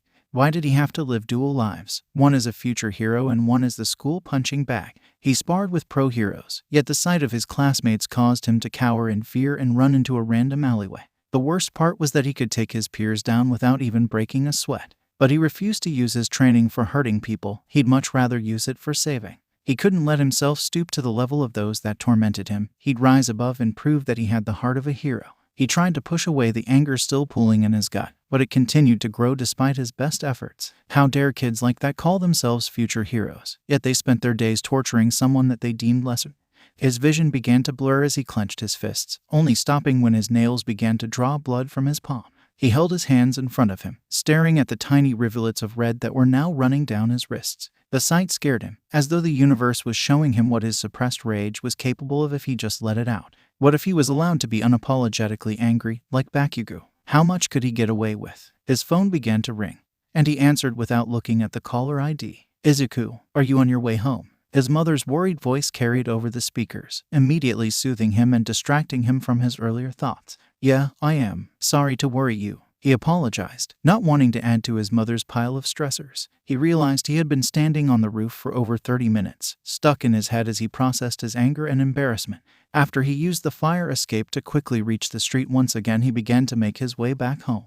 The negative emotions that had plagued him earlier were slowly dissipating, but he still felt on edge as he approached his street. His mom, and the rest of the family, would immediately see through his facade if he didn't try to calm down and get out of his head. When he walked in the house, he found it mostly empty. And when he checked his phone, he realized he had missed a text from his mom saying that she was headed to the store to pick a few last-minute things up. He began to ascend the stairs to his room, but noticed Keigo and Dabi on the back porch. His curiosity was piqued, especially when he saw Keigo's feathers standing straight up and the blush covering the spaces between the light pink burns on Dabi's face. He used his stealth training to ascend the stairs without being noticed, making his way towards his window and opening it just enough to hear what was happening down below. He had never been more grateful that his room was positioned to face the backyard. Izuku settled in, ready to snoop in on the men's conversation. "So, what did you want to talk about?" Dabi asked shyly, a tone that Izuku had never heard from his brother before. Keigo's eyes were on the ground, but he looked up as soon as Dabi spoke. His expression made it seem as though he had forgotten Dabi was even there. "What?" Keigo's voice cracked and his wings twitched, causing Izuku to groan internally at the train wreck in front of him. He had an idea of what was happening. And while he was very grateful, it was unbearable to watch these two fumble through a confession like this. Dabi shifted on his feet, clearly trying to figure out what to say. You asked me to come out here with you," he finally responded. "Oh," Keigo spoke abruptly, like he finally remembered why they were there. "Yes, you true." The blonde immediately stiffened, but a small chuckle escaped from Dabi's throat at the other hero's fumbling of words. "Do you mean that I'm right?" he asked, some of the nerves melting from his voice as he chuckled once again at the embarrassed blush forming on Keigo's cheeks. The silence between them was a little less awkward, but Izuku still wanted to run down there and force them to actually talk to each other. Keigo seemed to finally gain some courage after a few moments, and he planted his feet firmly on the ground before taking a deep breath and locking eyes with Dabi. "I do have something I wanted to ask you," he said confidently, and Izuku was a little proud that he had finally gotten his shit together just a bit. Dabi stared at the blonde expectantly, and Izuku held his breath as he waited for Keigo to get it over with already. Would Al gonna date with him? He rushed out, his words barely understandable. Izuku face-palmed, unable to believe this was the confident top 10 hero he watched defeat villains and sweet-talk civilians on a daily basis. "What?" Dabi deadpanned, his brows furrowed with confusion as he tried to piece out what Keigo was trying to say. Keigo took another deep breath and straightened his posture. "Would you go on a date with?" "Yes," Dabi blurted before the other man could even finish. They stared at each other for a long moment, both processing what just happened. "Okay, cool," Keigo responded. not making any effort to continue the conversation further. Cool, Dabi said quietly, the blush on his face intensifying just a bit. The two men made their way back into the house as Izuku heard his mother's car pull up into the driveway. He shut his window and screeched into one of his pillows, unwilling to believe what he just witnessed. They didn't even decide what they were going to do for a date. He knew he'd have to deal with their awkwardness for the rest of the day, especially when they all sat together for dinner. No, he wasn't going to deal with this anymore. He pulled out his phone, sending a quick text to his mom as he began making his way downstairs to help her prepare for dinner. Hopefully she would see it before she got into the house, so they could get their plan started sooner rather than later. If these two idiots couldn't figure things out on their own, he would have to take things into his own hands. We stand in Midoriya in this house. Bro, Mom, do I have permission to murder Izuku? Mama Midoriya, I do not condone murder, but maybe the two of you can work it out through a spar. Green Gremlin, Mom. Green Gremlin, you came up with the plan. Chicken Nugget, that may be the case, but Inko is also an angel who can do no wrong. Angry Rabbit, strongly agree. Bro, don't think I forgot about you, giggling and adding commentary. Rumi. Angry Rabbit, and what are you going to do about it? Chicken Nugget, hey now, let's not get out of hand. We don't need the cops called on us again. Zoom Jr. It is very honorable that you are sticking up for your romantic partner, Keigo. Mini Sleepy, Elmao Keigo is hiding under his wings in the living room right now. Chicken Nugget, shut up. Zoom. All the kid did was force you two to actually plan a date instead of staring at each other across the table like two lovesick teenagers. NY Quill, and when was the last time you had a date? Sonic. Uncle Loud, NEM. Uncle Loud, you can't just say that. Ronald McDonald, she can and she did. Rat God, I truly enjoy these conversations. They give me such an interesting view into how the human mind works. Dirt, I really don't like how that sounds. Uncle Sleepy, me either. Green Gremlin, there is nothing wrong with using this chat as a social experiment. It's science. Pink Gremlin, I agree. Zuku, we also have so many test subjects for our babies. Denim Man, I wish you children would change the words you use to describe your inventions, for my sanity. Iha, agreed. Green Gremlin, so, Isamu. Now that Keigo finally asked Dabi out, does this mean you'll be asking my mom out soon? Mama Midoriya, Izuku Midoriya. Green Gremlin, I have made a grave mistake.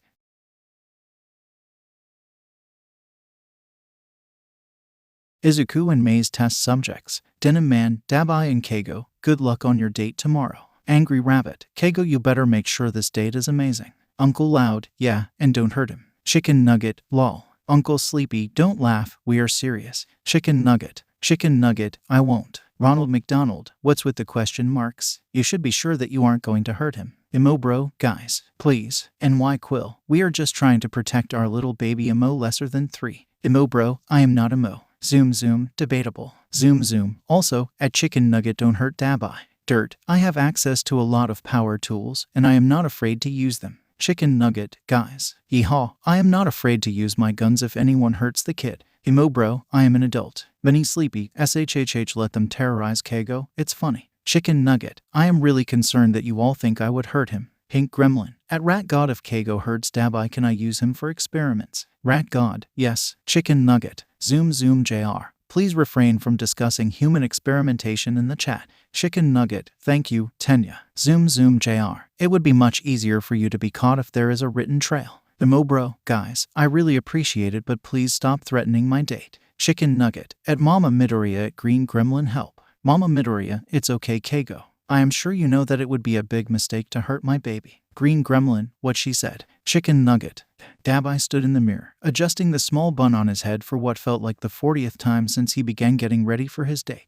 The green locks were giving him a tough time, naturally, but they finally looked purposefully messy. He touched the burns on his face self-consciously, trying to remember the encouraging words his mom had spoken over the years. She also insisted that Keigo clearly liked his scars, since he was clearly interested in him enough to ask him out. Mike and Izuku had helped him pick out an outfit last night, consisting of black jeans and a gray crewneck sweatshirt with a black button-up underneath. His uncle had helped him put on a bit of eyeliner that morning, insisting that it would accentuate his eyes. He had wanted to get Izuku's opinion once he was ready, but the boy had left with Mei a few hours ago to put the finishing touches on the electric whips that they had been working on.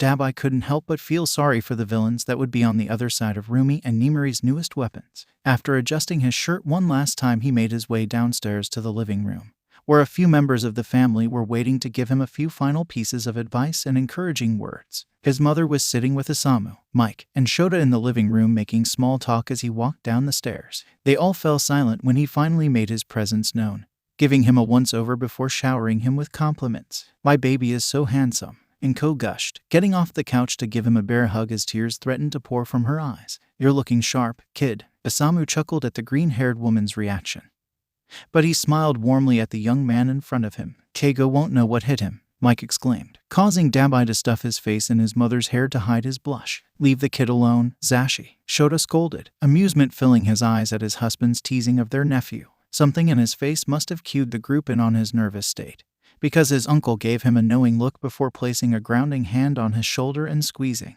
"You'll be all right, kid," Shota comforted, and Dabi relaxed just a bit. As soon as he was beginning to feel his nerves melt away, there was a knock on the door, causing his heart to hammer in his chest. It was a little strange to hear Keigo knocking on the door of a house he had a key to, but it also showed that he was trying to make this a proper date. Isamu went to open the door, falling into a natural role as the father figure scoping out his kid's date. Dabi couldn't help but grin at the sight, once again wondering when the man would actually start courting his mom. His thoughts were immediately interrupted when Keigo walked into the living room with 2 bouquets of flowers, looking more nervous than Dabi had ever seen him. The blonde was wearing a dark red button-up shirt with a dark blue jean jacket and black pants, with his wings expertly hidden underneath his layers. He had emphasized his naturally lined eyes with even more eyeliner, and Dabi couldn't help but wonder if Rumi helped him choose his outfit and get ready for the day. "Hi," Keigo said reverently, giving Dabi a slow once-over that made his cheeks burn and his heart skip a beat. "Hi," Dabi replied smartly, still staring at the hero in front of him with a dropped jaw and appreciative eyes. Inko mercifully stepped in to break the awkwardness, walking over to Keigo and gesturing to the flowers in his hands. In one hand he held an arrangement of dark red roses wrapped in black paper, in the other he held a bouquet of multicolored carnations. "Keigo, these flowers are so lovely," Inko complimented, clearly trying to lead the blonde to the next part of the courting process. Dabi held his breath as he watched Keigo turn to his mother before hesitantly holding out the carnations. "These are for you, Ms. Midoriya." His voice cracked a bit with nerves, but Inko simply smiled as she took the offered bouquet. "They are beautiful, sweetheart." She pushed her nose into them, taking in the floral scent before looking back up. "Thank you." Keigo then turned to Dabi, who was hoping that no one in the room could hear the pounding of his chest as he watched his date hold out the beautiful roses with a small blush on his cheeks. "These are for you, Dabi." His hands reached out unconsciously, and he felt like he was watching the entire interaction from far away as he pulled the flowers close to his chest. "Thank you," he muttered in bewilderment before copying his mother's actions and smelling the flowers. The 2 men stood there for a few long moments, seemingly unsure of what to do next. Once again Inko rescued them from their own awkwardness, stepping up to wrap her arm around Dabi's. "Let's go put our lovely flowers into vases, honey." She pulled lightly on his arm and he followed obediently, leaving the living room as his mother pulled him into the kitchen. As he watched the woman pull out 2 colorful vases and begin filling them with water, he felt himself relaxing once again. "Remember, honey, it's just Keigo," she advised as she handed him his vase and began unwrapping her own bouquet. "You 2 have known each other for so long now. This isn't that different from the 2 of you hanging out like before." She carefully began placing flowers in the vase as Dabi mirrored her actions. His mother's words rang through his head, reminding him of the years of shared history between him and his date. They had hung out alone together so many times. What made this any different? Now that their feelings were out in the open, it seemed like this should feel even more relaxed and natural. His rapidly beating heart calmed as he finished placing the flowers into their new home. "Thanks, Mom." He looked up at the woman with a grateful smile, and she winked at him before gesturing towards the living room.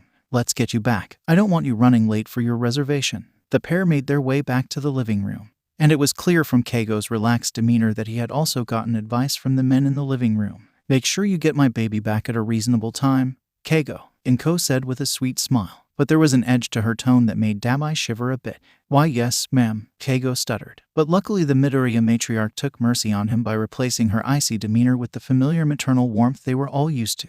"You 2 have fun, okay?" She kissed Dabi's cheek as she walked by, officially dismissing them to begin their date. Inko and Izuku had planned everything out, making reservations at a fancy new restaurant downtown and buying them tickets for the latest action movie later on. It was the perfect first date, according to his mother and brother. They even made sure to get them a private room at the restaurant, making it less likely that they would be recognized by the public.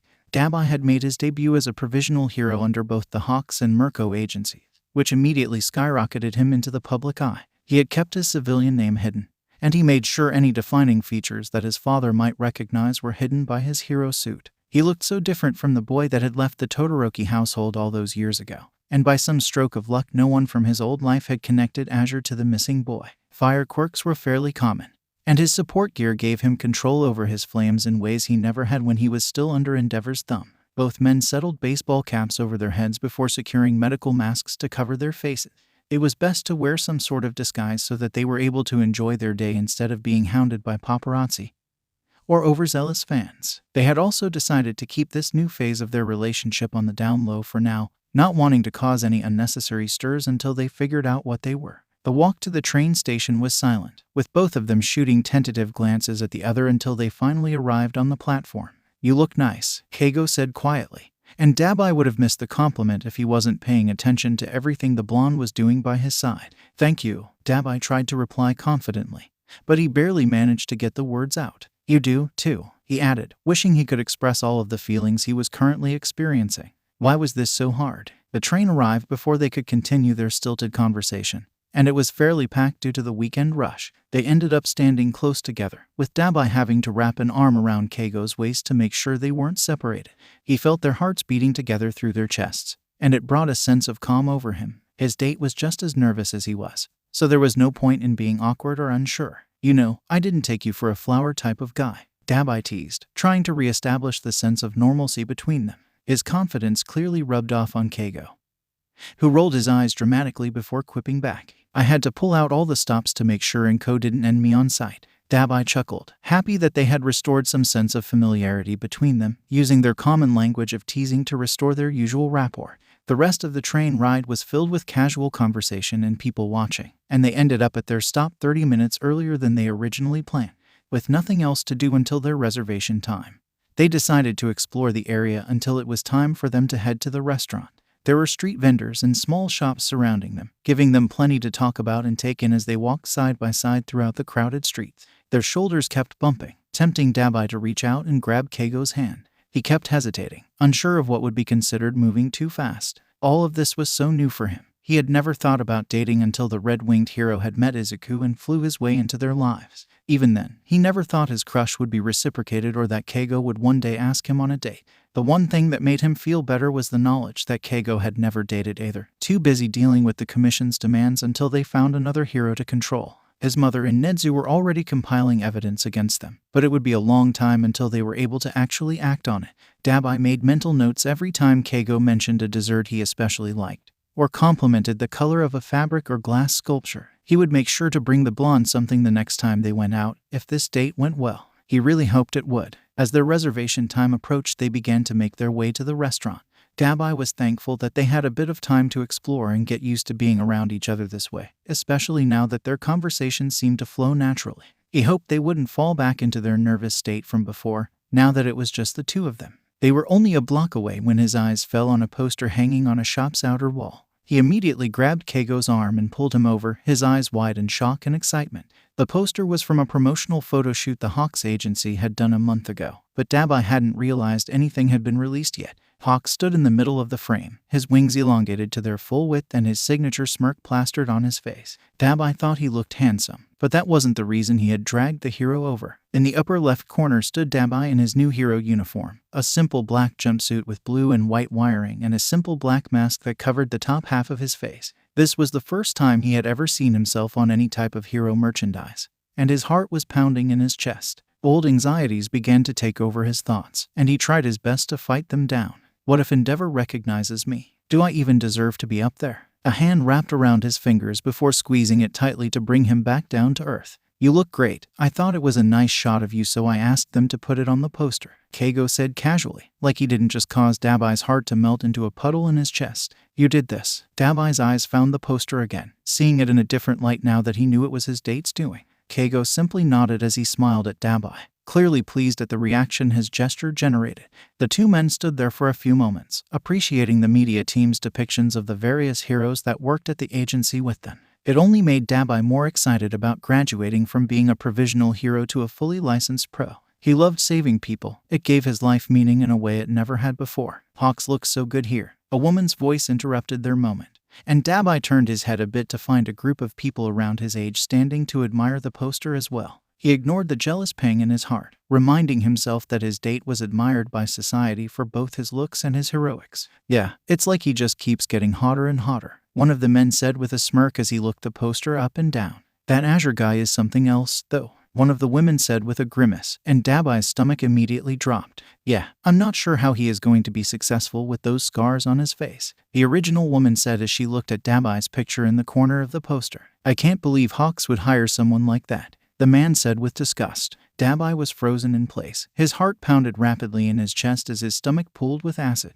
He couldn't move, couldn't even react as he overheard the group make more comments about his appearance and marketability. He was so stuck in his own thoughts that he didn't notice Keigo tensing next to him, glaring harshly at the group as they continued ridiculing Azure and praising Hawks. He barely registered Keigo ripping his hat and mask off before standing between the group and the poster, staring them down like they had committed some heinous crime right in front of him. Shut up, now, he commanded, immediately grabbing the attention of everyone surrounding them. Dabi's breath caught in his throat as he watched Keigo fuming in front of him, clearly trying to restrain himself as he confronted the civilian. Azure is an amazing hero in person, the blonde gritted out, causing those closest to him to back away a few steps in shock. You say you don't know how he could be successful as a hero because of his looks, Keigo exclaimed, his glare deepening as he reflected on the group's earlier comments. Despite the fact that he is gorgeous, he is also one of the most passionate and hardworking heroes I have ever had the pleasure of working with. Dabi blushed at the compliment, his eyes darting between the gathering crowd and his date. I think you all should really get your eyes checked, and maybe reevaluate your idea of what a hero is, Keigo shouted, but his eyes widened a bit when he realized how many people had gathered around them. He looked to Dabi, panic evident in his eyes as people began to shout questions at the winged hero.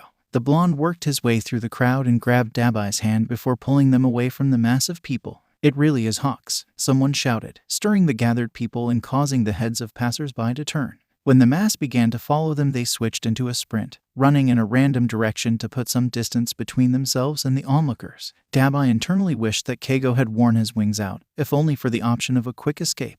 The crowd seemed set on catching up to them, and a surprising number of people kept up with their fast pace. After a few blocks, they turned a corner abruptly, ensuring that their chasers lost sight of them for a few moments. Over here, a woman's voice rang out, and they turned to find one of the shop owners waving them inside. The shouts of the crowd got closer, and there seemed to be little choice but to enter the safety of the small restaurant.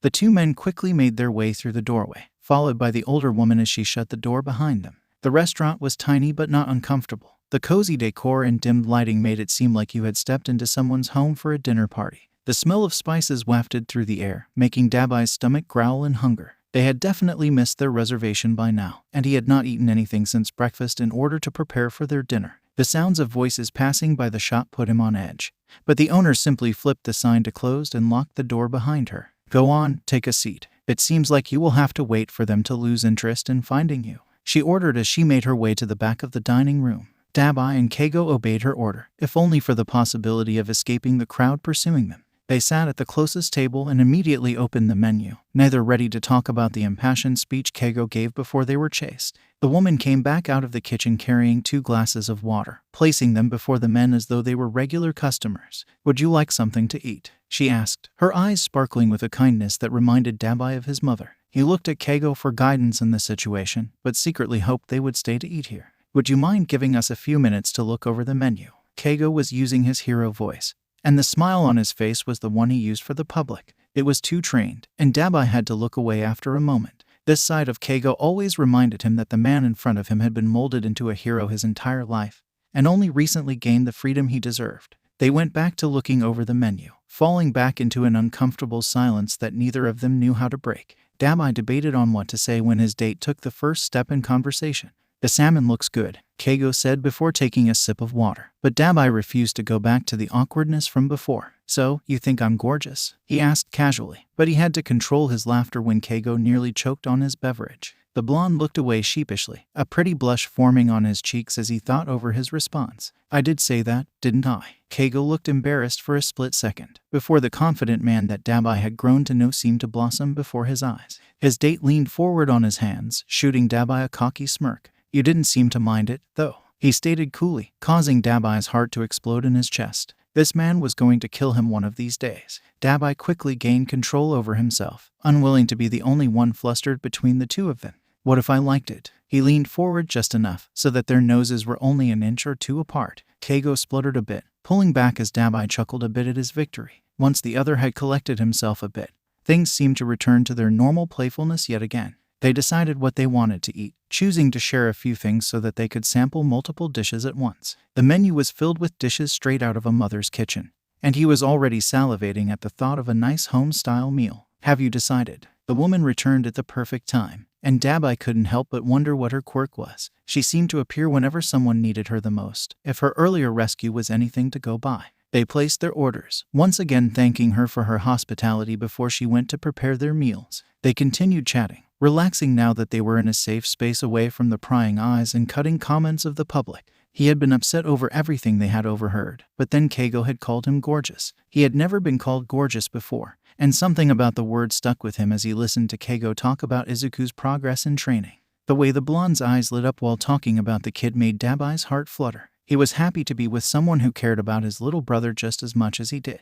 The food came out quickly, plates loaded with meat and veggies paired with rice and stews. Dabi's stomach growled as everything was placed in front of them, and Keigo seemed to be salivating at the sight of their meal. Please enjoy. The woman smiled warmly before disappearing once again into the kitchen. The pair dug into the food immediately, distributing the food so that they each got to try the various dishes in front of them. They were so focused on satisfying their hunger that they didn't even speak until the plates were empty, both of them full to the brim from the delicious meal. That had to be some of the best food I've ever had in my life, Keigo said as he slumped back, a wide smile on his face. We have to take the family here sometimes. Mom would love this place. Dabi closed his eyes, relaxing now that he had eaten. Finished? The woman reappeared, smiling down at the empty plates as she began to clear them. Yes, it was delicious. Thank you again for rescuing us and being such a gracious host. Keigo smiled, his expression genuine instead of the trained one he used during hero work. It's the least I can do for the heroes that saved me. She winked and returned to the kitchen before either man could process her statement. They locked eyes across the table, wearing matching expressions of confusion. Do you recognize her? Dabi finally asked, searching his mind for the woman's face. They had been on so many missions since he got his provisional license. It was hard to keep track of all of the rescues he had made. Keigo shook his head, clearly trying to do the same as they waited for her to return. Dabi was secretly wondering how she could recognize him outside of his hero uniform. But his scars were probably what gave him away. He normally covered them with a mask or makeup when he went out, but his mom had convinced him to let them be for the night. She came back out with 2 plates of cake, smiling at their curious expressions as she set them on the table. Do you remember the villain attack on the hospital a few weeks ago? She asked patiently, waiting for realization to fill the hero's eyes. Dabi specifically recalled carrying patients out of the burning building on his back, watching as Keigo carried people out of the upper windows. You were there. Keigo suddenly sat up, looking her over for injuries as though the attack was recent. I was. And this young man here carried me out before the room I was in burst into flames. She put a hand on Dabi's shoulder, and he stared at her with wide eyes as recognition filled his mind. He had never met anyone he had saved before, although he had seen the other heroes in his family get stopped on the streets when grateful citizens recognized them. He remembered a woman clutching onto him as they rushed through the door of the hospital. She patted his cheek after he helped her onto the back of an ambulance, thanking him profusely as he began to walk away. He suddenly recalled that she had recommended he visit her restaurant, but the offer had fled his mind as he ran back into the burning building. I'm sorry I didn't recognize you before, Dabi said shyly, embarrassed that he hadn't recognized her until this moment. She squeezed his shoulder as Keigo chuckled at his date's sheepish expression. It's okay, dear. I'm just happy the universe brought you two here so that I could properly thank you. Now, eat up. She gestured to the desserts in front of them before turning to walk away. Wait, we never got your name, MS. Keigo interjected before she could return to the kitchen. You can call me Grandma Hazuki. She introduced herself, making a point to not ask for the men's real names. Dabi was glad she respected their boundaries. Most civilians wanted all of the information they could have on the pros that were in the spotlight each day. They glanced at their plates, choosing not to mention the heart-drawn and red icing on their cake slices. The few sips of tea they had each taken had helped them digest a bit of their meal, leaving just enough room for the delicious sweets in front of them. I feel like Izuku is going to adopt a new grandmother when we bring everyone here, Keigo said offhandedly, causing Dabi to laugh and almost choke on the bite of cake in his mouth. I think we can take credit for adopting her. Thank you very much, Dabi said with a shit-eating grin. But he was excited for everyone to meet the kind woman that had saved their first date. After they had finished up, Grandma Hazuki refused any type of payment from them. They tried to insist, but finally settled on promising her they'd bring Izuku and Inko there soon. They said their final goodbyes, already missing the welcoming energy of the small restaurant as they began their journey down the sidewalk. They had been in the restaurant for much longer than expected, and they were too far from the theater to make it in time for their movie. It seemed that their original plan for the night was being completely thrown out the window, and it was time for them to improvise yet again. As they walked down the sidewalk to find something else to do for the rest of the night, they gravitated towards each other. After their shoulders brushed for the 10th or so time, Keigo reached out to grasp Dabi's hand in his. The street was fairly empty, and the blonde stopped them at a corner before turning to the taller man with a serious expression. "You know I meant everything I said back there, right?" His eyes were earnest, pulling Dabi in for a moment before he was able to process the words spoken to him. His heartbeat was pounding in his chest, and he was unable to form any words in response. He simply nodded, although his insecurities were trying to convince him that Keigo was lying to him. He looked away so that the other man wouldn't be able to see the uncertainty in his eyes. "Dabi, look at me," Keigo said firmly, giving his hand a squeeze as he waited patiently for Dabi to comply. His eyes hesitantly rose to meet those golden orbs that had stolen his heart, and his stomach flipped at the affection radiating from the other man's eyes. Before either of them knew it, their faces were only an inch or so apart. "You're gorgeous," Keigo stated firmly, his conviction almost convincing Dabi that the words were true. Their faces drifted closer together, and Dabi distantly realized that he was about to have his first kiss. He pushed his racing thoughts to the back of the mind, unwilling to let his anxiety ruin this moment for him. His lips were about to brush Keigo's when a loud crash rang out from an alleyway nearby. They jumped apart, their senses alert as they turned to the dark alley to check where the noise was coming from. To their relief and mild frustration, it was just a stray cat that had jumped onto an overturned trash can. Keigo let out an airy chuckle at their misfortune, and neither man knew how to recreate the moment that had just been interrupted. Dabi simply reached out to grasp the blonde's hand before continuing their trek down the sidewalk, hopeful that they would be able to finish what they had started later in the night. They passed by restaurants and small shops, the streets getting busier and busier as they returned to the main part of the shopping district. A neon sign in the distance caught their attention, their faces breaking out into large grins as they found the perfect activity for the rest of their date. Keigo bumped his shoulder into Dabi's, his golden eyes reflecting the string lights hanging around them. "I'll race you," he challenged, his tone giddy with excitement. Dabi couldn't refuse him, especially when there was a challenge to be won. "You're on." Dabi smirked as they readied themselves, keeping their eyes out for any civilians or blockages in their path. Once they were both ready, they began counting down together. 1, 2, 3, then they were off running, both men laughing at themselves as they made their way closer to their destination. The race was fairly even, both of them taking the lead every few seconds as they gained on the finish line. Dabi was about to secure his victory when a red feather hit him in the face, stopping him in his tracks and almost causing him to trip over his feet. "I win," Keigo announced proudly. Dabi ripped the feather from his face with a scowl and pointed it at his date. "You're a cheater," he exclaimed, but his anger was mostly for show as he joined Keigo at the entrance of their destination. "Let's see how he likes it when I beat him at every game," Dabi thought to himself as they entered the multicolored space. He looked up at the sign one last time with a mischievous grin. "Dave's Arcade. It's not cheating, it was just strategy," Keigo pouted, crossing his arms over his chest as they made their way to the counter to get coins for the games. The lights and sounds of the arcade caused adrenaline to start pumping through his veins, and a familiar sense of competitiveness began to overcome him. Neither of the men had been able to go to arcades as a kid, but had grown to love them over the years of taking Izuku and the other kids to various arcades throughout the area. It was nice to escape the stresses of life for a few hours, your only focus being who was able to collect more tickets or win more games. They filled a large bucket with coins, making sure to grab an extra one for the mountain of tickets they were hoping to collect. "Where to first?" Dabi asked as he scanned the area for anything that caught his interest. Keigo suddenly grabbed his hand and pointed in the distance, where an air hockey table sat waiting for them. "Think you can beat me, Birdie?" Dabi asked cockily, confidence filling him for once. "Let's find out, hot stuff." Keigo winked, causing Dabi to lose his cool for a moment before he pulled them to the table.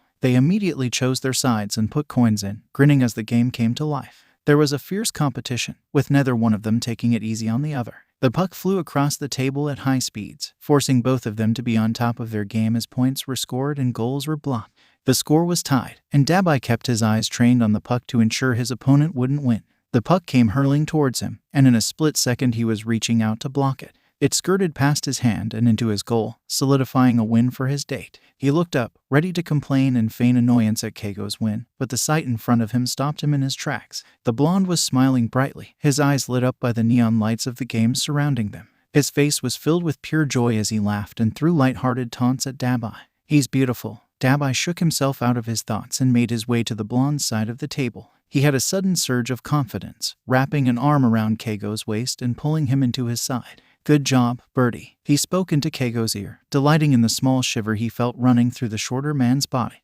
"Let's find something I can beat you at." Dabi turned them around and began walking towards the rest of the games. They spent hours in the arcade, even though it was crowded with families and teenagers enjoying a night out. No one recognized them in the dim lighting of the arcade, but they made sure to put their masks on if anyone got too close to them. They did not want a repeat of the incident from earlier, especially now that they had finally gotten more comfortable with each other. The men played every game that piqued their interest, from racing simulators to the basketball shootout. Their pile of tickets was growing too large for their singular bucket, and they began transferring coins into their pockets so that they could use the second bucket for the massive winnings. Once they had run out of coins, they decided it was time to spend their tickets on a few prizes. "I think we should get the Hawks plushie." Keigo's eyes sparkled with humor as he pointed at the giant plush hanging from the ceiling above the prize counter. Dabi eyed the stuffed rendition of his date warily, trying to imagine how difficult it would be to get it home on the train. "I think we should get squishy hands so that we can throw them at Izuku when he is being a brat." Dabi pointed to the container of sticky toys underneath the glass, already imagining the look on Izuku's face when he hit him in the forehead with one of them. Their light-hearted banter continued for a few minutes, trying to decide the best way to use their winnings. They had arrived at an impasse, but Keigo's eyes suddenly lit up as he spotted something in the distance. He pulled on the sleeve of Dabi's shirt and discreetly pointed towards the end of the counter. "Dabs, look at that kid's shirt," the blonde said with a wide smile. Dabi's gaze followed the direction of his date's pointed finger, and when he saw the little boy, his heart began hammering in his chest. The kid looked around 6 or 7 years old, barely able to see above the counter as his parents pointed at the various toys he could use his small handful of tickets to get. His arms and the left side of his face and neck were covered with burns that couldn't have been more than a few months old. He was wearing a black t-shirt with blue flames on the sleeves, but it was the front of the shirt that brought tears to Dabi's eyes. In the middle of the boy's chest was a rendition of Dabi in his hero uniform, looking like he was ready for battle. Azure was written in bright blue and white letters underneath his image. There was no official Azure merchandise out, so the shirt must have been custom made. Dabi stood there staring for a few moments until Keigo nudged him and gestured towards the buckets of tickets in front of them. Dabi immediately nodded in silent agreement before wiping the small pool of tears from his eyes. He grabbed the bucket and made his way over to the family. "Excuse me, is it all right if I give your kid my tickets?" Dabi asked quietly, not wanting to bring too much attention to the interaction. He wasn't expecting to be recognized in his civilian clothes, so when the kid's eyes lit up in recognition, he had to hold a finger to his lips. "Azure," the boy whispered, his voice laced with excitement. Dabi smiled, his heart bursting at its seams as he watched the child turn to his parents with a bright smile. The couple was watching the interaction with tears in their eyes, and he had to control himself so that he didn't burst into tears of his own. "Damn those adopted Midoriya genes." Dabi handed the boy's dad the bucket of tickets and knelt down so that he was eye level with him. Up close could see how much time and effort went into the custom shirt, and he couldn't help but wonder who made it. "Can you sign something for me?" the kid asked, his eyes glittering in awe as he gazed at his hero. "Of course, kiddo." Dabi hoped he was doing everything right. He had never interacted with a fan like this before. After signing everything in the kid's backpack and taking a discreet selfie, the boy, whose name ended up with Kihiko, decided to focus his attention on the prize counter. Keigo had now joined them, but he had put his mask on so that he didn't take any attention away from Dabi during his moment. "You know, he was so scared of going outside after he left the hospital," the boy's mother said, her eyes trained on her son as her eyes filled with tears. "Then he saw you standing on the screen with Mirko after a successful fight, and he wanted to know everything about you," she continued, and Dabi's stomach twisted with an unidentifiable feeling. He remained silent, allowing the woman to finish her story. "He kept begging us for Azure merchandise, but there was nothing out there. We ended up having to learn how to make our own." She gestured to the t-shirt, and Dabi was no longer able to control the tears in his eyes. He never thought he'd be able to inspire anyone as a hero, especially not like this. A hand slipped through his, squeezing tightly in a show of support as Keigo stepped next to him. Dabi's inability to speak in the moment must have been obvious, as his date took over the conversation from there. Keigo ended up with their contact information and the beginnings of a merchandising deal using the mom's designs. He also invited the family to tour his agency and spend a day with Azure in the near future. Dabi was able to say a few goodbyes before they parted ways with the family for the night.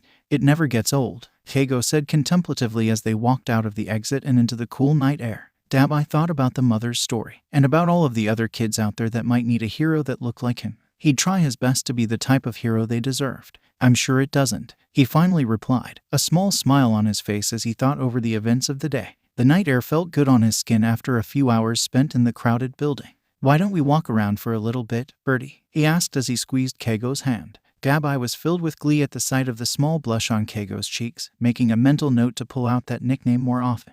The streets were quiet as they walked around, talking about everything and nothing as they clasped each other's hands. There were clouds covering the stars, but the neon signs of shops and restaurants painted the air with artificial stars. Dabi remembered the feeling of Keigo's face only centimeters away from his, and his mind flooded with possibility. He stopped on a corner, positioning them underneath a half-lit sign for a flower shop. You okay? Keigo asked quietly. His golden eyes lit up in various shades of blues and reds. Dabi could count the tiny freckles on his nose from this distance. Something he would surely do another time. His sole focus at the moment was claiming his first kiss. Dabi replied, his eyes trained on the other man's lips. Keigo seemed to realize what was happening, as his eyes began to dart between Dabi's lips and his eyes. Their faces inched closer and closer together, the anticipation of the moment overtaking them both. Dabi swore he could feel the seconds passing by as his eyes fluttered shut, his lips only a breath away from Keigo's. A drop of water hit his eyelid, causing his eyes to flutter open and his movements to stop as more droplets began assaulting his face. Keigo moved back a step before looking up at the sky, which seemed to choose that moment to unleash a torrent of rain that began assaulting them from every direction. Follow me, the blonde yelled, grabbing Dabi's hand and pulling him before the other had time to react. They ran for a few blocks before coming across the park they had passed earlier, and Keigo pulled them through the entrance and up the steps of a nearby gazebo with ease. They were both panting a bit from running in the rain, but before they knew it, laughter overtook them both. It seemed the universe did not want them to have their first kiss tonight. Dabi felt like he was soaked down to his bones. His clothes and hair stuck to his skin uncomfortably as he bent over with laughter. Hanging out with the Smile Hero had taught him that the best way to get through life was to find joy in the bad moments.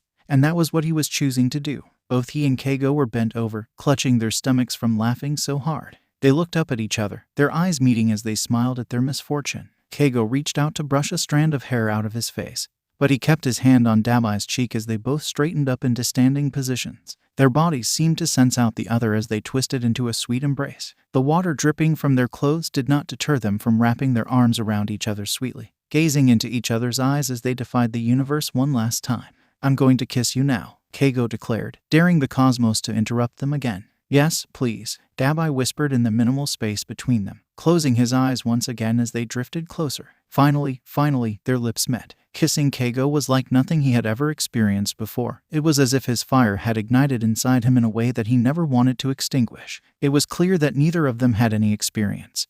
But it didn't matter when the other man was so impossibly close. He could stand there forever, kissing that beautiful man in a gazebo while the entire world flooded around them. Izuku adjusted his bow tie as he and Mei made their way into the living room, where everyone was waiting for their presentation to begin. The lights were low, creating a dramatic effect as the two inventors stepped in front of their audience. Mei pressed a button on her bracelet, causing a spotlight to appear on the pair as they gestured towards the display between them. Welcome to the first presentation of Hatsume and Midoriya Industries, Mei spoke dramatically, and her announcement was rewarded with enthusiastic applause from the group gathered before them. It was Izuku's turn to speak and to introduce their newest invention. May I introduce our latest invention, the multifunctional whip made with every hero in mind, the villain cracker. The drape over the display dropped, revealing a dozen or so whips with different functions and capabilities.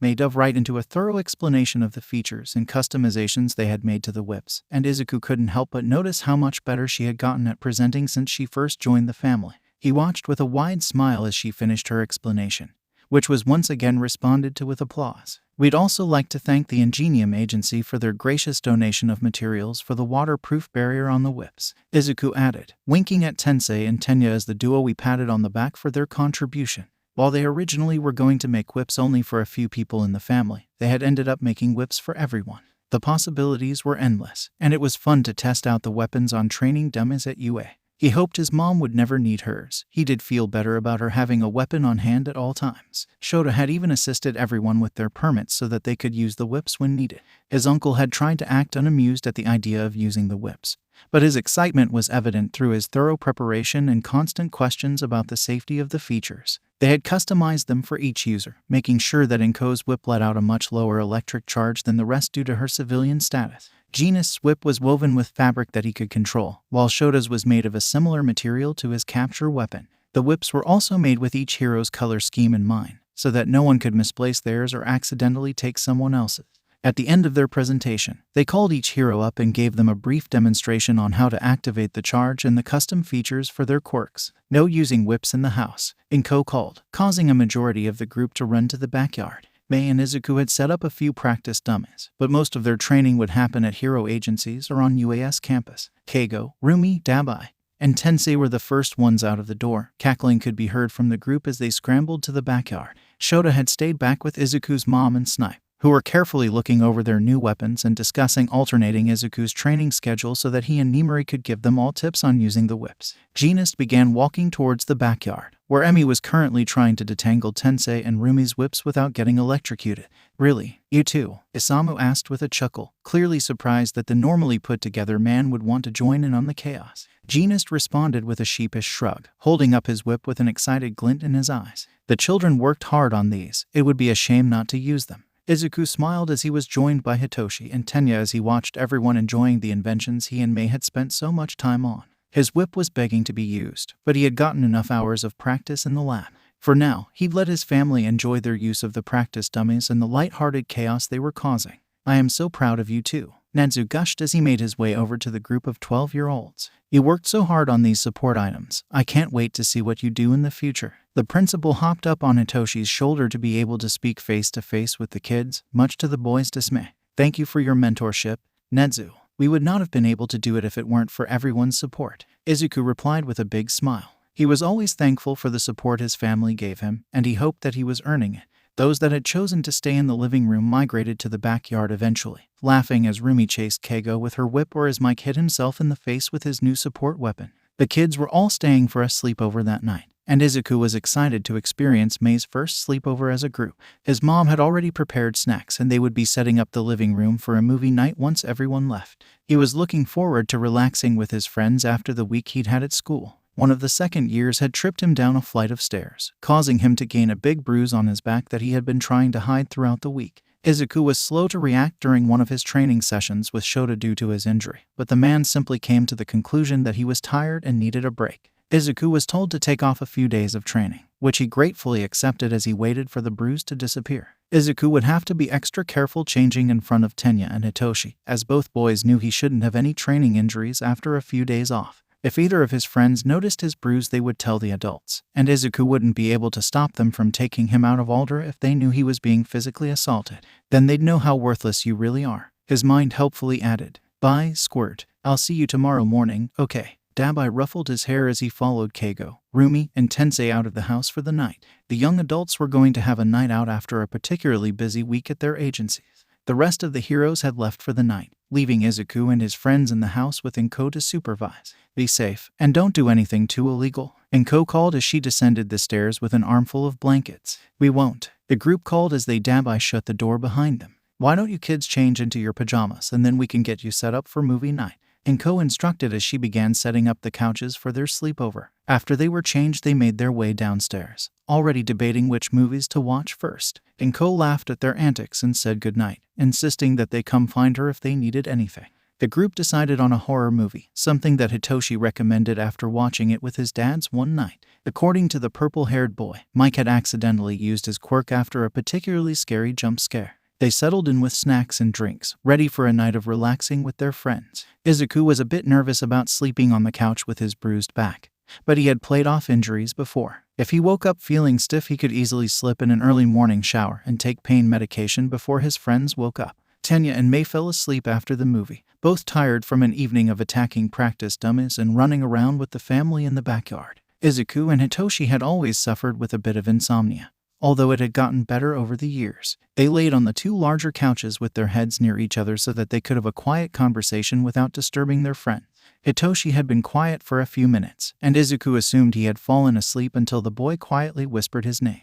"Izuku, you still up?" He twisted his head so that he could hear the purple-haired boy without disturbing Mei and Tenya. "Yeah, Toshi, you okay?" Izuku whispered back, curious to see what his friend wanted to say. "Do you ever think about how lucky we are?" Hitoshi asked as he stared up at the ceiling, and Izuku didn't have to ask him to clarify what he meant.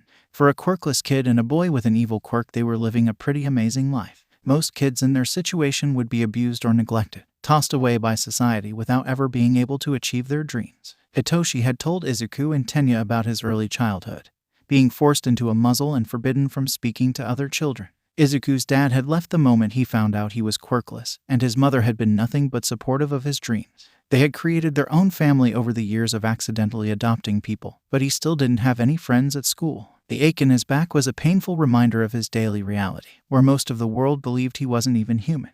"Yeah, we are lucky," Izuku responded half-heartedly, his mind reliving all of his most painful moments, losing his childhood friend, who went from Kaken to Bakugo, the taunts from his teachers, the physical abuse from his peers. "Do you ever think about the other kids? The ones like us?" Hitoshi's question broke Izuku out of his thoughts. He was the only quirkless kid that he knew, but there were kids at Alder with less than favorable quirks like Hitoshi. He had seen a girl with a knife-based quirk getting harassed in the hallway just a few days ago. "Of course I do," Izuku responded quickly. He was constantly thinking about other quirkless kids, the ones that needed someone to stand up and fight on their behalf. It was why he wanted to be the first quirkless hero, to prove that they weren't less than those born with powers. "We should talk to our parents about trying to do more community outreach to kids like that. I'm sure if everyone in our family put their minds together, we could really make a change." Hitoshi's voice was wistful, like he had imagined this idea over and over again. Izuku thought it was a good idea in theory, but wouldn't it make it seem like he and Hitoshi were charity cases?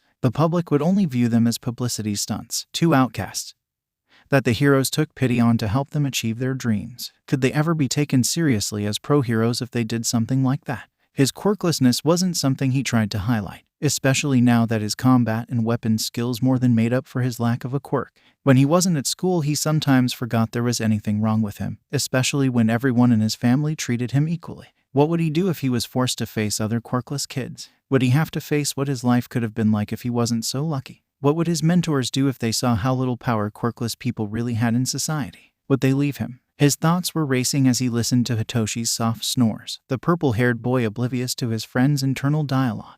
Izuku came to a conclusion as he felt his eyes grow heavy and sleep finally began to overtake him. He would never tell his mom what was really going on at school, and he'd tried to discourage Hitoshi from doing anything until they were at least at UA and had established themselves as heroes in training.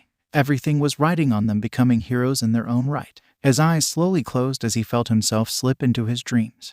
Izuku woke up to the sound of his friends chatting and the smell of food wafting in from the dining room. He tried to sit up, but a sharp pain in his back made him flop back down and wince in agony. Sleeping on the couch really wasn't a good idea, but there was no way his mom and friends wouldn't question him if he slept in his own bed during the sleepover. After taking a few steadying breaths, he forced himself off the couch, wincing in pain as he straightened up into a standing position. He made his way to the dining room, taking a seat next to Mei as he tried to mask his pain. "Morning, Zuku," Hitoshi grunted, taking a sip out of the mug of coffee he was clutching to his chest like a lifeline.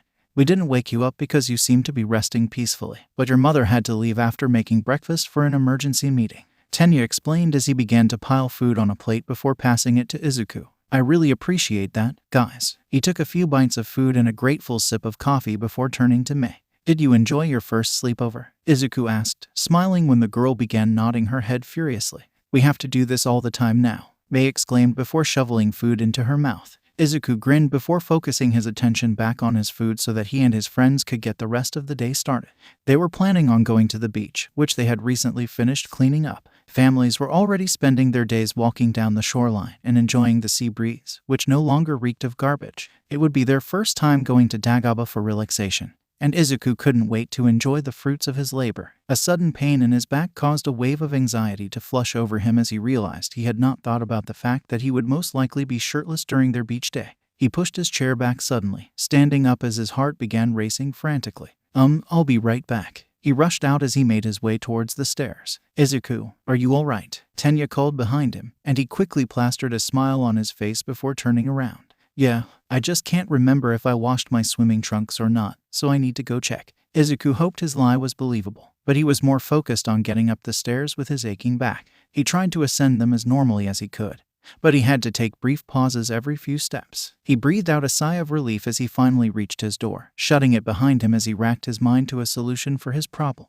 He could always lie and say he had been researching skin cancer recently and he was wearing a shirt to reduce his risk of sun damage. It wouldn't be the strangest thing he had ever done. He could also pretend to fall and act like the bruise was new, depending on its coloring. He tore his sleep shirt off as he made his way towards his mirror, turning around so that he could view his back and assess how fresh the injury looked. The bruise was a mix of dark blues and purples. There was very faint yellowing around the edges, but he could always brush off any suspicions. Just as Izuku was planning how he could safely fall down the stairs without further injury, the door opened, causing him to desperately try to throw his shirt on before anyone saw his bruised back. His efforts were futile. Izuku. Hitoshi's voice cracked as he stared at his friend with a horrified expression. Izuku finished pulling his shirt over his head as he tried to come up with a plausible excuse for his injury. Before he could think of anything, Hitoshi entered the room and strode towards him. "Who did this to you?" Hitoshi asked quietly. And Izuku felt guilty when he saw the tears in his friend's eyes. Izuku shuffled, unsure what he could say in this situation. "Why did you follow me up here?" he said, trying to distract Hitoshi from what he just saw. "I what?" Hitoshi looked at Izuku like he had grown a third eye. "I mean, you followed me." Izuku tried to sound annoyed, desperately hoping his friend would drop the topic and move on. "Your back is bruised up like someone beat you and you're worried about me following you," Hitoshi practically yelled, his tone starting to grate on Izuku's nerves. "I'm fine," Izuku seethed, his anger getting the best of him. "You're not fine. Who did that to you?" Hitoshi stared him down, clearly awaiting an answer that wasn't coming. The purple-haired boy's eyes suddenly widened, and his face paled as he seemed to come up with an explanation for Izuku's injuries. "Did one of the adults do that to you?" Hitoshi asked quietly, tears continuing to stream down his face. Izuku's chest tightened at the accusation, and he couldn't believe Hitoshi would dare insinuate something like that. "What the hell? No, it wasn't anyone in the family." Izuku tried to push past his friend to get to the doorway, but Hitoshi grabbed his arm. "Then who was it? You have to tell someone," Hitoshi pleaded. "I just fell at school, okay? Why are you being such a freak?" Izuku yelled, finally at his breaking point. He just wanted to be left alone. No one else needed to be involved. "That's a lie and you know it." Hitoshi raised his voice to match Izuku's. "What do you want me to say? That I'm weak and need everyone's protection?" "I don't need anyone's help," Izuku screamed, once again trying to get away from Hitoshi. The pair didn't even notice when Mei and Tenya stepped into the doorway, matching looks of concern on their faces as they tried to figure out what was going on. "Of course not. But you need to tell your mom so she can get that place shut down."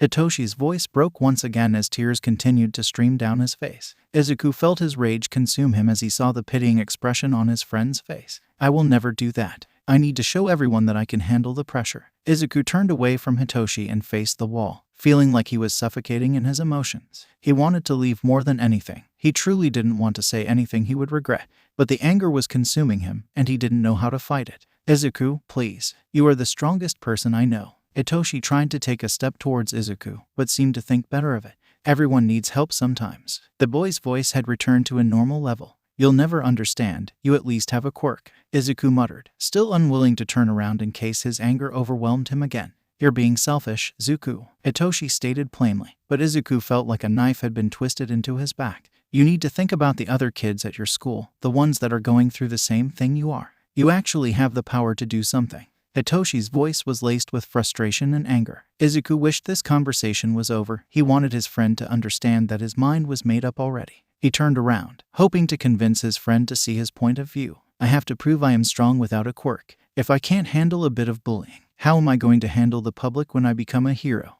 Izuku felt like he was pleading. He desperately needed Hitoshi to understand his reasoning. Instead of understanding, though, it seemed like Izuku's explanation only worked to anger his friend even more. "You know being a hero isn't about the quirk, right?" Hitoshi let out a shuddered breath before continuing. "It's about saving people. But I guess you forgot about that, huh?" He sent a withering glare at Izuku before turning and walking towards the door. Tenya and Mei were standing in the room, both shifting awkwardly. It was clear they both were unsure about how to intervene in the situation. Right before Hitoshi stepped out of the room, he paused in the doorway and turned his head towards Izuku. "Let me know when you remember that." Hitoshi sucked his teeth and left the room, and Izuku listened silently as he heard his friend walk down the stairs with finality. Tenya and Mei stood frozen for a few moments before turning to Izuku with concern in their eyes. "Izuku, surely you and Hitoshi can work to understand each other on this. I am sure it will blow over in no time." Tenya moved towards him, but he held his hand up. He was trembling where he stood, unable to tell if it was from anger or devastation. Memories of Bakugo and his other childhood friends pushing him away began to flash through his mind.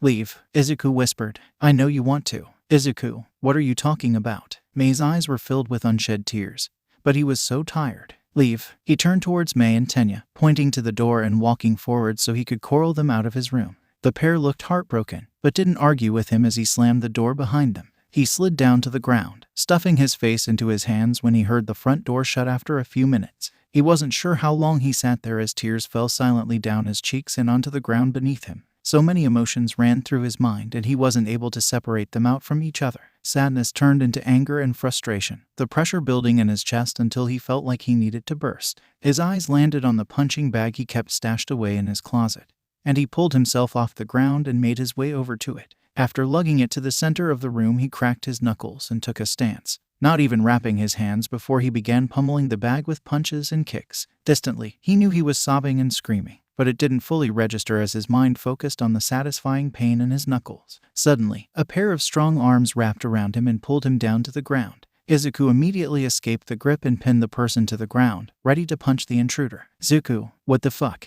Dabi laid there, pinned down by Izuku's knee and trying to escape the hold of the younger boy. Izuku immediately backed up, his breath becoming labored as he realized that he almost hurt his older brother in his blind rage. Dabi approached him carefully, holding his hands out as he crawled over to where Izuku was leaning against his bed. It's me, Squirt. What's going on? His older brother spoke softly, finally reaching Izuku and tentatively placing his hands on his shoulders. The younger boy immediately broke down again, the sobs racking his entire body and taking away his ability to respond. Dabi pulled him to his chest, running a hand down his back to try to get him to calm down before he hyperventilated. I'm here, Zuku. I'm here. The words calmed him a bit, allowing him to finally ask the question that had been on his mind since Hitoshi turned his back to him after their argument. Why do they always leave me? His voice wavered as he spoke, and his brother stared at him in confusion and worry. Izuku knew that he had messed up, but he wasn't sure how to fix it. He wasn't sure if he wanted to fix it. A voice deep inside his head begged him to find his friends and apologize immediately, but another voice told him that he didn't need them. Dabi seemed to be at a loss for words as he clutched Izuku close to him, stroking his back instead of answering his question. He knew he wasn't truly alone. He still had a family at the end of the day. But there was now a hole in his chest that he wasn't sure he'd be able to fill now that he'd pushed away his friends. He had grown so used to having them that he had forgotten the emptiness that accompanied loneliness. New chat. Midoriya and Co. added Takami Keigo, Aizawa Shota, and 10 others. Midoriya and Co. We have a problem. Aizawa Shota Eraserhead. I agree. Hitoshi won't tell us what happened, but it seems like the kids had some sort of falling out. Midoriya Dab Azure. I found Izuku sobbing and punching his knuckles raw when I got home. He asked me why everyone leaves him. Fukukato Emi Ms. Joke. Poor kiddo. I think we should really consider getting him an official therapist instead of only relying on our weekly sessions together. Kayama Nimari Midnight. I agree. But I also think we shouldn't put too much pressure on the kids if they dealt with something emotionally devastating today. Yamada Hizashi Present Mike. I agree with Nem. We have to let them come to us if we want to keep their trust. Yuzujiyama Rumi Mirko. For now we should focus on helping them work through what they are feeling. They are still kids and probably don't know how to process what happened on their own. Arima Isamu Snipe. I can take Izuku out to the range tomorrow. I think it'd help him clear his head a bit. Hopefully he'll open up a bit so we can figure out our next steps. Majima Higari Power Loader. I'll make sure Mei and I get some father-daughter time in the support lab tomorrow. Ida Tensei and Genium. Tenya has locked himself in his room, but I already have someone covering my patrol tomorrow so that I can spend some time with him. Yamada Hizashi Present Mike. Sho and I are going to take Hitoshi to the cat cafe, if he's up for it. He's blasting music in his room so we don't hear him crying. Hakamata Tsunagu Best Jeanist. I know I am the newest member of our group, but I have grown to care for the children greatly. Please let me know if there is anything I can do. Midoriya and Co. I appreciate that, Tsunagu. Our kids have a strong support network around them and I am hoping we can figure out what caused their argument sooner rather than later. Takami Keigo Hawks. I am just getting off patrol but I am headed over to your house, Mama and Co. Maybe just having us around will help. Nedzu. I may not be well versed in human emotion, but I see the children as family. I will be ready to assist at any point. Please keep me updated. Aizawa Shota Eraserhead. We're all going to make sure the kids are okay at the end of this. The days seem to blend together over the past 2 weeks, anything outside of training and school taking a backseat as Izuku tried to distract himself from the rift between him and his friend. He couldn't help but feel ashamed at how he had acted when Hitoshi tried to reason with him, but he wasn't sure how to remedy the situation. No one had mentioned his injuries to him, so he assumed that his friends kept the truth of his treatment at school a secret. He was thankful, but also felt guilty that they were loyal even after he had treated them so badly. He didn't deserve them, probably had never deserved them in the first place. The family believed in him, but at the end of the day he had forgotten what being a hero was truly about. After his falling out with Hitoshi, Izuku started paying attention to his surroundings at school. It made him realize just how many kids were getting bullied for their quirks at Aldera. He should do something. He had to do something. But he needed to formulate a plan before he went to his mom. His mind was swimming as the final bell rang and he collected his things, easily avoiding the group of bullies that were trying to follow him out of the building. Dabi had asked him to meet up at Mr. Kobayashi's cafe after school, a sign that his brother was trying to get him into a better mood. He was grateful that his brother's relationship with Keigo hadn't taken away from their time together. But he wasn't sure he was in the mood for Dabi's knowing looks. He could see right through Izuku, no matter how much he tried to put on a brave face. Still, Izuku didn't have the heart to say no to one-on-one time with his older brother. He dutifully began his journey to the cafe, ignoring the pang in his chest when he recollected the many afternoons spent with his trio of friends. There was a part of him that wondered if they still spent time there without him, but he didn't let himself ruminate on that thought for too long. He was distracted, barely registering the sound of someone calling out behind him until a familiar spiky blonde hairstyle came into his peripheral. "Are you deaf, nerd?" Bakugo huffed as he kept pace next to him. His mind immediately filled with rage, which he quickly got under control before he did anything too drastic. "What do you want?" he grunted, not in the mood to deal with Bakugo at the moment. The blonde hadn't bothered him too badly over the past few years, but they weren't friends either. He wasn't someone Izuku wanted to associate with, especially since he still hung around the bullies that terrorized people based off of their powers. Being a bystander was worse than almost anything, even though he felt like a hypocrite saying that now. "You've been acting all weird and mopey," Bakugo replied, his words more of a statement than a question. Izuku was left to puzzle out the intention behind those words, but his mind was too exhausted to play whatever game this was. "And how does that concern you?" he responded, not willing to give his ex-childhood friend the satisfaction of a cordial response. Instead of the anger Izuku was expecting, the blonde took his attitude in stride. He didn't respond to the question, choosing to walk in silence for a bit before speaking up again. "Nothing is wrong with Auntie, right?" Bakugo asked, his eyes landing everywhere else except Izuku's own gaze. Izuku couldn't help but stop as he processed the question, taking in the genuine concern in those red eyes. "She's fine," he answered truthfully, trying to ignore the sigh of relief that came from the blonde at the confirmation. He thought Bakugo would leave after confirming Inko was okay, but was surprised when the boy followed him the entire way to the cafe in silence. Izuku wasn't sure what was going on, but he wasn't feeling generous enough to invite his former friend inside to join him. He turned away wordlessly, only pausing once his hand was on the door. "Isn't your reputation going to suffer if anyone sees you talking to the useless Deku?" he asked, a bit of a bite in his voice as he awaited a response. If any of their classmates had seen them together, Bakugo probably would have made a show of acting like he was just messing with him. The blonde seemed to be full of surprises today. "TCH, I don't care what those idiots think." Bakugo shuffled awkwardly, his eyes darting around until they finally landed on the interior of the cafe. He stared inside for a few moments, his eyes contemplative as he seemed to think over what to say next.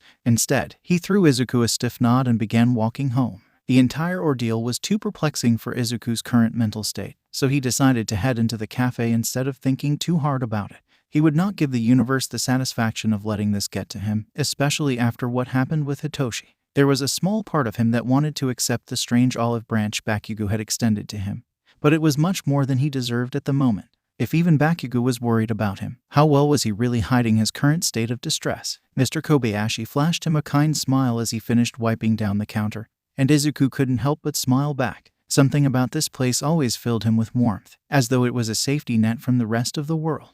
"I'm happy a certain someone finally got his head out of his ass," the man said, tipping his head towards the door before turning around to start working on Izuku's drink. "Me too," Izuku said as he settled into one of the nearby booths. He pulled out the most recent book he had borrowed from Nedzu, content on reading as he waited for Dabi. "I haven't seen you in a while. Everything okay?" Mr. Kobayashi asked as he settled Izuku's bubble tea and a small plate of cookies down on the table. His eyes were shining with worry, but Izuku wasn't sure how to respond to the question. "Oh yeah, I've just been really busy with school and training lately," he lied, his forced smile grating on him as he tried to remain convincing. The cafe owner nodded and walked back to the counter, but it was clear that he didn't actually believe Izuku's lie. His phone buzzed from his pocket, giving him something to distract himself from his guilt. "Dabi, hey kiddo, I am going to be a little late. Got stuck doing more paperwork than usual today." "Izuku, no worries. I'm here reading my book." He was a little grateful for the extra time he would get for reading, but his plans were interrupted when Mr. Kobayashi slid into the seat in front of him with his own cup of coffee. I've known you since you were a little tyke, kid, he says, taking a sip from his mug and raising one of his eyebrows at Izuku. I know, he responded quietly, staring intently at the plate of cookies instead of gazing back up. Listen, if you don't want to talk about it, I won't bother you. But if you need someone to talk to, I'm here. Mr. Kobayashi began to stand, but Izuku spoke up before he could stop himself. What do you think makes a good hero? The man sat back down, thinking over his response before nodding and looking back up at Izuku. A good hero helps anyone that needs it, no matter who they are. Mr. Kobayashi responded, his answer making Izuku's mind whir with questions. Even if they are a villain, he asked in confusion, especially if they're a villain. The cafe owner responded, which was met by another confused look from Izuku. Kid, villains don't spring up out of nowhere, Mr. Kobayashi explained, taking a sip of his coffee before continuing. Villains aren't born that way, they are made into what they are. Anyone could be turned into a villain under the right circumstances. The man's face flashed with pain for a moment before he continued his explanation. Sometimes all it takes to save them is someone reaching out when they need it most. Izuku's stomach clenched, thinking of the first night he met Dabi and brought him home. Of the nights listening to his brother have night terrors, reliving things that no one should have to go through. How he still flinched sometimes, like he was waiting to be hit at any moment. He thought of the light that was missing from Dabi's eyes that night. How he was surprised that anyone would show him kindness without expecting anything in return. Would anyone else have reached out to a kid trying to steal medical supplies? Or would they have looked the other way? He shivered as he thought of what his brother might have become if he was left to fester in his anger, alone and hungry on the streets. What type of people would have reached out their hands if they found him first? But most heroes would say to just arrest them and let the law handle it, right? Izuku asked, his mind still trying to soak in what he was hearing. No hero is perfect, Mr. Kobayashi responded, staring intently into his coffee. For the first time in his life, Izuku realized how tired the man's eyes were. It was as though he were looking into a window that reflected his entire life, a life filled with loss and pain.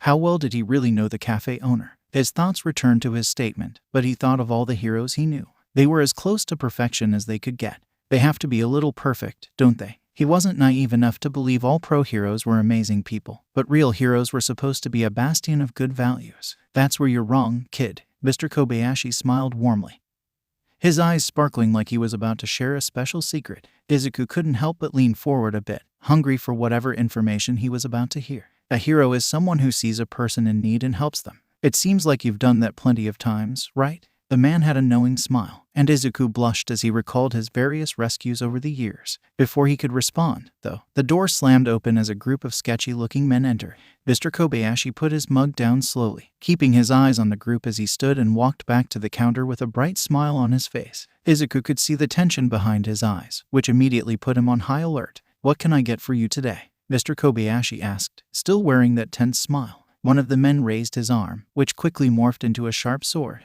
Give us all of the money in the drawer, old man. The rest of the group activated their quirks as well, and Izuku's mind began racing as he tried to figure out how to protect Mr. Kobayashi from the thieves. He began to stand, but the cafe owner held up his hand and shook his head before opening up the drawer. All right, I don't want any problems, Mr. Kobayashi said as he began passing over the cash calmly. Once the register was empty, the robbers turned to leave, clearly content now that they had their money. Izuku let out a sigh of relief, happy that the entire incident went over without any violence. He realized he spoke too soon as one of the men eyed him with interest. You know, there's a doctor paying a lot of money for young people on the black market. He began to take a few steps towards Izuku, the rest of the group following closely behind. Their creepy grins put Izuku on edge, and he began calculating how he could escape this situation. His panicked gaze fell on Mr. Kobayashi, whose face was filled with thinly veiled rage. Leave the boy alone, you've gotten what you came for. He spoke, his voice calm but firm. Shut up, old man, we're taking this brat with us, one of the men said as he reached towards Izuku. The metal tip jar that sat on the counter was suddenly flung in the air, coins and bills fluttering throughout the cafe as the jar hit the man in the head. He crumpled to the ground, clutching the spot where the projectile had made contact. What the one of the robbers began, but Mr. Kobayashi had already jumped over the counter and tackled him before he got the chance to finish. Izuku could only watch in awe as the cafe owner began fighting off each robber, his punches and kicks quickly taking down half the group. He was distracted by the man with the sword quirk when one of the downed robbers began to sneak up on him. Mr. Kobayashi, Izuku yelled before running towards the fight, using his speed to launch himself towards the attacker. The man fell to the ground, slamming his head against one of the chairs and collapsing. The man with the sword quirk was the last one standing, his eyes darting between Izuku and Mr. Kobayashi nervously. He probably didn't expect the middle schooler and cafe owner to put up such a fight. clearly biting off more than he could chew. The man seemed to think Izuku was the easier target, launching himself at the boy with both of his arms stretched out to stab him. Izuku immediately took a defensive stance, analyzing the trajectory and planning out his counterattack. Mr. Kobayashi appeared behind the robber, swinging a chair and hitting him across the head in a brutal show of strength. The man crumpled to the floor, but his outstretched arm pierced through the cafe owner's calf before he could react. Mr. Kobayashi fell to the floor, clutching his leg with a pained expression as he began to bleed. Izuku quickly pulled his phone out of his pocket, calling the emergency line as his eyes scanned the room for a first aid kit. He explained what happened to the phone operator, who assured him that an ambulance and a few police cars would be there within minutes. Izuku didn't even hear the door open behind him as he knelt next to Mr. Kobayashi, looking over his wound to assess the damage. "Izuku," his brother's voice yelled out behind him, and he turned to see Dabi looking over the scene in shock. "Dabi, we need your first aid kit." Izuku waved his brother over, pointing at Mr. Kobayashi's skewered leg. Dabi immediately jumped into hero mode, pulling out his first aid kit from his bag as he began to work on the wound. Izuku grabbed any additional supplies his brother asked for as they waited for the ambulance. "I'll be okay, kids. I've dealt with much worse than this." The man chuckled as Izuku and Dabi fretted over him. "I guess owning a cafe is more dangerous than I thought," Dabi joked, clearly trying to lighten the mood as they tried to stop the bleeding. They had just gotten the bleeding under control when the door opened, a group of paramedics and police officers entering the cafe in droves. "Over here," Dabi called, guiding the paramedics to where Mr. Kobayashi and Izuku were. They quickly got to work, loading the man onto a stretcher and preparing themselves to take him to the ambulance. "Hold on a second," one of the cops, a man with a bird mutation quirk, said as he held his hand up. Izuku couldn't imagine why they were stopping, especially when Mr. Kobayashi was getting paler by the moment. "You two took these criminals down all by yourselves." The man gestured to the robbers that were currently being handcuffed by the rest of the officers. "Yes," Izuku replied, his eyes darting to the stretcher once again, wishing they could head to the hospital already. "Well then, I need to see your quirk registration cards. What you two did could be considered vigilantism." The man held out his hand expectantly, and Izuku's vision immediately clouded with rage. "Vigilantism? Were we supposed to let them kill us?" His voice cracked as he tried to control himself. Dabi was shaking with anger a few feet away, stomping forward as he pulled out his hero license. "You can't be a vigilante if you're quirkless," Mr. Kobayashi wheezed out. And Izuku initially thought the man was only trying to save him from the possible repercussions of their actions. "Which one of you is quirkless?" the cop asked, disgust evident in his tone as he glanced between the two of them. Izuku's stomach felt sour, discouraged from seeing quirk discrimination play out right in front of him. "Both of us," the man replied, crying out in pain as his leg began to twitch. Izuku only had a moment to process the meaning behind that statement before his arms were being thrown behind his back by the officer questioning them. "You expect me to believe two quirkless took these thieves down? I will arrest you both for lying to a police officer." Izuku cried out in pain as his wrists were forced into cuffs. "If you want to play that game, I am officially taking control over this crime scene. Let my little brother out of those cuffs now." Dabi growled as he flashed his license around and ordered the paramedics to load the ambulance up. "Azure, I didn't realize it was you, sir. My apologies." The officer shook as he uncuffed Izuku, bowing apologetically and stepping away from the boy. "Yeah, you will be sorry when I explain what just happened to our mother." Dabi sent the cop a glare before turning to Izuku and pointing to the ambulance. "Get on the ambulance, your face is bleeding," he demanded, and Izuku immediately followed his instructions. He and Dabi stayed out of the way as the paramedics worked to further stabilize Mr. Kobayashi before they reached the hospital. The cafe owner was immediately taken to one of the operating rooms while Izuku was placed in a room near the entrance of the ER. A kind nurse took care of his small scratches and bruises, instructing him to take it easy for a few days. She gave him a concerned look when she saw the yellowing bruises underneath his shirt, but he told her that they came from training. As soon as she stepped out of the room, the officer from earlier stepped inside. Izuku felt a bit panicked at the sight of the man, as Dabi had stepped out to grab them something to eat and check on Mr. Kobayashi's condition. "I need to ask you a few questions," the officer said, making himself comfortable on one of the chairs before pulling out his notepad.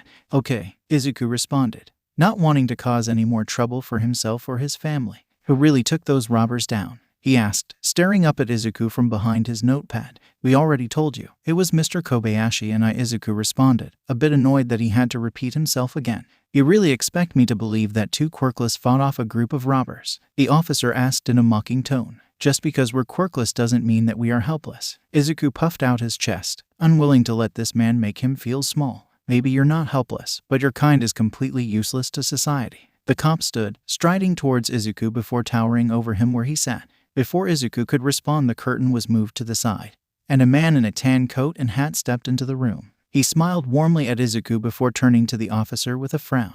You know, quirk discrimination has some really nasty penalties for police officers, the mystery man said. And Izuku watched as the officer began to shake where he stood. Detective Sukachi, sir. I didn't realize you were on this case, the officer said as he backed away slowly from Izuku. An old pro-hero friend reached out to me, asking me to come check on his nephew while he made his way to the hospital. The knowledge that this man knew someone in his family immediately calmed him down. And nephew? The officer looked like he was about to burst with anxiety at the prospect of not only pissing off one pro-hero, but two. If only he knew how many people would be coming for his badge once they found out what had happened. Why don't we step outside so you can debrief me on your conversation with Mr. Midoriya? The detective held the curtain open, and the officer took shaking steps as he made his way out of the room. For the next 15 minutes, Izuku listened as Sukachi tore the officer apart, sprinkling in phrases such as abuse of power and completely irresponsible as he scolded the officer for his behavior. The man was left with a final "I'll have your badge" before Sukachi returned to Izuku's room. Hello, Mr. Midoriya. My name is Detective Sukachi. I'm an old friend of Eraserhead. The detective held his hand out with a small smile, and Izuku immediately shook it. Nice to meet you, Izuku responded, still unsure about how he should act around the detective. I apologize if you heard my conversation with Officer Sugimoto, but I couldn't let him think that type of behavior was acceptable. Sukachi made himself comfortable in one of the seats, clearly planning on waiting until Izuku's family got there. It made him feel more at ease, knowing that the detective would stop anyone else from bothering him. Thank you. It's nice to know someone in the force is willing to stick up for quirkless people. Izuku was sad that there were people out there that hated quirkless people so much, but it was nice to know people like his family and Sukachi existed. He couldn't help but think that the tired-looking detective would make a great addition to the family. Well, we have to look out for each other, the detective replied with a sad smile, and it took Izuku a moment to realize what he meant. Wait, you're quirkless? Izuku asked, his eyes wide as Sukachi nodded. As quirkless as they come, the detective replied. Izuku couldn't believe that he now had two quirkless adults in his life, especially people like Detective Sukachi and Mr. Kobayashi. They didn't seem ostracized by society,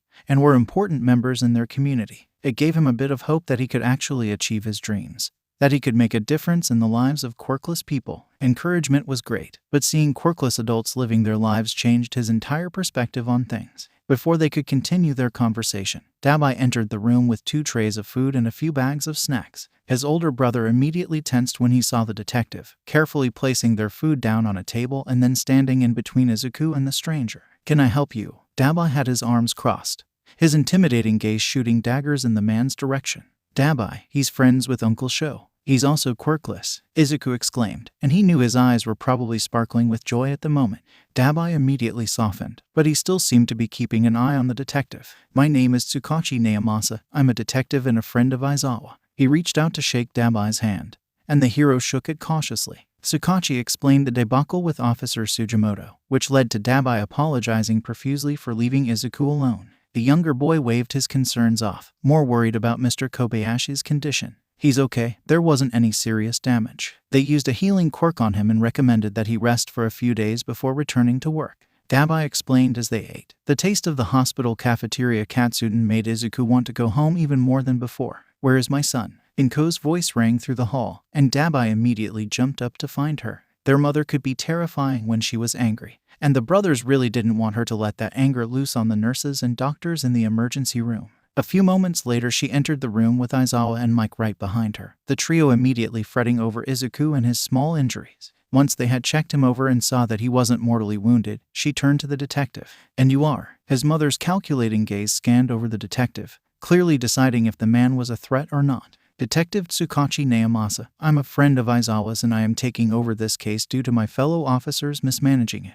Sukachi's eyes seemed fearful as he tentatively reached out a hand towards Inko. The woman shook it, her eyes still filled with suspicion as she turned towards Shota to confirm the information. Sukachi is the friend I called to come check on Izuku. I can vouch for him and his trustworthiness. Shota seemed amused by how terrified the cop was of Inko. Izuku, how is Mr. Kobayashi doing? Zashi sat next to him on the bed, giving him a bit of space due to his injuries. Dabi and Izuku began explaining what happened, and Detective Sukachi got permission from Inko to take notes and ask questions for his report. Aizawa and Mike shared a concerned glance when they heard about the doctor offering money for young people, but they seemed content on asking more questions later. As Izuku and Dabi explained how they were treated by the officers, the adults seemed to fill with rage. I expect the officers in question will be dealt with. Inko turned to the detective with a raised brow, and the man nodded with a nervous smile. I promise I will do everything in my power to make sure they are punished for this behavior, Sukachi responded, and Izuku believed him. It was nice to be able to trust another adult,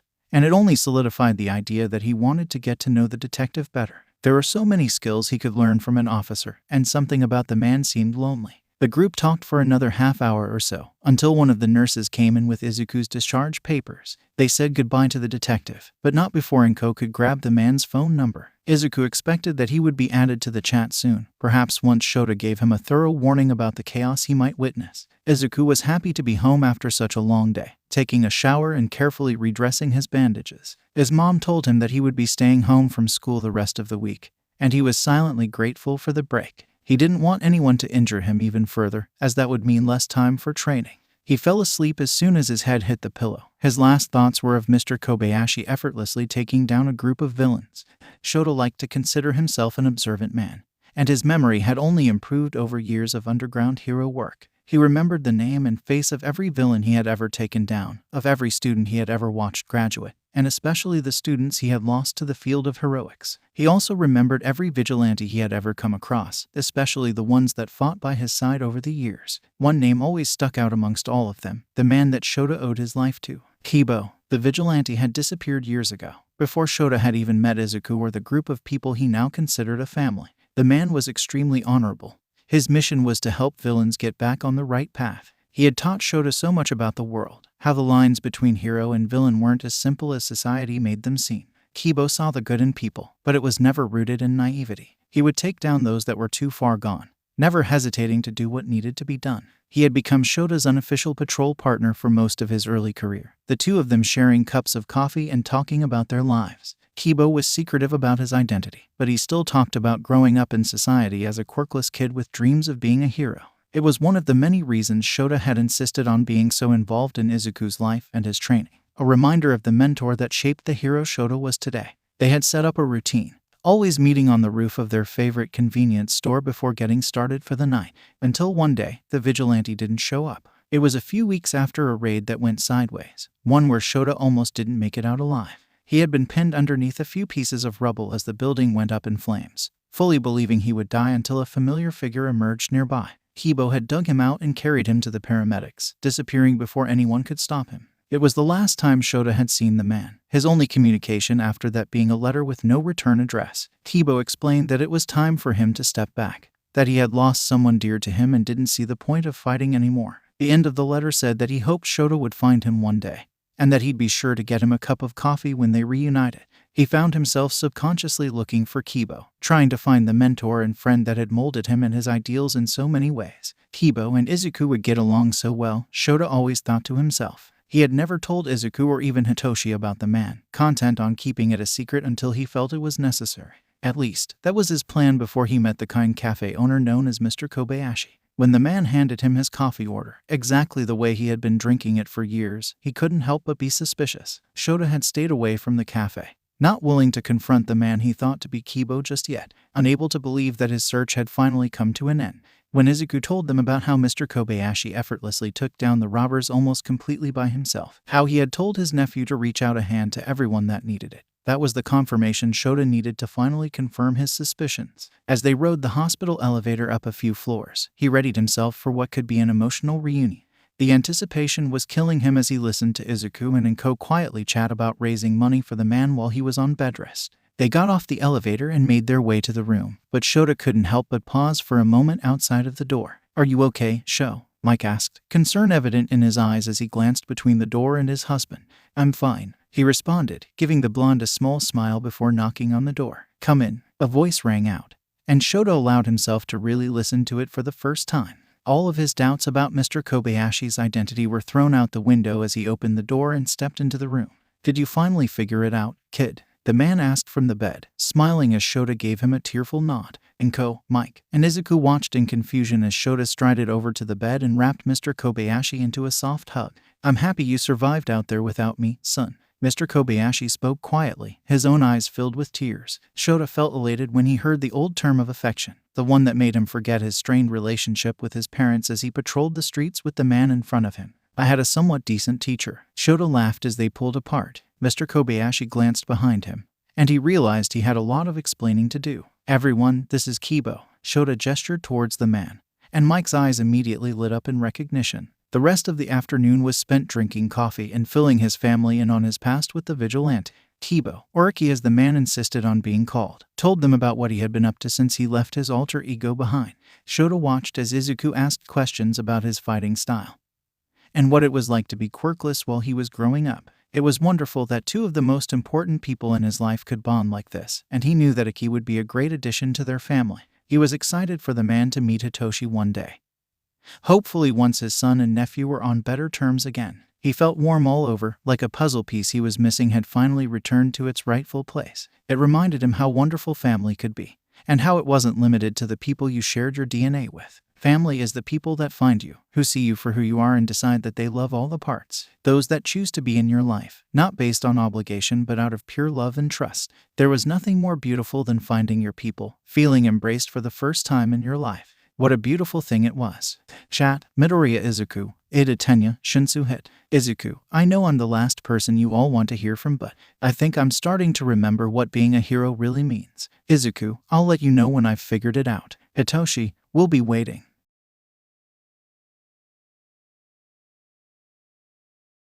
Okay, sadly the chapter is over. And if you enjoyed the video, just leave a like and subscribe with post notification, so when the next chapter is ready, you will be notified. Okay, see you in the next video. Bye.